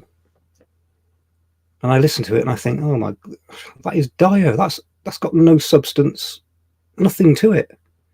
It's a bit of manufactured rubbish. But that seems to be what people want these days.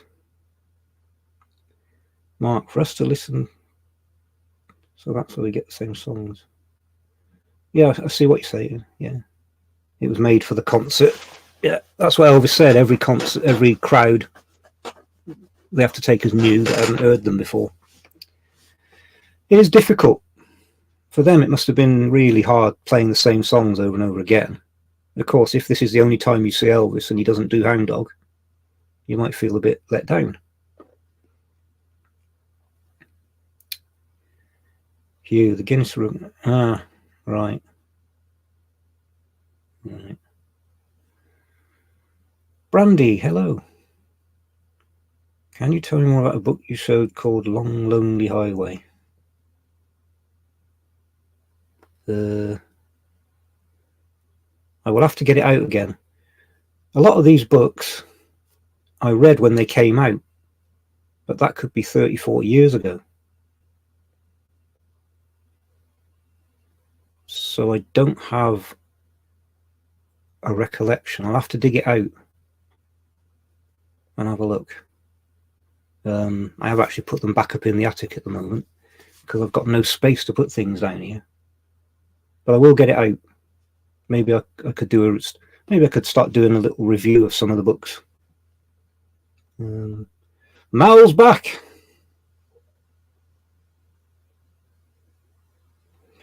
I did say it's Sunday evening and I've got nothing to do. Although I've just run out of water. It's very thirsty sat here in front of this light talking to a screen.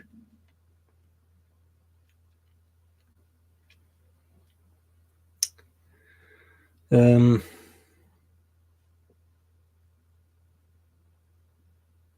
4 hours, just over 4 hours we've been going. And we've still got 19 people.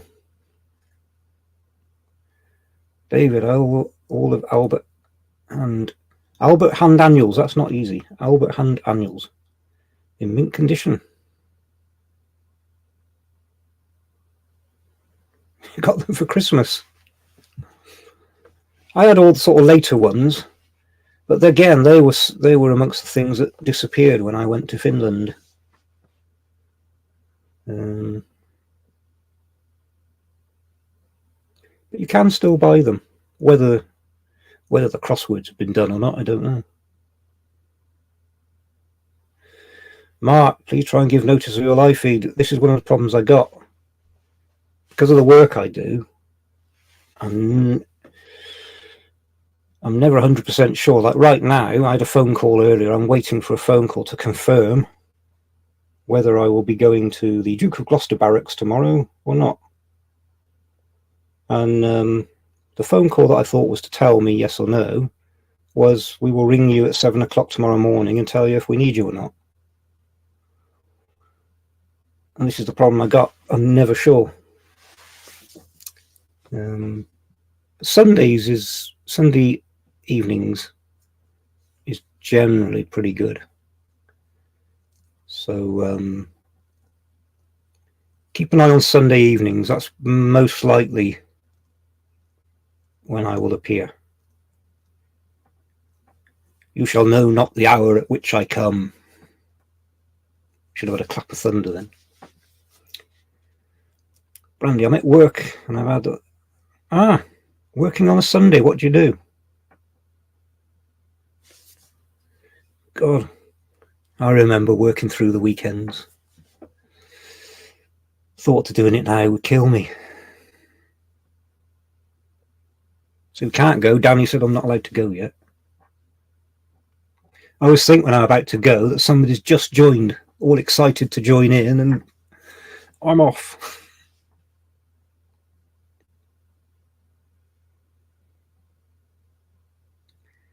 I bought any more 60s UK stereos? No. I have one I'm watching on eBay at the moment.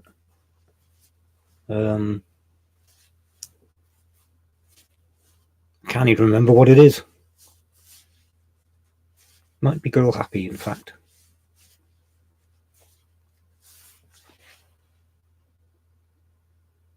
Yeah. Girl Happy I'm watching, so fingers crossed. I tend to watch these things, and if towards the end it says there are 23 watchers, then I stop watching. I still need to get Girl Happy. I need to get How Great Thou Art. There is an How Great Thou Art at a reasonable price. But again, it's other things have come along. Frankie and Johnny seems to be one of the more difficult ones to track down. I do see them where it's got the stereo album in a mono cover, and I don't want that. Mal, you got Elvis's back stereo. Excellent. I have kept an eye out. I've not seen them. Where did you find it? Randy Garding Starbucks coffee. Oh, in Nashville.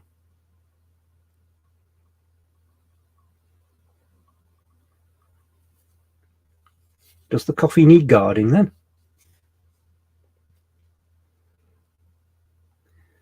Nashville. I've been to Nashville when I came over with the Elvis fan club in '84. They took us to the Grand Ole Opry. So I stood on the stage.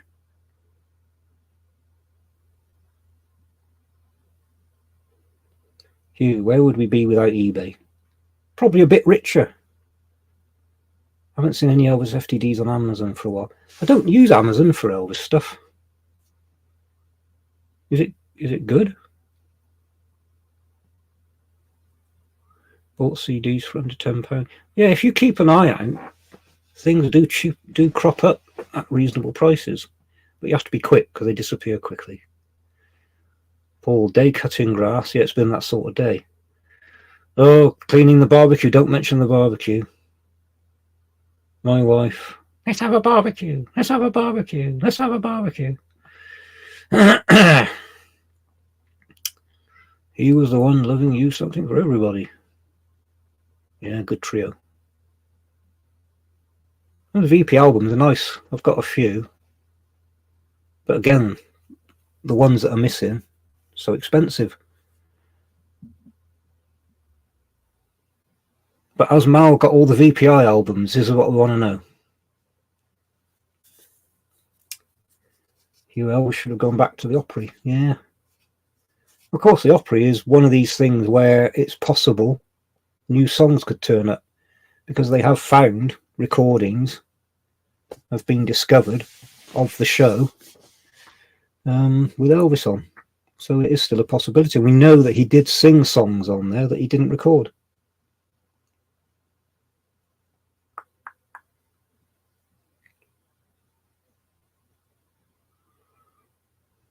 David, have you got a copy of He Was the One CD?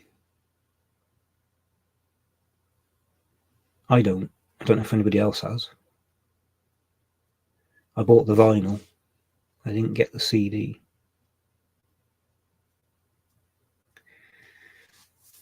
Brand new, yeah, the VPI albums, they do a good job. But they are expensive. Mal's only got World's Fair. I've got more than Mal. You need to get onto that. Lila, hello. Did Elvis ever write any songs? He is credited with co-writing That's Someone You'll Never Forget and You'll Be Gone, which, if it's true, they're two very good songs.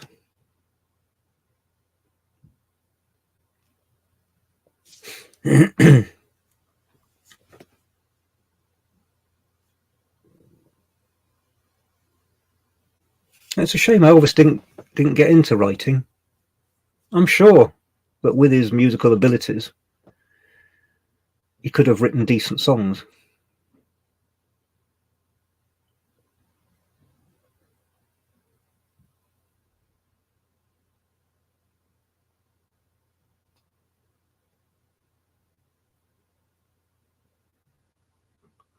David, Love Me Tender. Are you saying that Elvis wrote Love Me Tender? So we've got the problem that Elvis is credited with songwriting a lot of early songs, not because he did and not because he asked for it, but because Parker used it as a way of milking an extra bit of money out.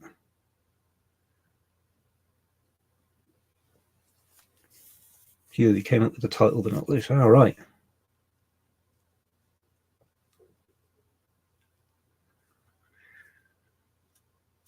Yeah, see, this is the problem. They would put Elvis in as a co-songwriter because it was a way of squeezing extra money for Parker. And of course, it was Parker's attitude to songwriting that caused Lieber and Stoller to stop writing for Elvis and many other people, and cost him the chance to record I Will Always Love You as well. This is somewhere where Elvis should have put his foot down and said to Parker, look, the song selections have nothing to do with you. Keep out of it. This is my domain. Lila, surprised when Andrew Lloyd Webber wrote It's Easy for You. Yeah. There is an interview with Lloyd Webber where he says they wrote it for Elvis, they sent it off, and they never heard anything back. And so he said, I was really surprised when Moody Blue came out, and there it was. They had no idea that he'd seen it and that he'd recorded it. It's a great song. It could have been a song in a musical about Elvis's life, when you think about it. That's probably how they wrote it.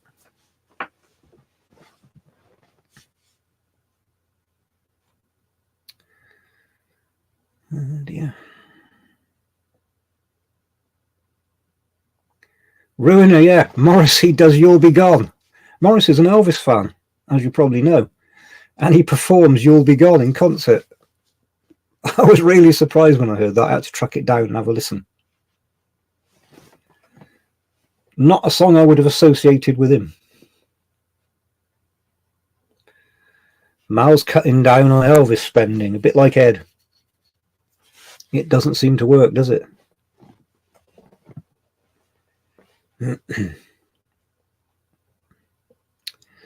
David, yeah. The Colonel needed something. He needed putting in a cage, I think. He needed firing. Elvis outgrew him very early. When Elvis came out of the army, that should have been it with Parker. He should have moved on.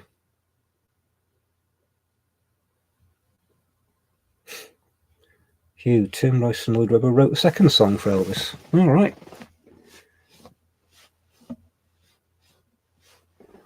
Colonel Elvis were a bit simple when it comes to it. Lila, you're spot on. I said Elvis was understandable because his background, he was dirt poor, basic schooling, went into music. Parker was a carnival huckster. That was his level. And he would never be anything more than that. You know, when you think of how they could have marketed Elvis and what they could have done with him, and yet he was booking him into small venues. He was selling buttons and, you know, little posters and things off for 50 cents and things like this. He was low level. He didn't have the ability to deal with what Elvis was. He landed the biggest star in history, and he was a carnival juggler manager. That was his level.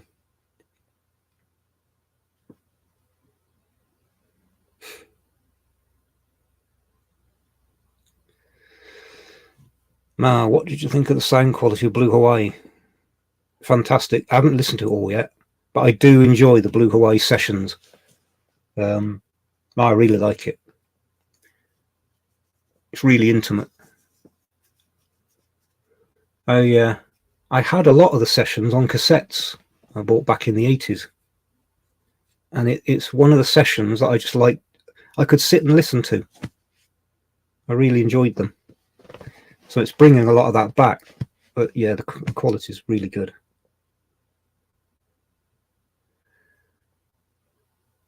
Do you think Elvis did the electrical wiring at Graceland? Did he keep his hand in as an electrician? I don't know how much training Elvis actually had as an electrician.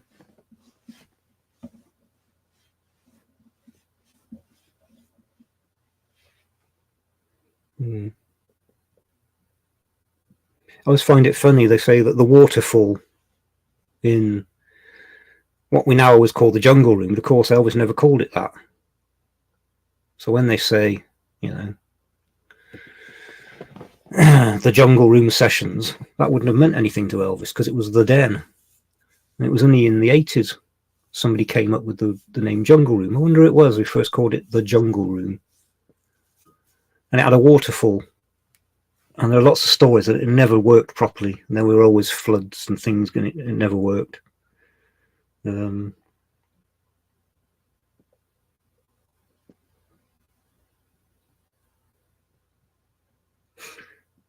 apron strings was never considered for a studio session. It's a bit like they say that Elvis would always sing Cool Water when he was doing these sessions at home, and yet he never recorded it.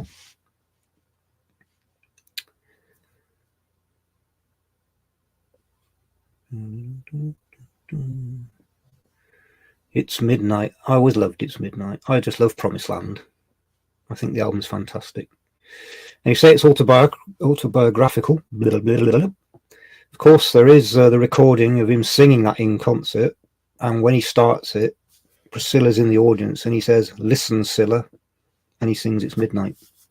So that absolutely confirms that that is an autobiographical song to him.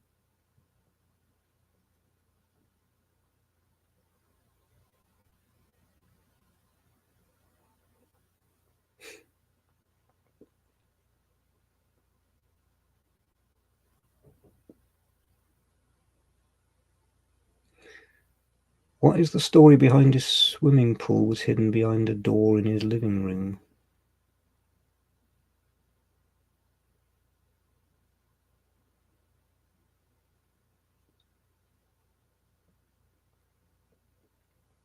Can't think. I read so many things over the years that things just disappear. That doesn't ring any bells.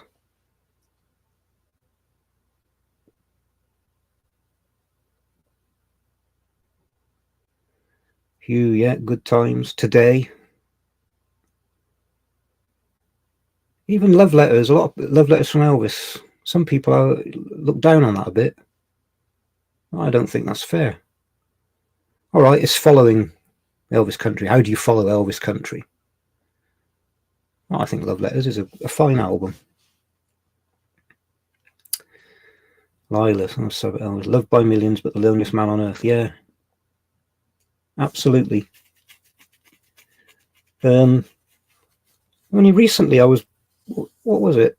Somebody was talking about an interview with Sonny West. And he said sometimes he would look at Elvis in a crowded room and just see that he was totally alone in the room. So he would go up to him and say, "Boss, are you ready to leave?" And he'd say, "Yeah." And out they go. But we can't put ourselves in Elvis's place. I mean, we just can't imagine what it would be like to be him, to live that life. I think, you know, we always concentrate on the end and him being depressed, and I think he loved his life for most of it. He had great fun. He really enjoyed himself. He packed a lot into his 42 years. Paul, Promised Land is my favourite LP. Yeah, I have a very soft spot for Promised Land. I've talked about it before. First album I bought with my own money. On the day it was released, which was his 40th birthday. They released it on his 40th birthday. And from the moment that needle touched and Promised Land began to the very end, I just loved every song. I played it over and over again until I knew the lyrics of every song. Drove my parents round the bend. Play something else.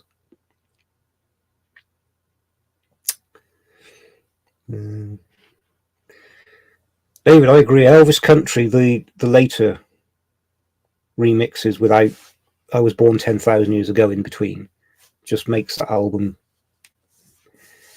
glow even more brightly. It's just a fantastic album. Lila, to know that you're diagnosed with a sort of mental health disease. Yeah. Yeah, they'd come up with a syndrome. They'd have to come up with an Elvis syndrome. He'd be the only person in history to have it. but they would sort out his health problems. Because now, see, one of the things I think we forget, 1976, 77, medical science wasn't anything like it is today. So even if they had realised what was wrong with Elvis, I doubt they could have actually done a lot about it. It would have probably been rest and come off the medication. But actually getting down to the root, because him needing rest and him needing to take the pills was just a consequence of the things that were wrong with him. And the fact that he kept going and he kept singing and he kept performing did contribute to his death, but that's also what kept him going.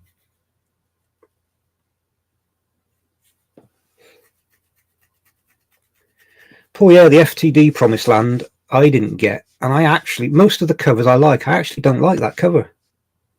There's something about that cover that for me didn't work. I don't know what you think. I mean, nearly all the Promised Land covers are great, but all the FTD covers are great, but the Promised Land one, for me, there's something that didn't work about it. Paul, what is your favourite album? Now, you all need to be educated not to ask me that kind of question. I struggle. As I've said, I have a soft spot for Promised Land. So the question is, what's my favourite album for a particular reason? It will constantly change. I mean, I stick with Promised Land because I do have a soft spot for it. But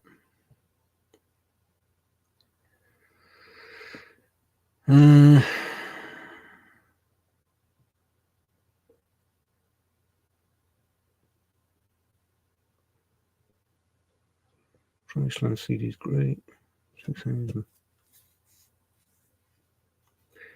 Lila wants to know what everyone's thoughts are on Elvis deepfake videos. So what do people think of Elvis deepfake videos?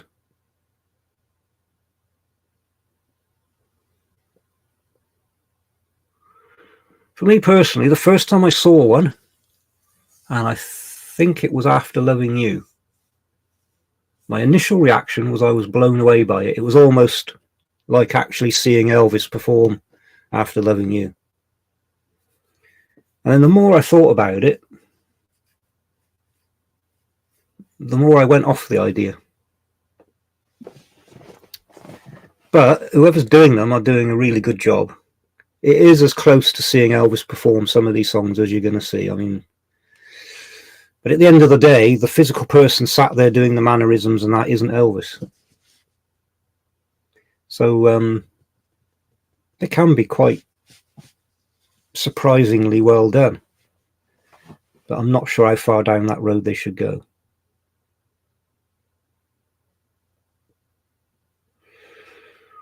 Mal didn't like the Boulevard FTD cover. No, there were some odd things about that. The fact that it wasn't from 1976 and that it was oddly coloured. But I don't know, I don't mind it. It's got a look. Hugh, they have a place when done well, especially in the right project.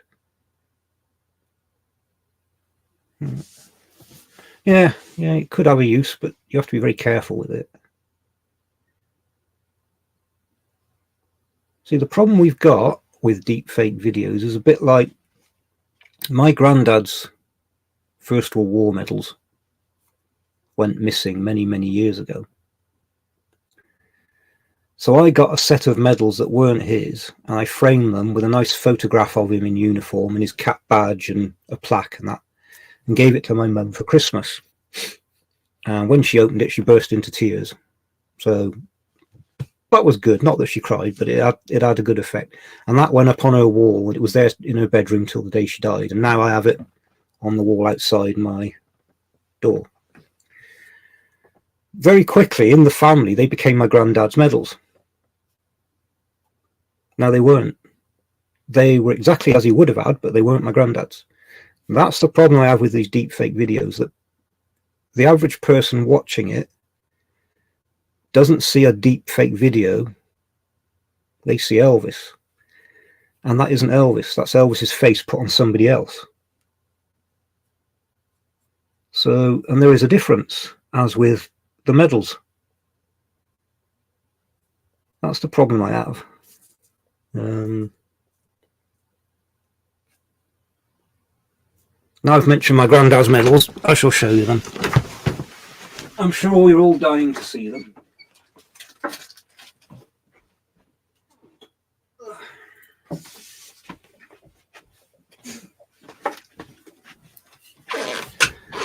Well, that was my granddad, Ernest Stephen Jones, and I'm Stephen after him. He served in the Royal Garrison Artillery in World War One. He was a professional soldier, joined in 1912, went right through World War One. Very lucky. And on this here, this bar across this medal here means that he was an old contemptible. Which doesn't mean he was a cantankerous old man. It means he was one of the original British Army that went to France in August 1914 and stopped the Germans. And the Germans, the British Army was a very professional, highly trained army, but it was very small compared to the French and German armies, which were conscript armies. And the Kaiser issued an order when he saw how small the British Army was: sweep that contemptibly small army off the field. And they couldn't. British riflemen were fired to train so fast that the Germans thought they were up against machine guns. And so the soldiers, when they heard this, called themselves the Old Contemptibles. And my granddad was an old contemptible. Very proud of that.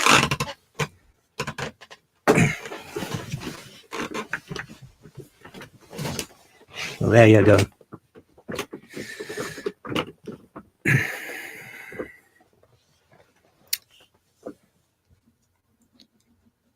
And that's part of my job, is researching military careers for families and museums, medal dealers.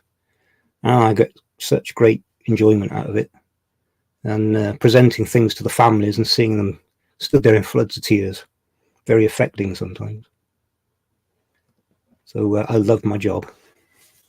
I get to meet lots of very interesting people, see very interesting things, go to very interesting places. There you go.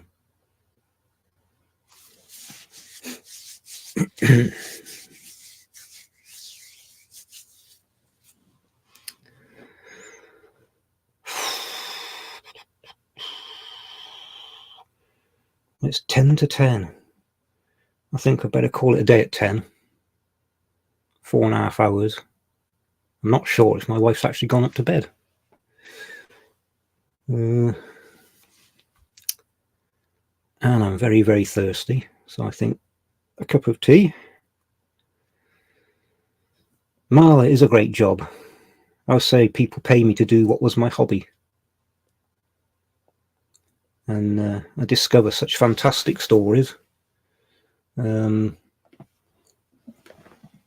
So my what did I do with it? Of course, that's what led to my. This is my second book. Me writing this.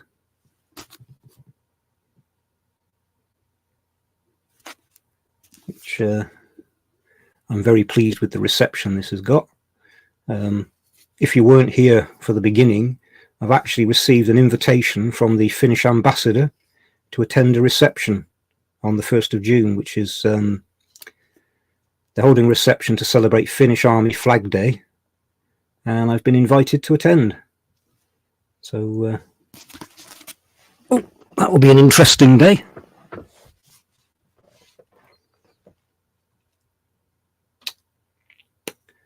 Paul, the metal used for the VC is stored under tight security in my hometown. Absolutely. I was speaking to a Lieutenant Colonel in the Royal Logistic Corps who's involved with all that. And he said they have a computer program and every so often it generates, they have part numbers for things, reference numbers. It generates a list of reference numbers that haven't been accessed for so many years, and it recommends to be disposed of. And one of them came up and it turned out to be the VC block. So they've now removed that from the system. It's kept in its own safe in a secure room on a secure army base. And it's just a lump of not very good bronze. It's very poor quality bronze. But as Queen Victoria said when she wanted the medal made in bronze, she said, it must have no value except the value that men put upon it. And that's why they're worth £500,000 now. RCA used a sniper medal in the ad for Hard-Headed Woman in '58 to indicate that it was a hit. A sniper medal, that's an American thing, is it?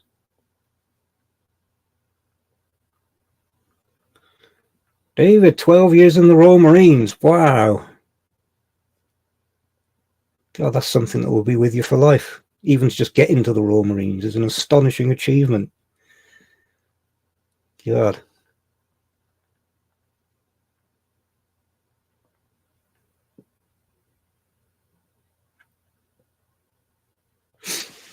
Paul, wasn't it, captured Crimean cannon? They were Chinese cannon captured in the Crimean War, yeah.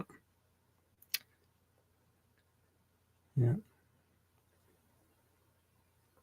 For anyone that didn't see, David was 12 years a Royal Marine. And for anyone that doesn't know, the course to get into the Royal Marines, if I remember rightly, is the longest and hardest in the world.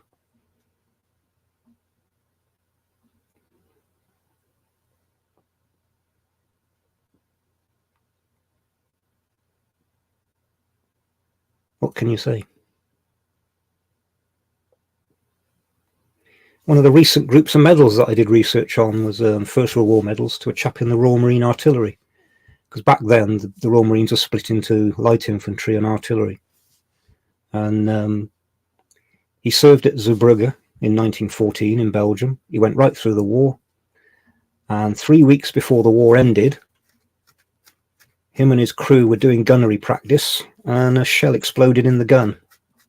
And they were all killed. You come across stories like that and you think, gee, unbelievable.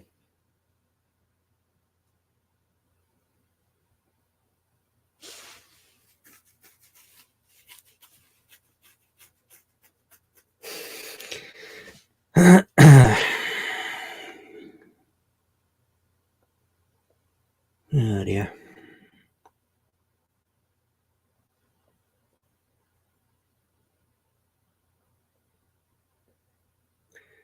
Paul, it'll be interesting how an American Marine compares to a Royal Marine.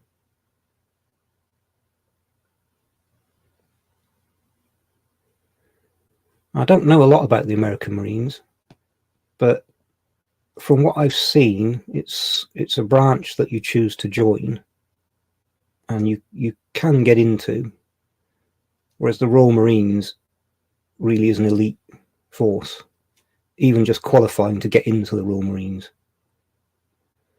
So many don't get through the training course. That's not disparaging the US Marines at all. I think they're two different organisations who just happen to share the word Marines.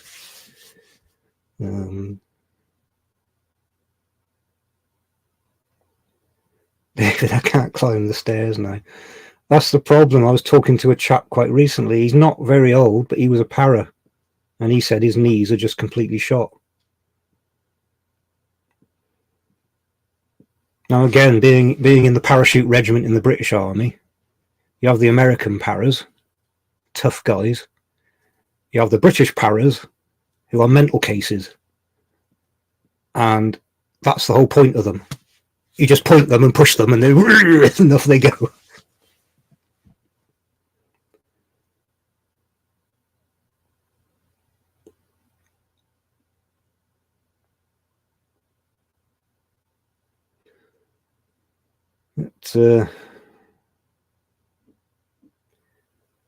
They all have their job to do, and they do it extremely well.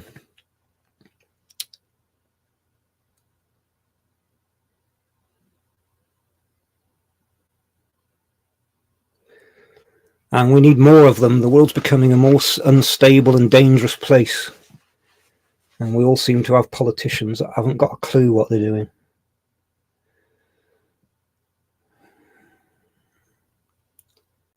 Paul, as a 12-year-old during the Falklands conflict, I was so proud of the Marine in Paris. Absolutely. Yeah, I remember that. Yeah.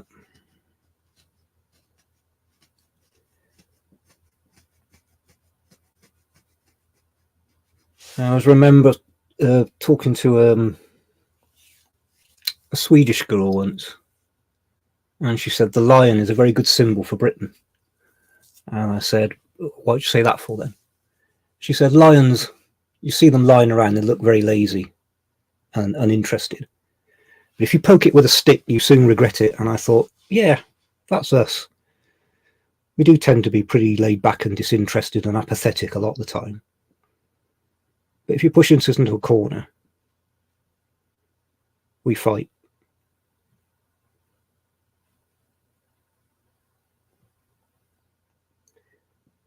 And historically, we took casualties and carried on. There's a very big reluctance these days to accept that in war people do get killed. Anyway, how do we get onto this? This stream's been all over the place. These chats always wander all over the place. At least we didn't get Mr. Ben in. Oh, I've just got Mr. Ben in.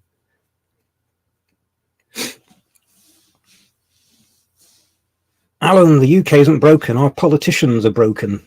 Our politicians are all the same. Not one of them's done a proper job in their life. They're all university, law school, trade unions. They all have the same outlook.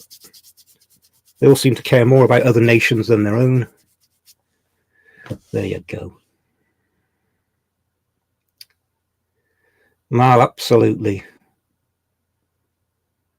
But that was the whole point of the plan. As Berezovsky warned us back in the 1980s, he warned us exactly what the USSR had done. And you can find the video of him being interviewed, and everything he says on that video we're seeing today. So, but luckily so far Elvis has come through pretty unscathed. You get the odd moron that says, you know, oh, he stole music and stuff like that, but you can easily bat them away with the truth. There was, I don't know if it's still there, I came across a video on YouTube, this obnoxious young woman, totally obnoxious, and she did a video about how Elvis was a paedophile. And it was full of, if Elvis was alive, he should have sued the arse off her. I mean, it was just absolute garbage. But of course, they were all her woke friends. Oh, well done for speaking the truth, blah, blah, blah, blah. Luckily, it pretty much got completely ignored, but I had the great misfortune to come across it. Anyway.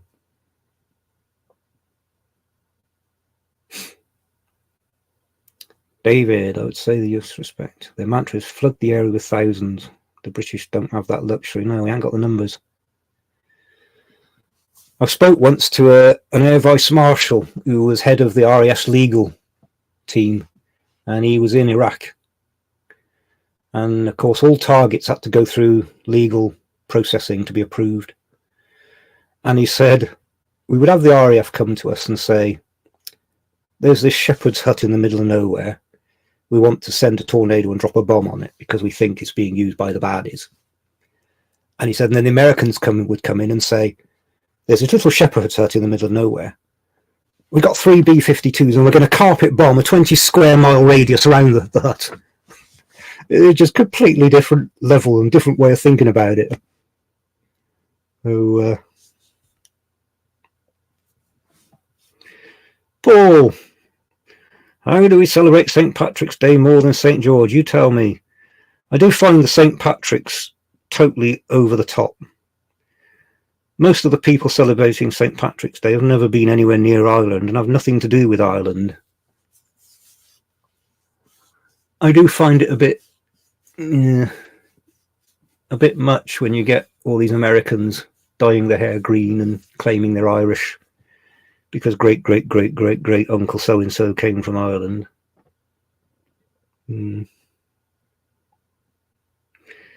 But that's up to them if that's how they want to live. It's funny how you tend not to get people saying that I'm English because my great-great-grandfather emigrated from England to Australia.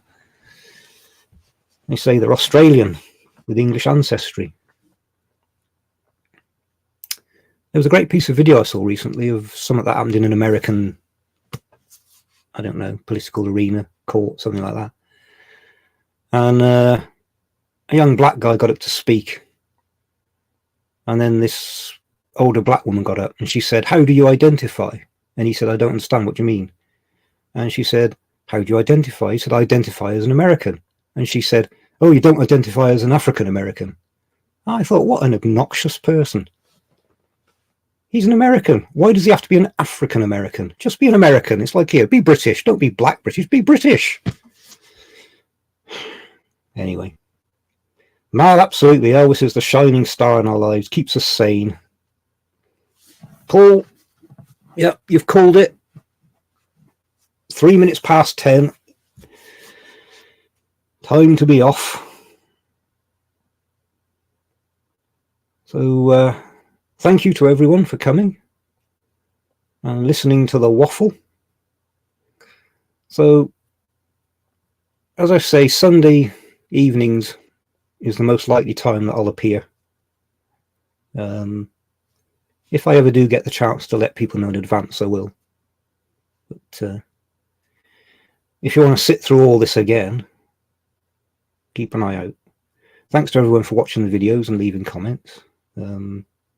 As you may have noticed, I've never been one to do the please subscribe and like and blah blah blah, because I always think you're all adults, you know what you want to do.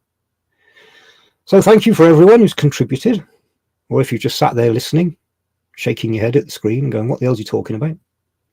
And see you next time. Bye.